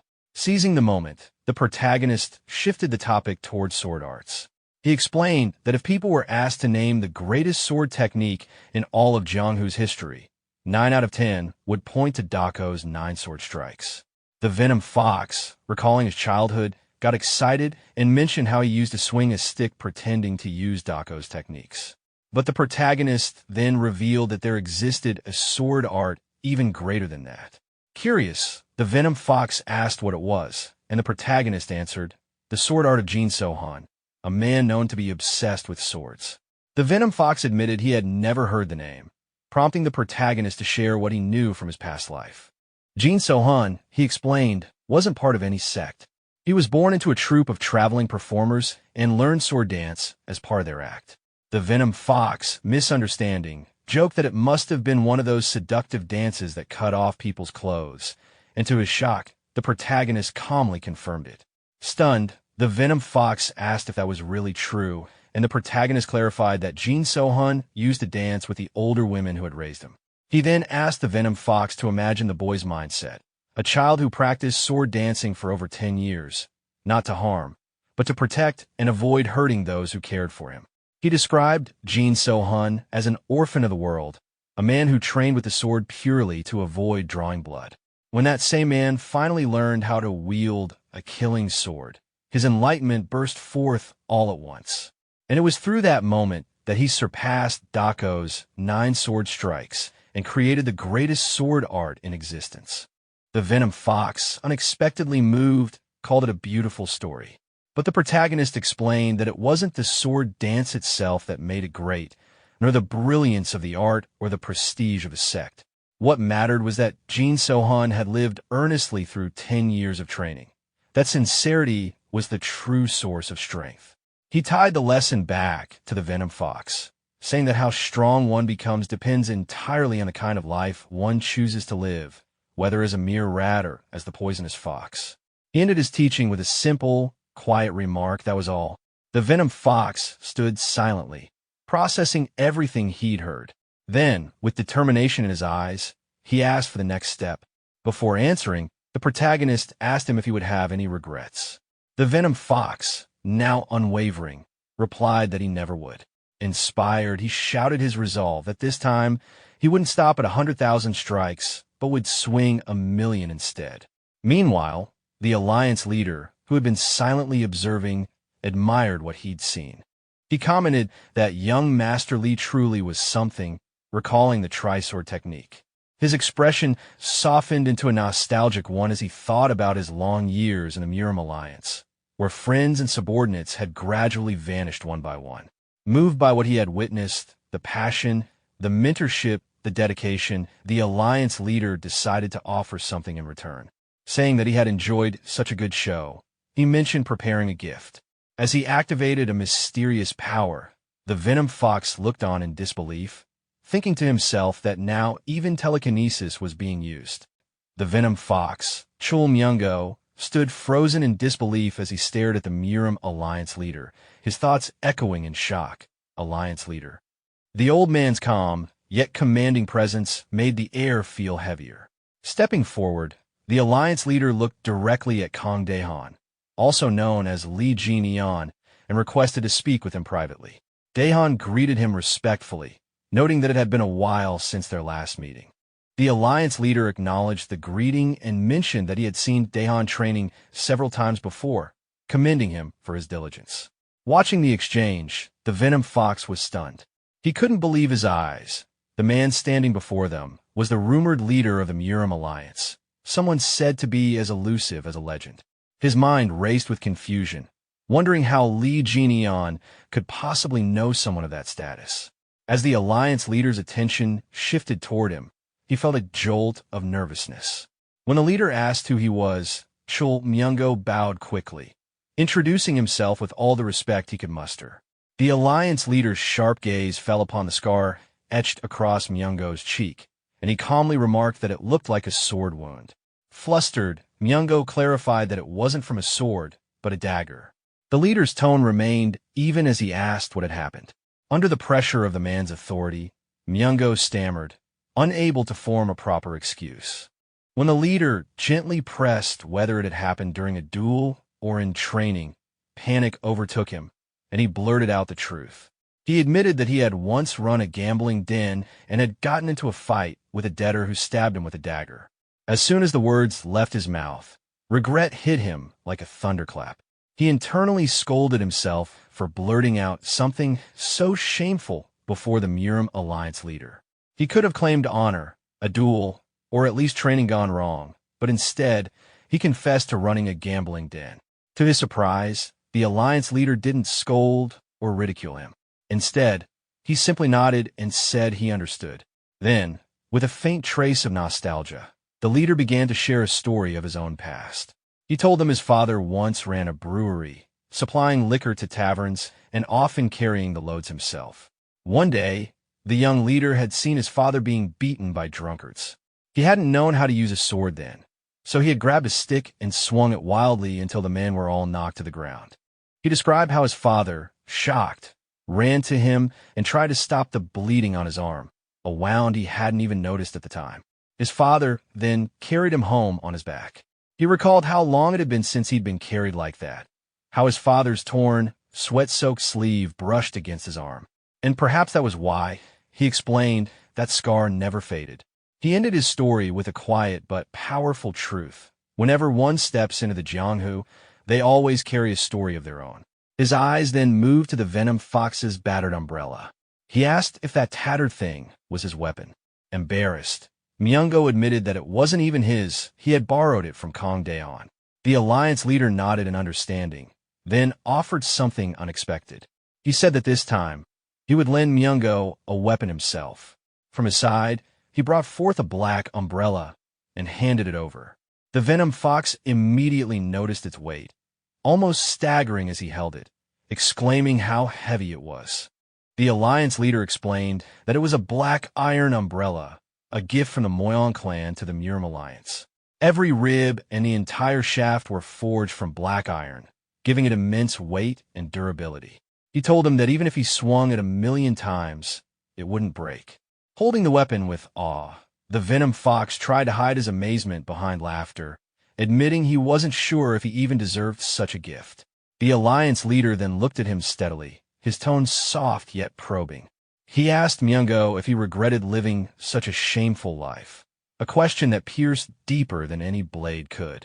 After reflecting sincerely on the Alliance leader's question, the Venom Fox admits with honesty that he does regret living a shameful life.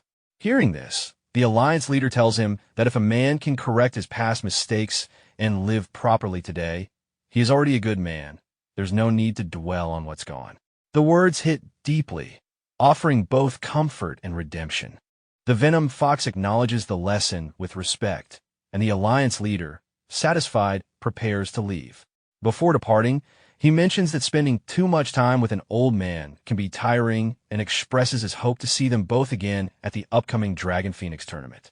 Kang Daehan responds respectfully to the parting words, while the alliance leader adds one final remark. Whether Kang Daehan chooses to fight with his fists or his umbrella, he hopes their next meeting will be as allies of the Orthodox faction.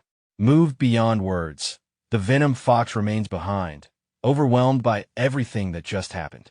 When Kang Daehan casually tells him it's time for lunch, he refuses, saying he'll continue training instead. Left alone, he stares at the black iron umbrella, a priceless gift from the alliance leader himself, and bursts into a mix of laughter and tears, torn between pride and disbelief. From a short distance, one watches the scene, quietly wondering whether the Venom Fox is laughing or crying. A few days pass, and the story shifts to the eve of the Dragon Phoenix tournament. The setting is lively. The Eve Festival has begun. The announcer's voice booms across the crowd, explaining that the festival exists so participants can test their skills freely before the main event. Since the tournament attracts countless contenders, many exhaust themselves just waiting for their turn. So this is their chance to challenge anyone they've been eager to face. The announcer makes it clear that if anyone realizes tonight that they're not strong enough, they shouldn't bother showing up tomorrow, because the tournament doesn't need weaklings slowing things down. The crowd cheers loudly in agreement, fully fired up. Kang Daehan observes the energy of the festival with interest, thinking that it actually looks quite fun. Meanwhile, the Venom Fox, now easily recognizable by the black iron umbrella he carries, draws attention immediately. One martial artist shouts at him, mocking his weapon and demanding to see what kind of umbrella techniques he's got. Irritated, the Venom Fox snaps back, accusing the man of being the one who picked the fight first. The tension grows as Kang Daehan watches from nearby, sighing in mild annoyance at how distracting the whole scene is becoming. The crowd around the arena bursts into laughter and mocking whispers when they see the Venom Fox holding his umbrella. Many jeer at him, questioning if he's seriously planning to use such a ridiculous weapon, joking that maybe the Muram Alliance has started banning umbrellas as actual weapons. The laughter spreads, filling the entire area with derision. The Venom Fox, his face turning red with anger, shouts back furiously, demanding why everyone is making such a big deal out of it. Watching from a distance, Kang Daehan can't help but sigh to himself, thinking that even among martial masters, the short temper of his still hasn't changed. Truly a lunatic. Growing even more frustrated, the Venom Fox yells back at the crowd, asking if they even know who gave him this umbrella. His pride flaring, he finally accepts the challenge thrown his way, declaring that he'll entertain them. He introduces himself confidently, stating that he's Chil Myung-go, a man who's swung his sword 100,000 times and recently learned both slashing and thrusting techniques from his master. Just as he said those words, Venom Fox instantly lunged toward his opponent, shouting that the one who strikes first wins. The umbrella shot forward at incredible speed, and the opponent's eyes widened as he thought to himself that Venom Fox was fast. In a flash, he dodged the incoming strike, and the umbrella crashed into the ground. As he observed it closely, the opponent noticed something odd. The umbrella was shorter than usual. That realization made him grin with excitement as he prepared to counterattack, mocking Venom Fox for not being able to handle his own weapon. But before he could finish his taunt, Venom Fox suddenly turned and began running away. The crowd erupted in confusion, wondering what he was doing. His opponent shouted after him, chasing him across the small stage while wondering in his head if Venom Fox was really running away. Venom Fox, however, had his own thoughts. He would retreat for now. To everyone's astonishment, he began circling around the stage, avoiding direct confrontation.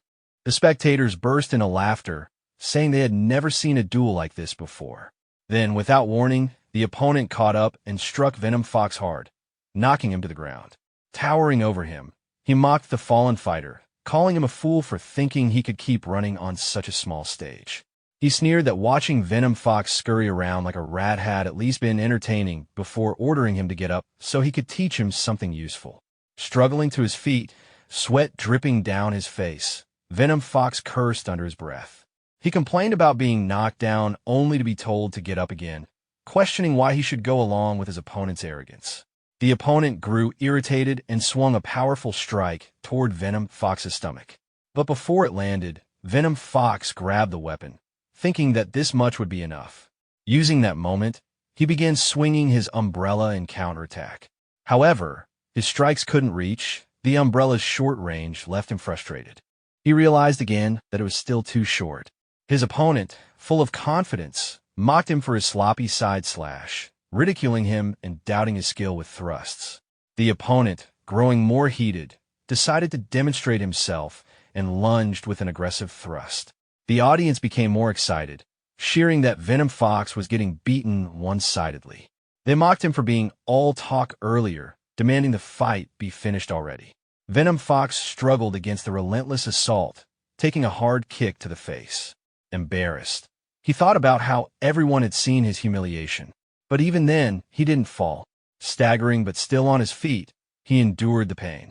His opponent called him crazy, mocking him again for not giving up, then charged in to finish the fight. As the attack came, Venom Fox steadied himself, gripping his umbrella tightly and lifting it upward to strike.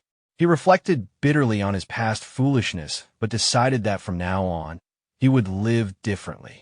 Using the momentum from his opponent's attack, Venom Fox swung his umbrella in one decisive motion. He laughed slightly, thanking his opponent for closing the distance, the perfect opening. In that single strike, he brought his opponent down. The crowd gasped in disbelief, murmuring in shock about the power of that umbrella. Venom Fox stood there, breathing heavily, facing his fallen opponent. Then, with trembling hands, he pointed his umbrella toward his master. As memories of his training and the lessons he had received flashed in his mind, he silently thanked his master for saving and teaching him.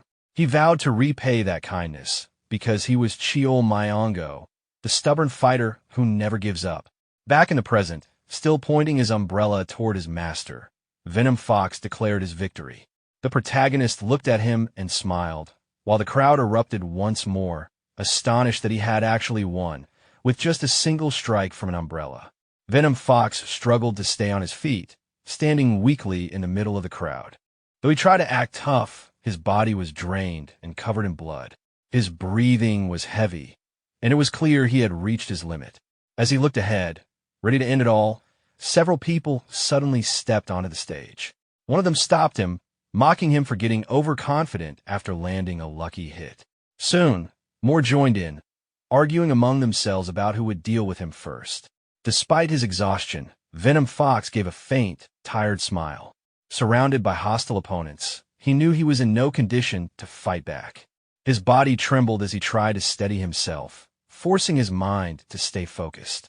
Before the situation could escalate further, the protagonist appeared beside him. Without saying anything, he faced the crowd. His calm presence alone was enough to make everyone hesitate. The people around them suddenly felt uneasy, unsure why they were intimidated by someone who hadn't even spoken yet. One of them broke the silence and questioned who the newcomer was. The protagonist responded briefly, introducing himself as a contestant of the Dragon Phoenix tournament. Venom Fox, still weak but relieved, asked why he had come down. The protagonist simply replied that he was there to enjoy the festival. Seeing his master standing before him, Venom Fox's fear eased. Confidence returned to his eyes as he looked at the people surrounding them. The sight of his master was enough to assure him that the situation was under control. When the people around heard the exchange, they began murmuring among themselves, surprised to realize who the newcomer was. They recognized him as the master of the Umbrella Guy, and a wave of hesitation spread through the crowd. Meanwhile, Venom Fox looked at them with a faint smirk, thinking about how quickly they had turned timid. Just moments ago, they were ready to attack him, but now, faced with his master, none dared to make a move. He found it amusing how fear changed their attitude so easily. However, exhaustion soon caught up with him.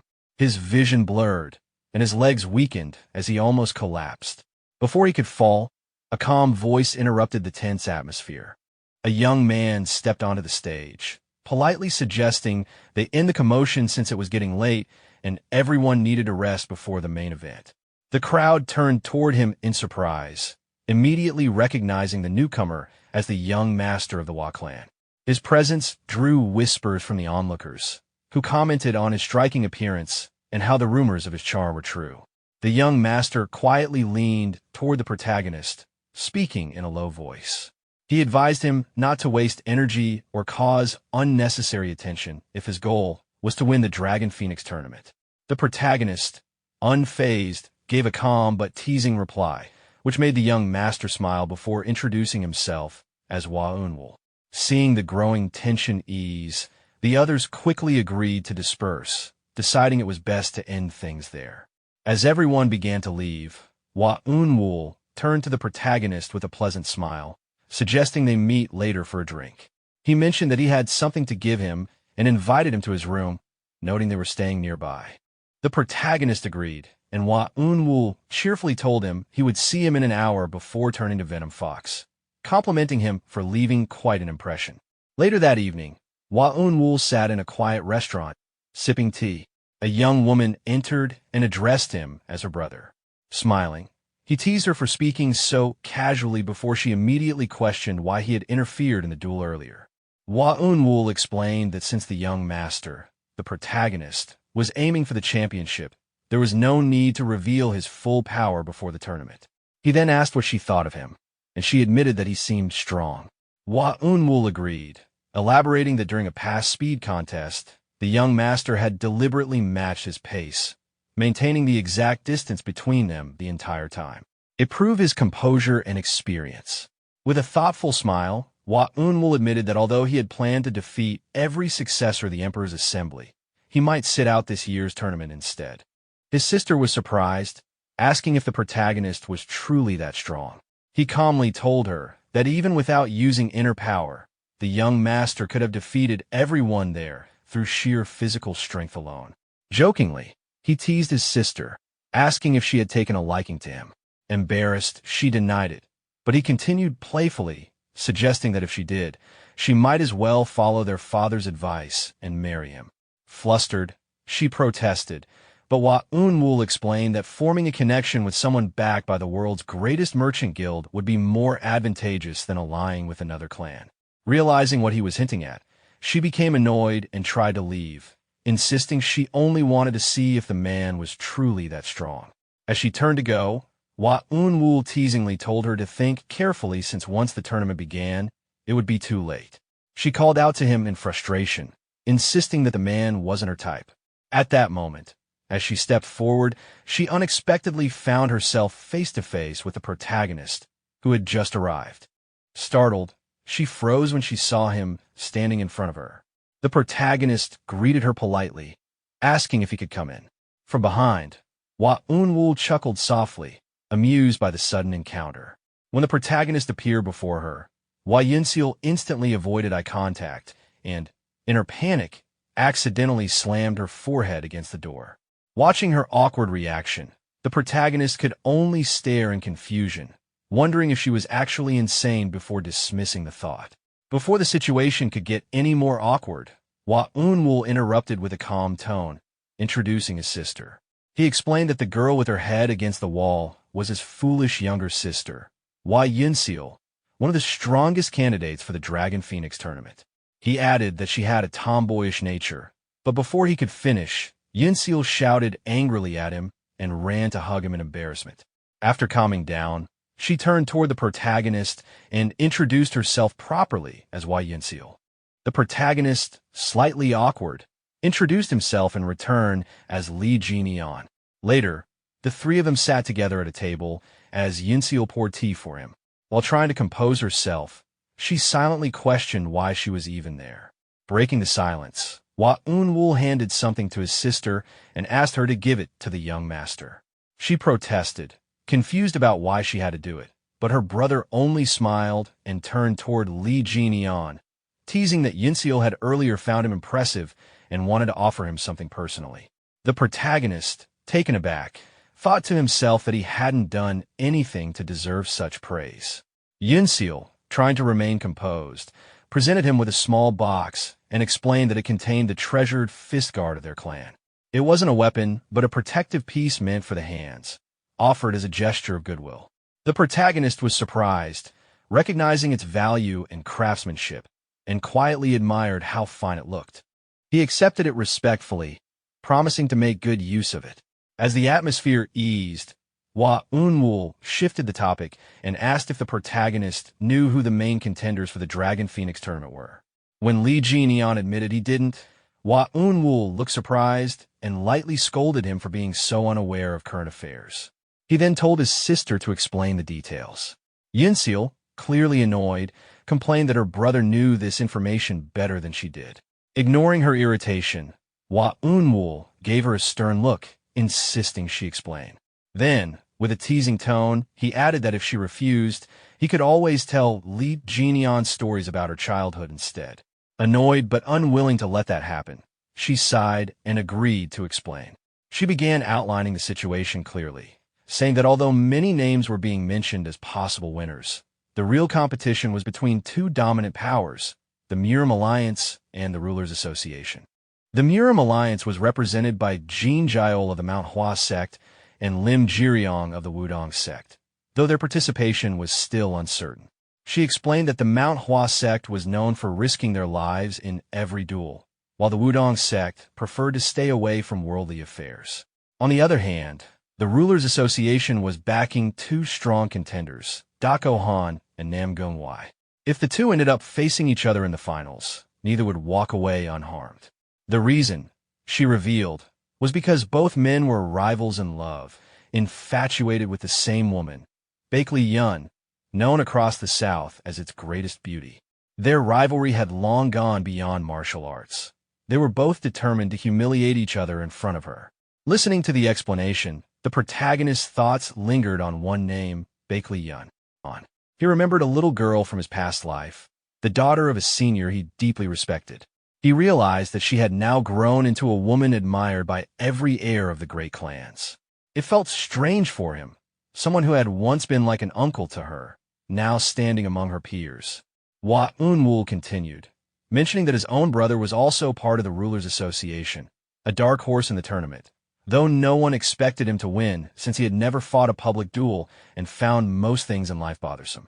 Lee Ji-neon observed him quietly, thinking that perhaps this man either lacked the will to fight or was so powerful that he didn't need to struggle at all.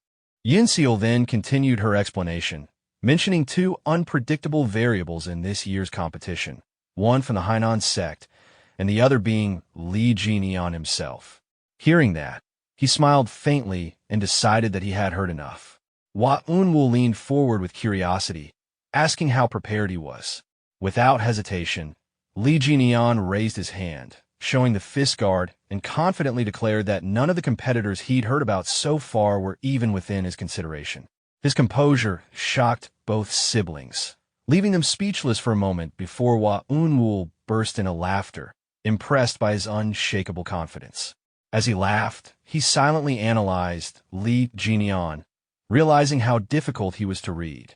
No matter how much he observed, he couldn't determine his martial arts style, his true level, or even whether he was interested in Yinseal, despite her fame as the Snow Phoenix. When he offered to pour more tea, Lee Ji-neon simply thanked him, appearing calm and detached, his focus elsewhere.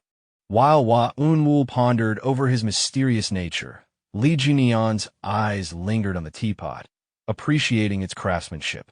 Yinseal, watching him, realized he was entirely focused on becoming stronger. He, meanwhile, examined the fist guard once more, admiring its fine design. Sometime later, as their meeting came to an end, Lee Ji-neon stood up and politely took his leave, bidding farewell to both siblings. They both wished him well in return as he walked away. After Lee Ji-neon left, Hua Yinseal, her eyes gleaming with curiosity, turned toward her brother and asked what he planned to do about the Dragon Phoenix tournament. Hua Unwoo pondered for a moment before calmly replying that he had finally met someone truly worthwhile. Yet, instead of forming genuine camaraderie, everyone seemed obsessed with winning a tournament. With a small smile, he decided that he would yield to young Master Lee. Yinseal blinked in surprise, her thoughts trailing. So, he wasn't going to participate? She couldn't help but comment, half teasingly, that her brother sure had a way with words. But then, smirking, she added that he was truly shameless. Hua Unwoo chuckled quietly to himself, recalling his encounter with Li Jianian. A faint laugh escaped him as he murmured, amused, that the young man's demeanor was eloquent as flowing water and falling like autumn leaves. Yinseal stared at him in confusion, raising a brow and asking what he meant by that sudden remark. Waving his hand dismissively, Hua Unwoo smiled and brushed it off, joking that it was just a random thought. He then teased his sister, calling Li Jianian quite a bling man, someone who didn't even attempt to hurt her and didn't seem like a womanizer at all. Yinseal crossed her arms and muttered that maybe he was just pretending to be uninterested. Her brother shook his head immediately, saying he didn't think so, that Li Jianian genuinely didn't care. Annoyed, she snapped that she didn't care about him either. Hua Unwoo laughed again, his tone playful but soon turning serious. He told her to experience life freely, to look, feel, and enjoy it for what it was. He explained that in life, she would meet merchant heirs stronger than martial ones, and clan heirs more despicable than bandits. Not everyone in the Murim Alliance was a true hero, and not every man from the underworld was dishonorable. She should see the world with her own eyes, listen carefully to others' words, and then choose the man she truly loved. He told her not to take his earlier teasing to heart. Yinseal nodded softly, acknowledging his words. Hua Unwoo then chuckled again, remarking that Li Jianian had boldly dismissed even Namgung Wai and Dako Han, two men so prideful that if they'd heard it, they would have drawn their swords on the spot. But before he could finish his thought, a deep voice echoed from behind them. Did I just hear that right? Both siblings froze and turned in alarm. A man approached them with a stern, angry expression, his steps firm and heavy. The air tensed as the two realized who it was, the future patriarch of the Dako clan, Dako Han himself. His sharp gaze fixed on them, and in a cold, furious tone, he demanded, "Who the hell dared to say that?" As the tense silence filled the air, Hua Unwoo told his sister to go inside, and she quickly obeyed. As she walked away, Dako Han's eyes followed her with ill intent, making Unwoo's expression darken. He stepped forward, tried to defuse the moment, but Dako Han, clearly angered, began ranting about someone daring to insult him and Namgung Wai. Recalling what he'd seen earlier, he assumed it was the merchant's son, the heir of the Yunham merchant group, and sneered at the idea that such a man could compare to him. He pressed Unwoo for an answer, demanding to know who was stronger. Unwoo replied calmly, reminding him not to underestimate someone capable of defeating Ouyang Sang. Offended, Dako Han struck the wall in anger, his pride wounded, while Unwoo merely smirked and asked why he'd come. Dako Han straightened and suggested that Unwoo join the upcoming Dragon Phoenix tournament, saying that if he defeated either the merchant's son or Namgung Wai, their faction would surely win. Unwoo laughed, warning him that neither the Rulers Association nor the Murim Alliance would take the championship this year. Dako Han grinned sharply, challenging his words with a bet, 10,000 Niang on his side. Unwoo confidently raised it to 30,000, claiming the champion would come from neither faction. As Dako Han walked away, he promised to collect, and Unwoo simply wished him luck. The next day arrived with the start of the Dragon Phoenix tournament preliminaries. The arena buzzed with excitement as countless participants lined up to register. When asked for his name, the protagonist hesitated for a moment. Remembering his past title, he decided against using Fist King, feeling unworthy of it for now. Instead, he chose a new alias, Fist Warrior. Then suddenly the protagonist looked toward the receptionist and said to write Fist Warrior. Hearing that, the receptionist immediately wrote the name and wished him good luck. The protagonist simply replied with a calm, "Thanks." Sometime later, he and Venom Fox walked through the crowd of participants. As they made their way forward, the protagonist noticed the arena and some of the other competitors, thinking to himself that some of them looked pretty strong. It seemed that the inner energy of these young masters had improved lately, but he reminded himself that inner energy wasn't everything. Adjusting his fist guard, he thought again, determined this time he'd prove it. He'd test the body techniques he had refined. Then suddenly, a commotion broke out in the arena. One of the participants shouted toward the judge, nervously saying, "Excuse me, Judge." Why are you breaking my tag? The old judge turned toward him and sternly said that he lacked both the skill and character to reach the main round, ordering him to stop making a scene and leave quietly. Angrily, the participant protested, saying it was unfair to be disqualified after winning, and that he had come all the way from Shaanxi. The judge's expression hardened even more as he pointed a finger toward him, shouting that this was the Murim Alliance, and he was disqualified for attacking his defeated opponent so viciously. He demanded the man to leave immediately, declaring that such behavior was not fitting for a martial artist. Turning away, the judge called out for the medical team to hurry, saying that the injured fighter was bleeding heavily. Seeing the scene unfold, the protagonist couldn't help but smile slightly to himself, thinking that the man had quite the temper. Then he remembered the people he had encountered back when he was still part of the mercenary group. Thinking to himself, he reflected that sometimes the orthodox groups could be just as infuriating as the Ouyang clan. However, because of elders like the old judge, men who still held on to righteousness, he could never truly bring himself to hate the orthodox side. Then suddenly, he approached one of the tournament staff members and asked where the judge who had just scolded that participant went. The staff member casually replied that it didn't matter because one spot had just opened up due to the injured contestant, so he could go up right away. Sometime later, he stood before that same old judge, bowing respectfully. The old judge glanced at him and commented that he was a polite young man, then asked for his tag. The protagonist immediately handed it over, replying courteously. Taking the tag, the old judge read it aloud. "Fist warrior, huh? Good luck."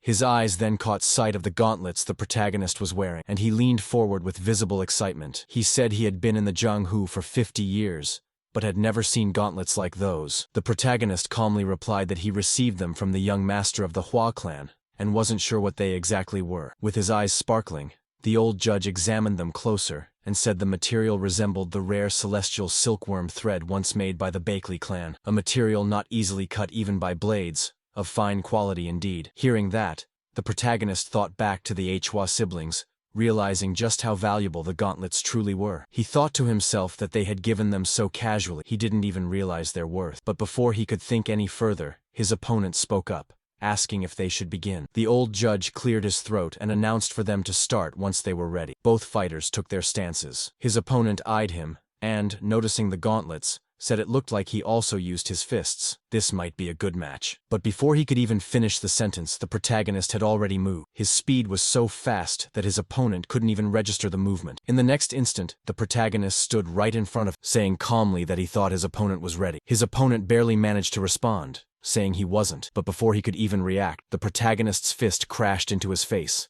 sending him flying straight into the wall. Seeing that, the old judge immediately raised his hand and shouted for the fight to stop, declaring, "Stop! The winner is the fist warrior. Stop right there." The old judge stared at the protagonist, thinking to himself that he had sensed an extraordinary aura from him. But that punch just now was exhilarating beyond words. Regaining his composure, the judge turned to the crowd and called for the next participant. A new contender stepped forward, handed over his token, and the old judge wished him luck before signaling the match to begin. Both fighters bowed respectfully to each other. The opponent, feeling the weight of his previous performance, thought that the last strike he witnessed was proof his new opponent was no ordinary fighter. Unable to read his level, he decided to pour all his inner energy into one decisive blow. Charging forward with everything he had, the opponent swung his wooden staff, but the protagonist easily dodged and countered with a swift elbow strike that shattered the staff in an instant. Moving fluidly, he followed up with a punch, grinning as he said that his opponent shouldn't have wasted all his energy on that staff. Otherwise, how would he block his fist? The punch landed clean,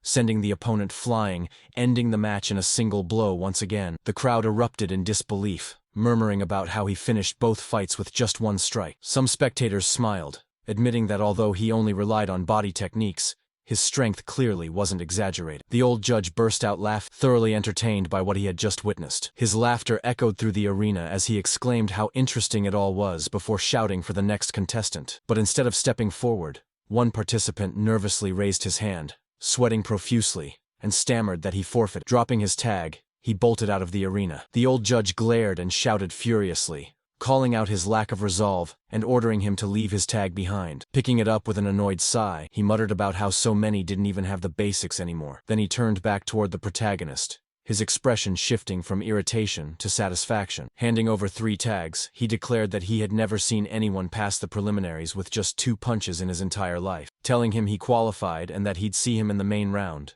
the old judge smiled proudly. As night fell, the staff members gathered in front of the tournament brackets, sorting through the participants' tags. One of them counted and suggested dividing the contestants into A, B, and C ranks according to their martial strength. Another agreed, adding that it would be fine as long as the A ranks didn't face each other. The old judge from earlier carefully placed the protagonist's tag on the board, noting that among all the participants he had evaluated, this was the only one who reached the A rank. Another staff member remarked that he was also the first to qualify for the main tournament, while another mentioned hearing rumors that he had advanced with just 2 punches. They began placing other names beside his for the matchups. Suddenly, the Murim Alliance leader entered the room, and everyone turned toward him, bowing in respect. He acknowledged their efforts and looked over the brackets, commenting that not many had made it to the main tournament. One staff member explained that they had filtered out those lacking in character, just as he had instructed. The alliance leader turned to the old judge, commending him for his work and asking if there had been any signs of demonic sect interference. The old judge assured him there were none. Satisfied,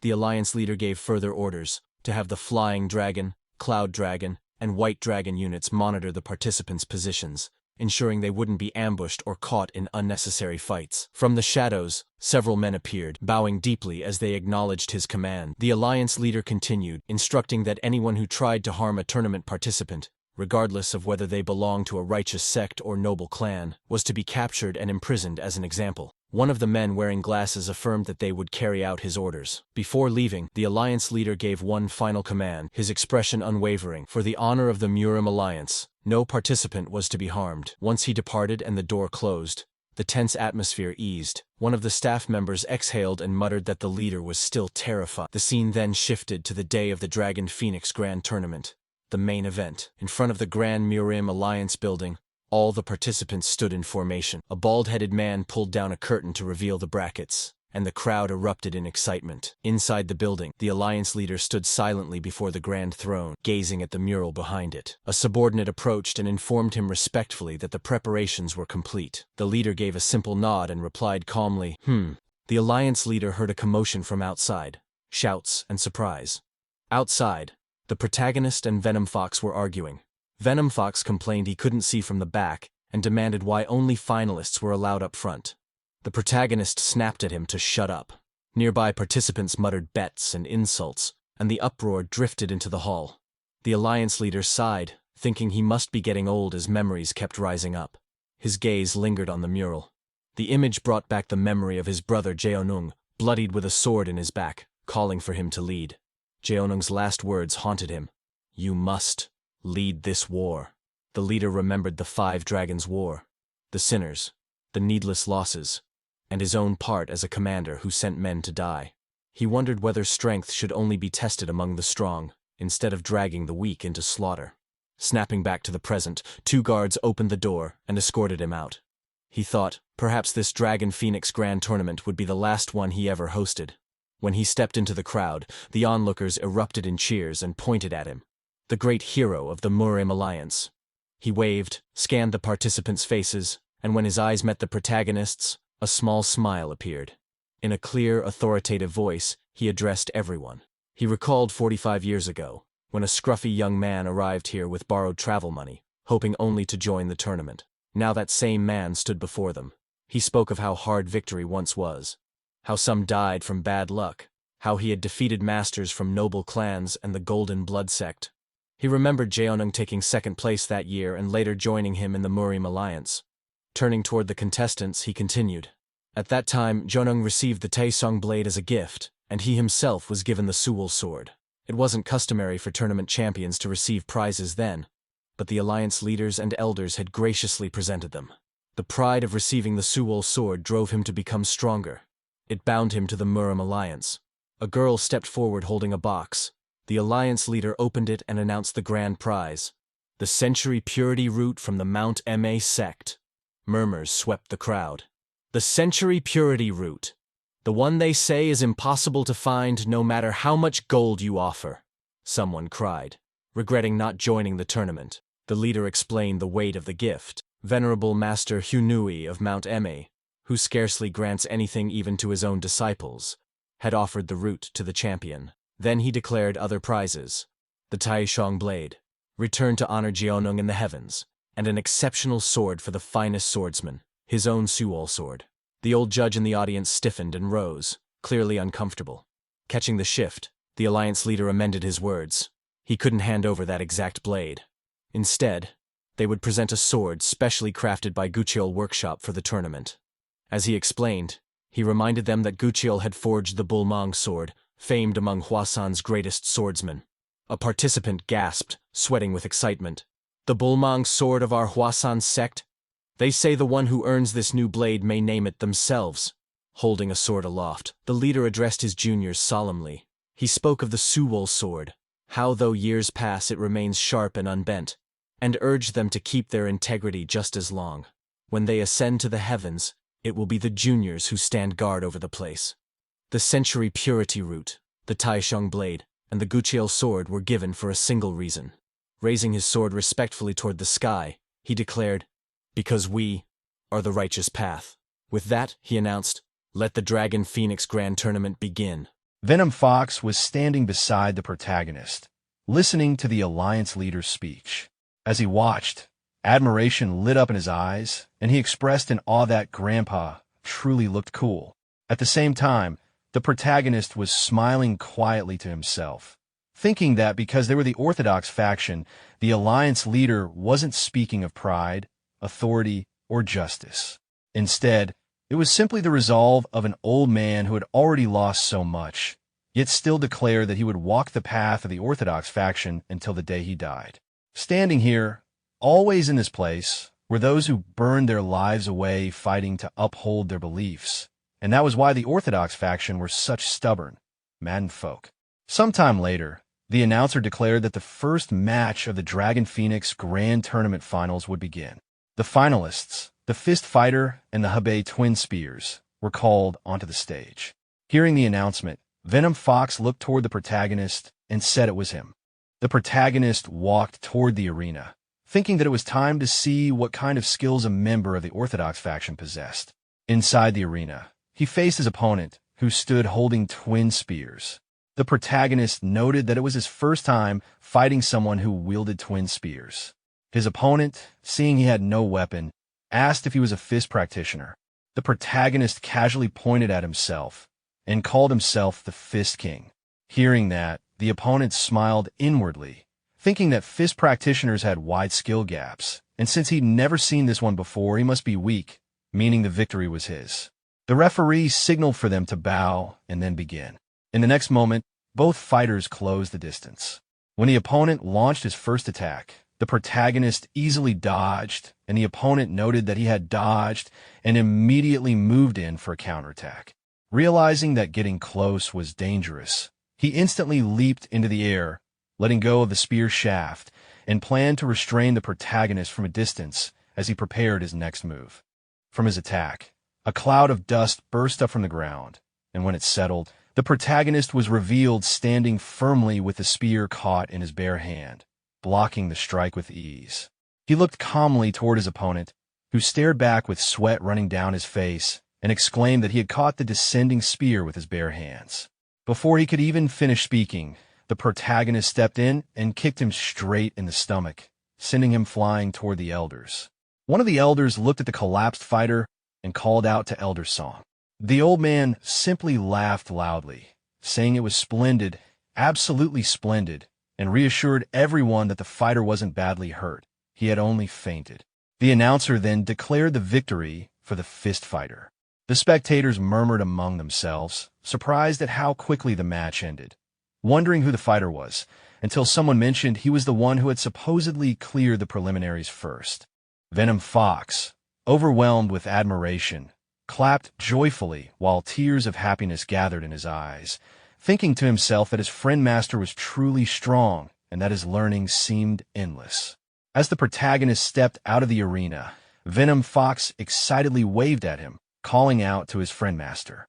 At that moment, young Master Hua appeared from behind Venom Fox and offered congratulations for the win, saying it was good to see Master Umbrella.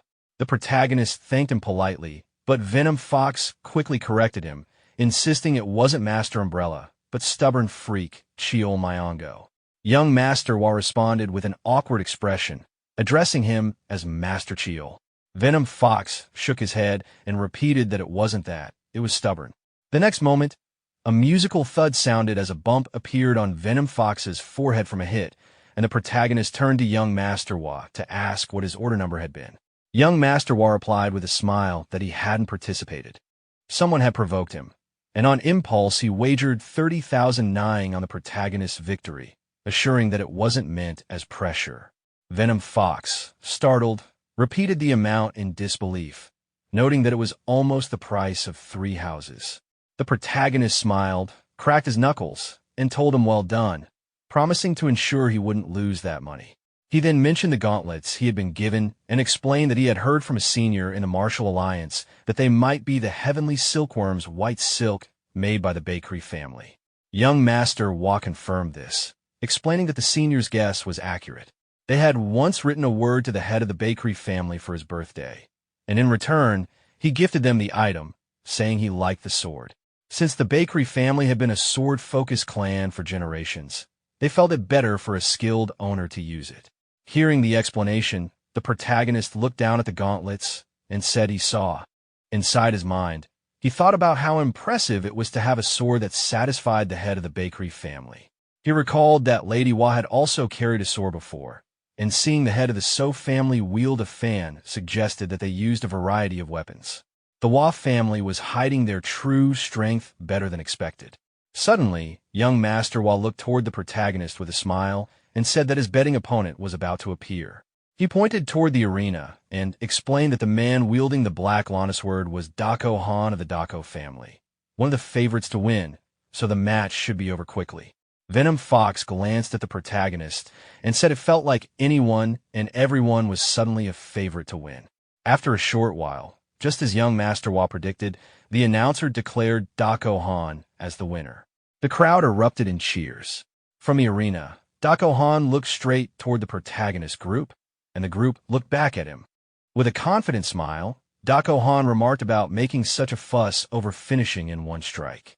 Dako Han then approached the group and, staring at young Master Wa, asked if he still felt like betting after seeing that duel, warning him that he'd regret risking so much on the son of the top faction. Young Master Wa, irritated, poked his ear and demanded what he had said. Dako Han walked past them with annoyance, calling it unfortunate, and muttered about the next Supreme Commander of the Emperor's assembly having such terrible judgment. Venom Fox, wearing a mocking expression, questioned what he was saying, calling him an idiot. The protagonist and young Master Wa both looked awkward and remained silent until young Master Wa quietly said Master Chiol. Venom Fox replied mockingly that he never said who the idiot was and asked if there was a problem. Dako Han suddenly turned back toward the group and, in a threatening voice, told Venom Fox to try talking again, calling him an insect. But suddenly, Dako Han slid his sword back into its case and laughed, staring at Venom Fox as he asked if he was fearless or just stupid, saying he'd remember him and see him in the duel.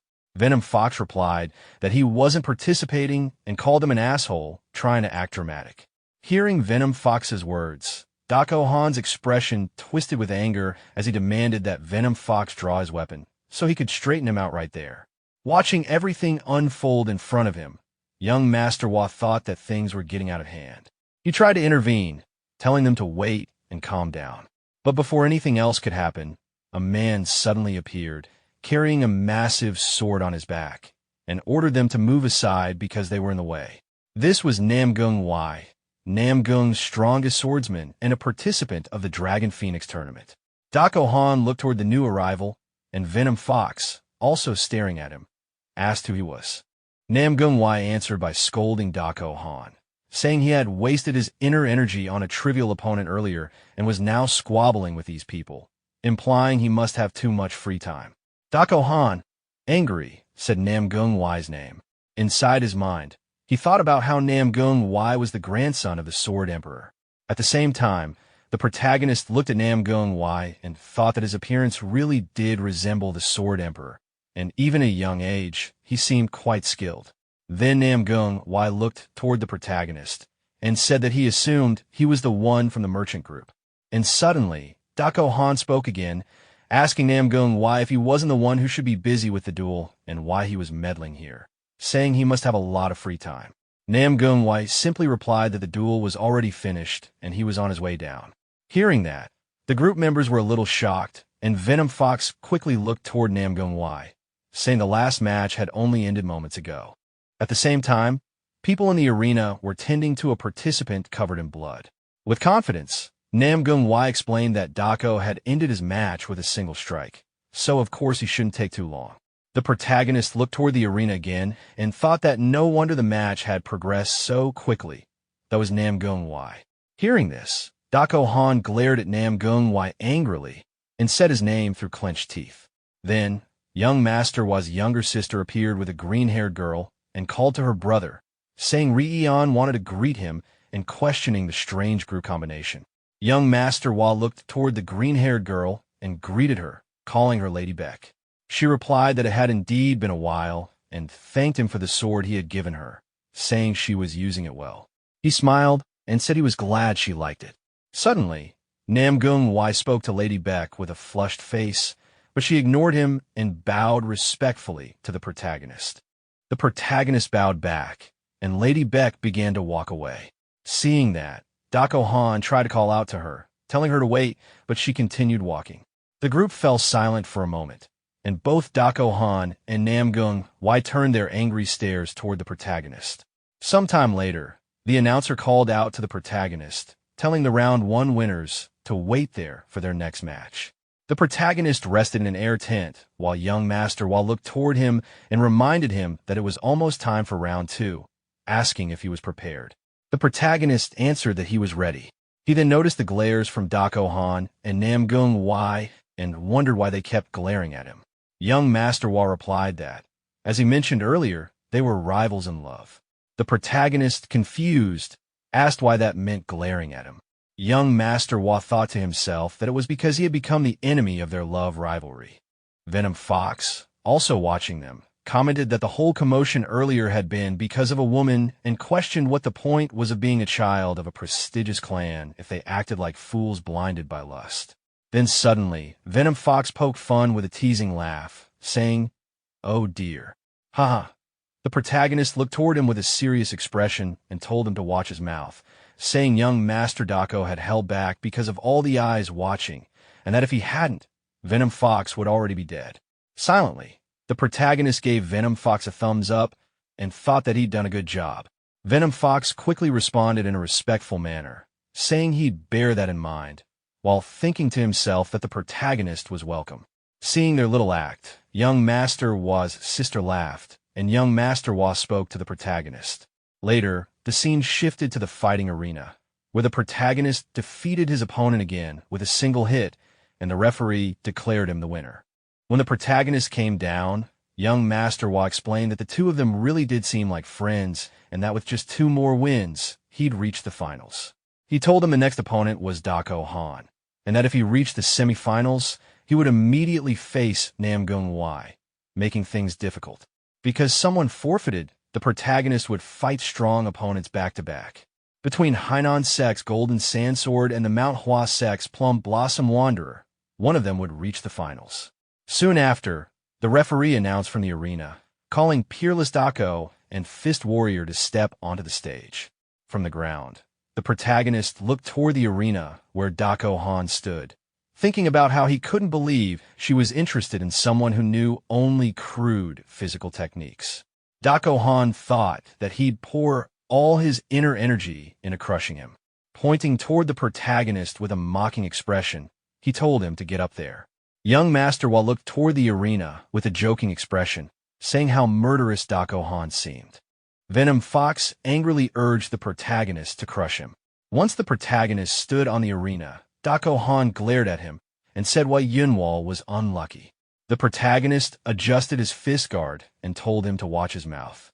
Dako Han, angry, raised his sword and said he'd crush that mouth first. He then slammed his sword onto the ground, the blast destroying the whole arena. People stared with interest as the protagonist watched his opponent, thinking that since it was an orthodox match, he had planned to go easy. Dako Han glared intensely, calling him a merchant worm and asking if he understood his place now. Hearing that, the protagonist finally grew angry. He lightly tapped the floor with his foot, and the whole arena collapsed instantly. Dako Han froze, sweating, staring at him and saying, "What?" The protagonist smiled slightly and said, "Know my place, you say?" Then he positioned himself, preparing to fight, and added that he liked that Dako Han would get special treatment from him. In the next moment, the arena lay broken as someone shouted that it had been shattered to pieces. The old judge turned toward the alliance leader. After a brief pause, the alliance leader raised his hand and instructed that the match proceed as planned, ensuring the spectators were not harmed. Inside the ruined arena, the protagonist and his opponent faced each other. Sweat ran down the opponent's face as he thought about how a single step had released such overwhelming power, questioning how much the protagonist had trained in external martial arts. Still, he convinced himself that this was probably all the protagonist had. He attacked in an instant. The protagonist remained still, expression blank, until lightning suddenly formed around his hand, and an illusory fist shattered the attack. The opponent's thoughts froze in shock at the sight of inner energy. From the audience, the siblings watched, and the young master quietly acknowledged that his earlier choice had been the right one.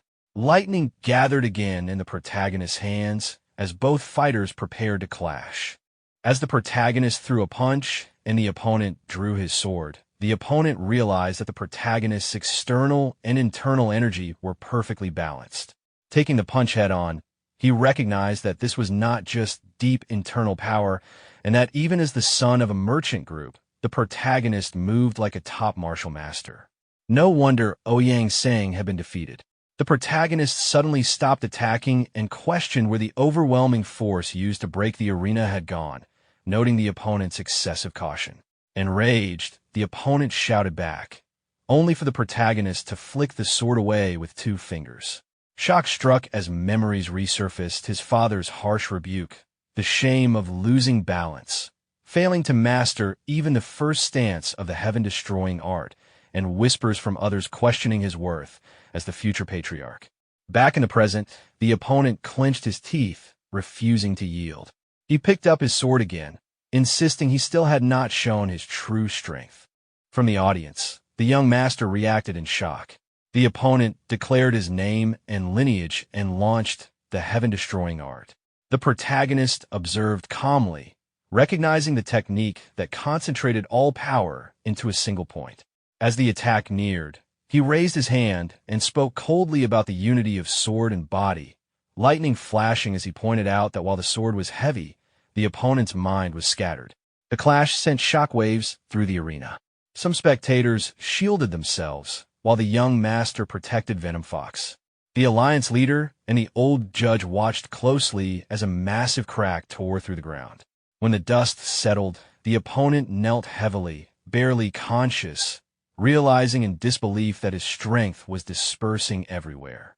He asked how it was possible.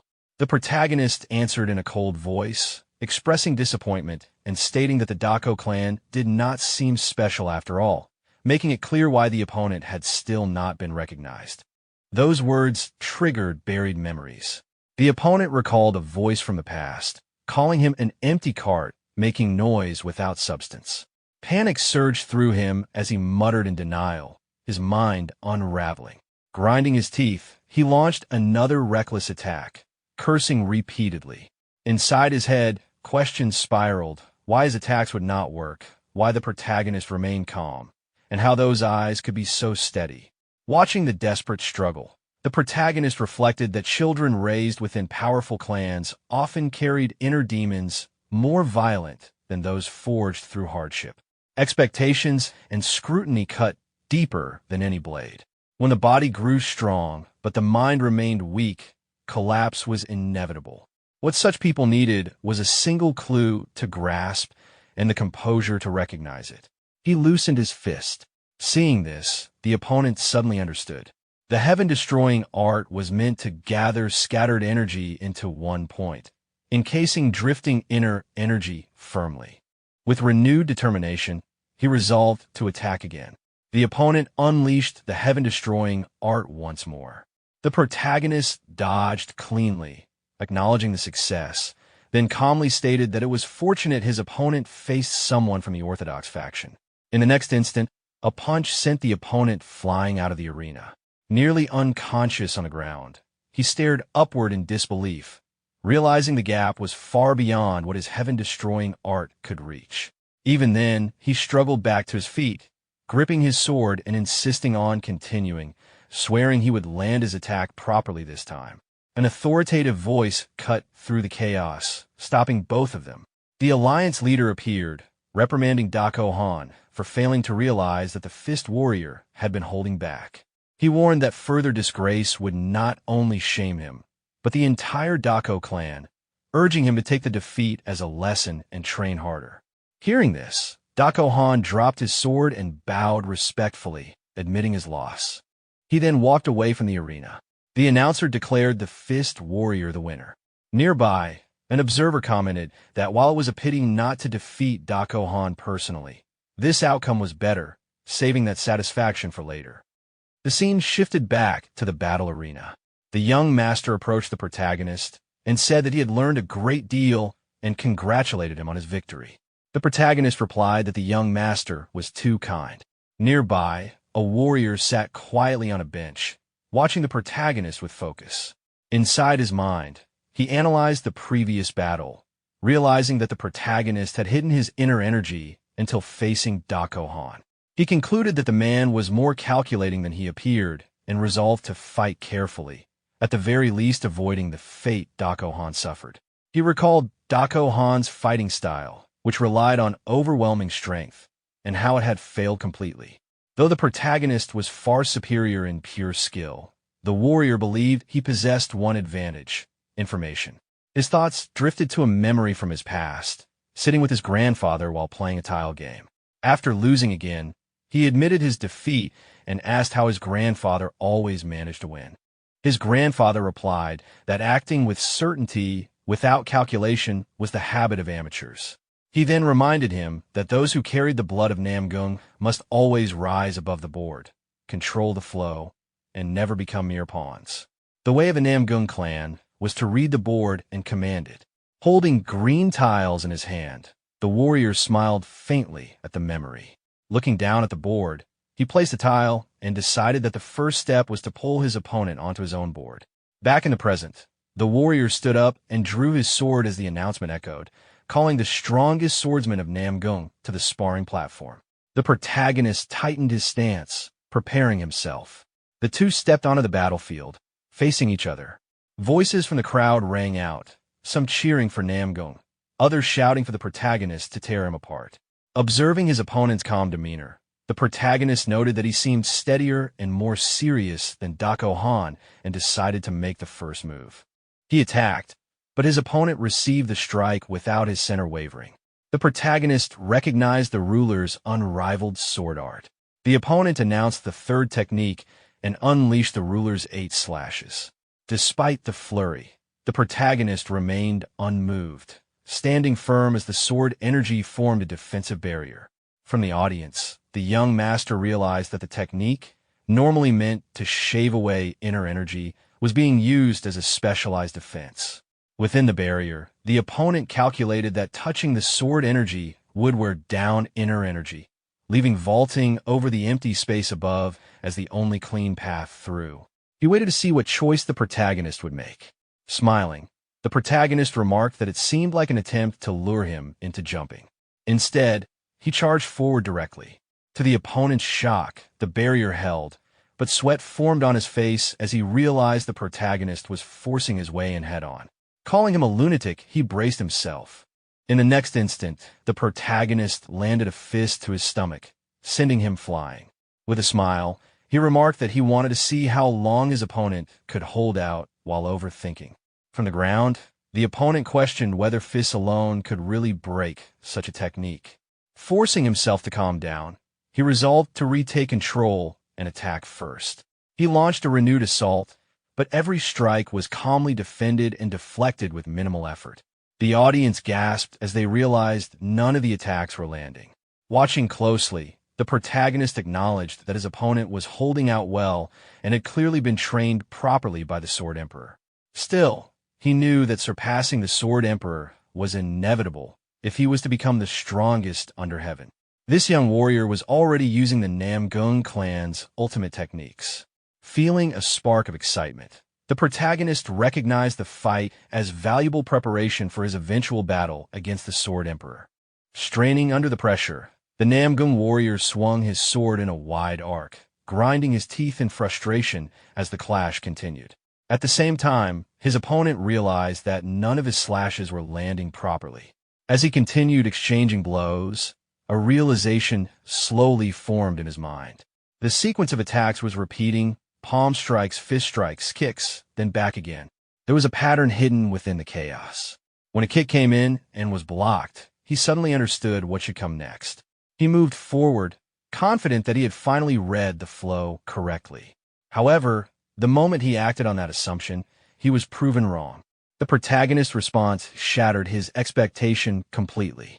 The impact was not just physical, it shook his mind. He realized in disbelief that this was not ordinary fist martial arts. The techniques carried an unfamiliar element that disrupted his perception and rhythm entirely. Memories from the past surfaced, moments spent playing board games with his grandfather. He finally understood what had gone wrong. From the very beginning, there had never been a fixed board. He had been trying to control something that could not be controlled. Another heavy strike landed, sending him reeling. In that moment, the difference became clear.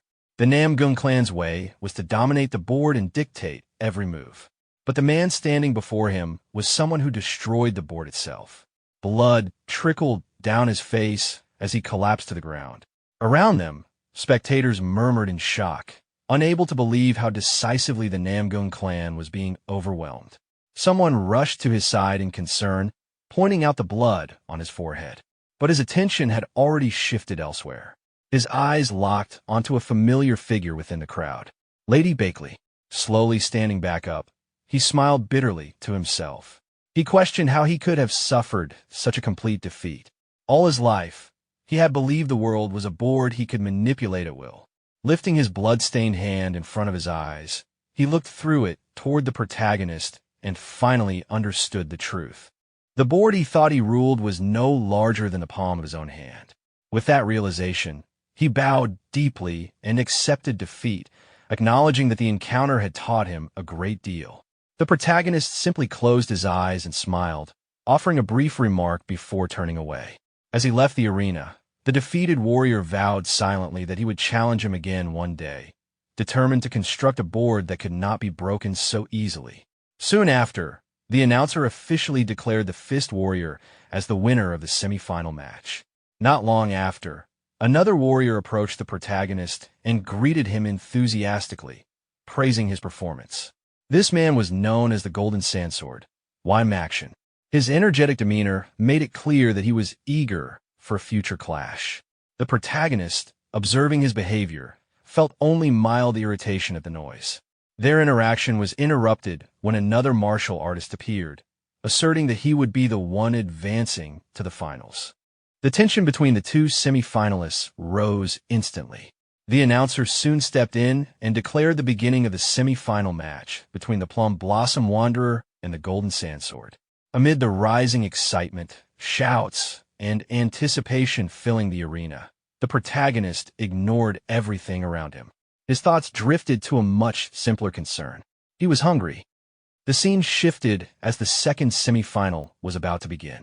The referee formally announced the start of the match between the Plum Blossom Wanderer and the Golden Sandsword. As the two fighters stood facing each other, the Golden Sandsword drew his weapon and immediately advanced without hesitation, declaring his intent through action alone. Activating Gale Rush, he leapt into the air and descended with a powerful, aggressive strike. The Plum Blossom Wanderer met the attack head-on, blocking it with a solid and refined counter, showcasing the strength of Manhwa's swordsmanship. From the crowd, spectators observed closely. One noted how flashy and aggressive the Manhwa fighter appeared, while another reflected on the reputation of the Manhwa sect, how its disciples fought as if staking their lives, showing no hesitation in their blades. Watching the exchange, it seemed at first glance that the Plum Blossom Wanderer might overwhelm his opponent. However, the Golden Sandsword remained smiling throughout the clash, an unsettling calm in the midst of the battle. As the Plum Blossom Wanderer prepared his next technique, he unleashed the 24 moves Plum Blossom Sword Technique, leaping high and bringing down a powerful, descending strike. The Golden Sand Sword responded effortlessly. With a composed expression, he adjusted his stance and countered, acknowledging through his actions that his opponent always fought at full strength. Then, activating his own technique, Golden Thread Needle, countless strands of energy manifested around the Plum Blossom Wanderer. The threads bound him completely before he could escape, and with overwhelming control, the Golden Sand Sword slammed him into the ground. The impact shattered the arena floor beneath them. Struggling against the bindings, the Plum Blossom Wanderer attempted to rise, but was unable to break free. The Golden Sand Sword placed his blade near his opponent's throat, making the outcome unmistakably clear. Recognizing the situation, the Plum Blossom Wanderer finally exhaled and accepted defeat, exhausted from the fight and acknowledging that he had lost once again. The referee then declared that the finalists of the Dragon Phoenix tournament had been decided. The Golden Sand Sword helped his opponent back to his feet, signaling respect rather than hostility. Shortly after, the referee announced the two finalists, the Golden Sand Sword and the Fist Warrior. As the final match approached, the atmosphere within the arena intensified. The referee announced the beginning of the final battle, and the crowd erupted with excitement. Some spectators believed the Golden Sand Sword, hailed as a once-in-a-century genius, would undoubtedly claim victory.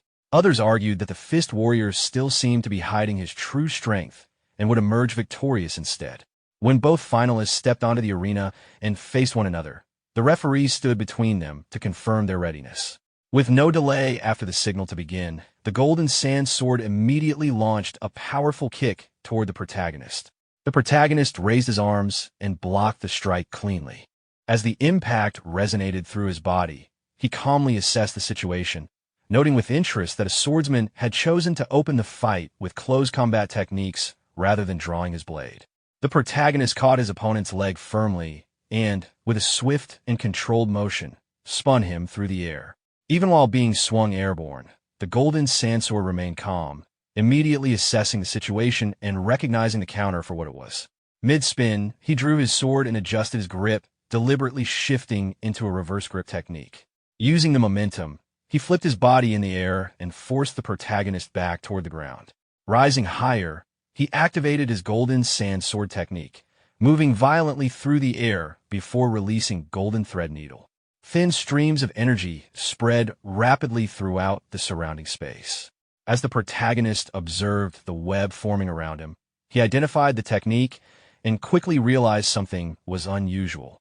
The particles were not ordinary sand, but grains infused with inner energy, suspended and controlled with extreme precision. Carefully testing his assumption, the protagonist reached out and touched one of the particles. When it responded to his control, he confirmed his understanding. At that moment, the Golden Sand Sword attempted to complete his attack, but the threads abruptly halted midair. The sudden stop shocked the spectators. Even the judges were stunned by what they witnessed. The Golden Sand Sword realized that he had not stopped the technique himself. His opponent had forcibly taken control of it. The protagonist gathered the scattered threads onto a single point, condensing them around his finger before redirecting them outward. The strands wrapped tightly around his opponent, completely restraining him from all sides. The control was so precise that the threads were barely visible. Trapped and unable to resist, the Golden Sand Sword understood the gap between them. He recognized that the technique had been replicated and surpassed after being seen only once. The realization felt like standing before an insurmountable wall. The protagonist calmly withdrew the energy threads, releasing his opponent. Acknowledging the result, the Golden Sand Sword bowed in defeat. The crowd erupted in confusion and awe, many unable to comprehend how the sand had turned against its original wielder. One of the judges silently observed, realizing that this level of control exceeded what ordinary martial artists could even perceive. The implications of the protagonist's potential were deeply unsettling. As the two fighters stood facing each other, the Golden Sand Sword openly acknowledged the overwhelming difference between them and expressed his desire for another spar in the future.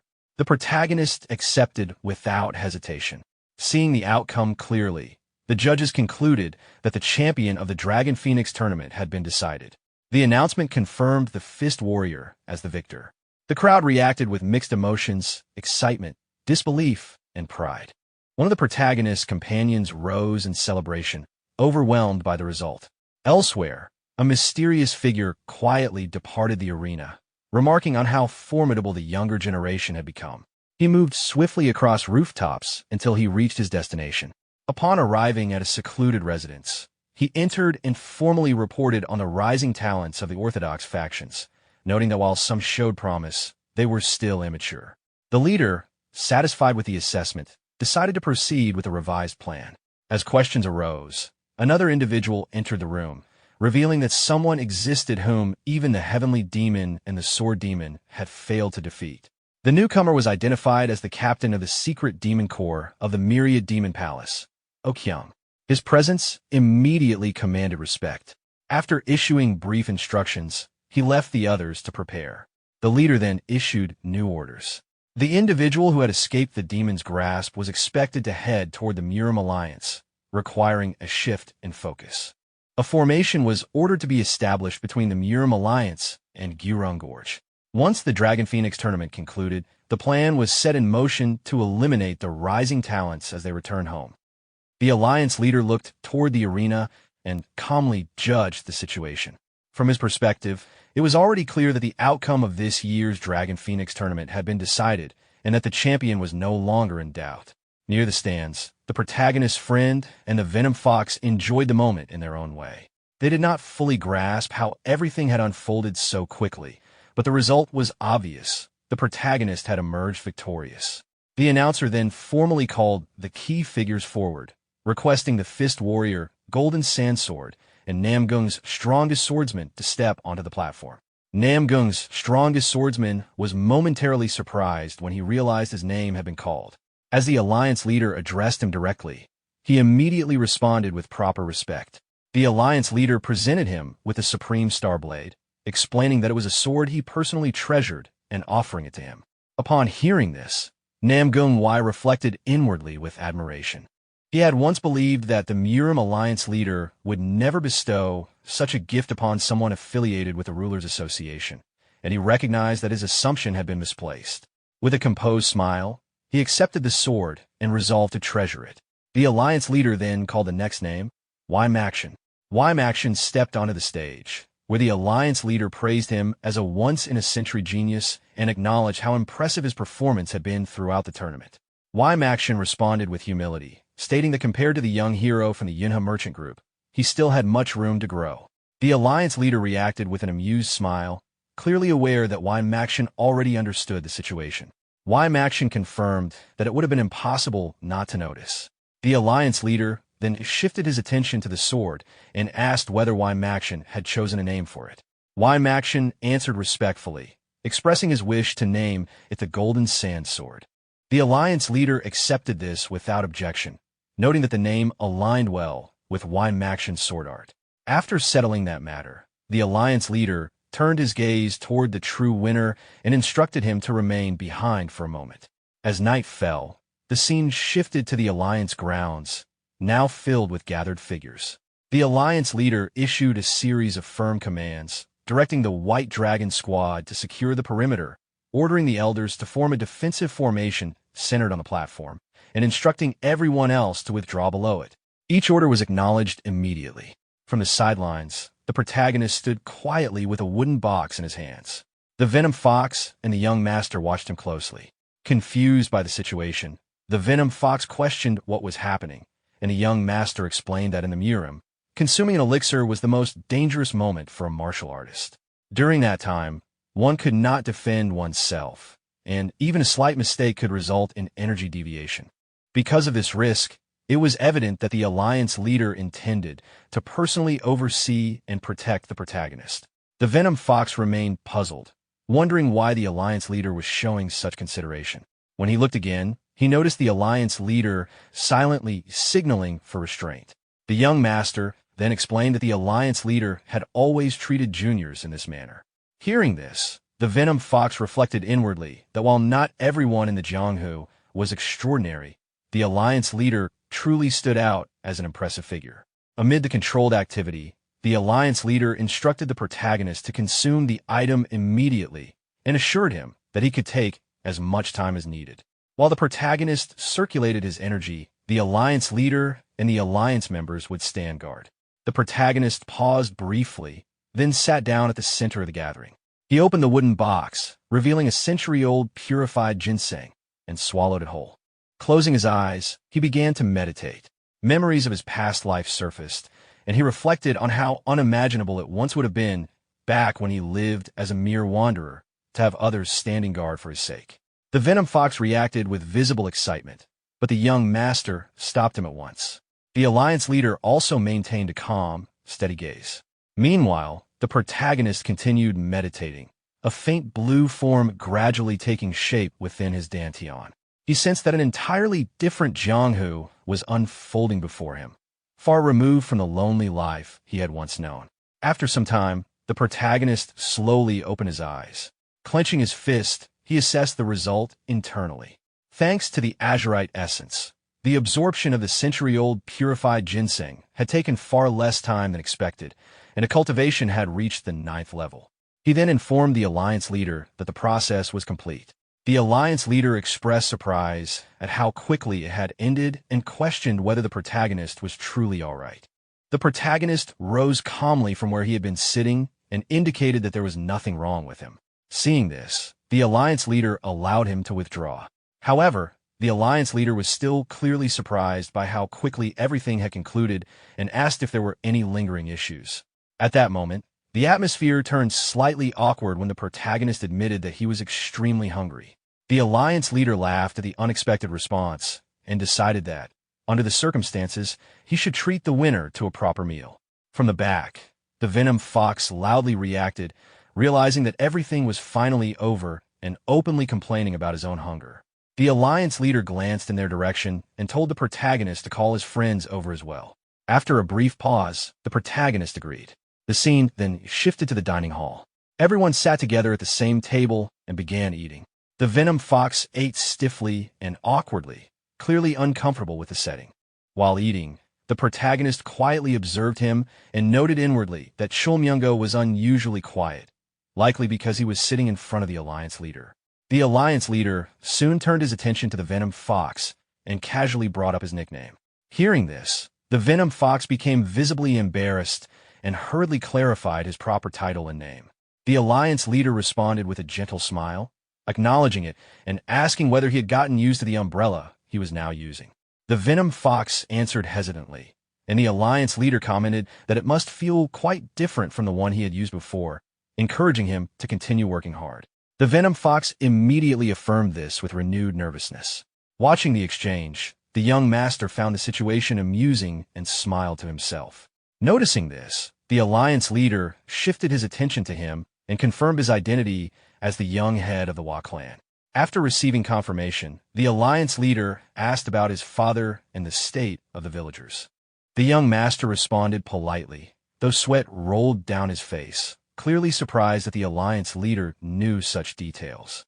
As this conversation continued, the protagonist quietly focused on his meal and reflected that there seemed to be something hidden behind the exchange. The Alliance leader then reassured the young master, explaining that he had received multiple reports regarding the Wa clan's covert actions during the Great Battle of the Five Tombs. Seeing the young master falter slightly, the Alliance leader set down his chopsticks and spoke firmly, reminding him that as the descendant of a great clan, losing composure was a form of disrespect toward his ancestors, who had once been his comrades in arms. He emphasized that such behavior should be avoided, especially in front of him. The young master accepted the admonition and resolved to remember it. The Alliance leader then addressed everyone seriously, explaining that since the Wa clan had begun moving again, it was important for them to know that the Fist King and Moyon Chu had gone silent. As for the Sword King, a letter had already been sent, ordering him to return to the Murim Alliance for the time being.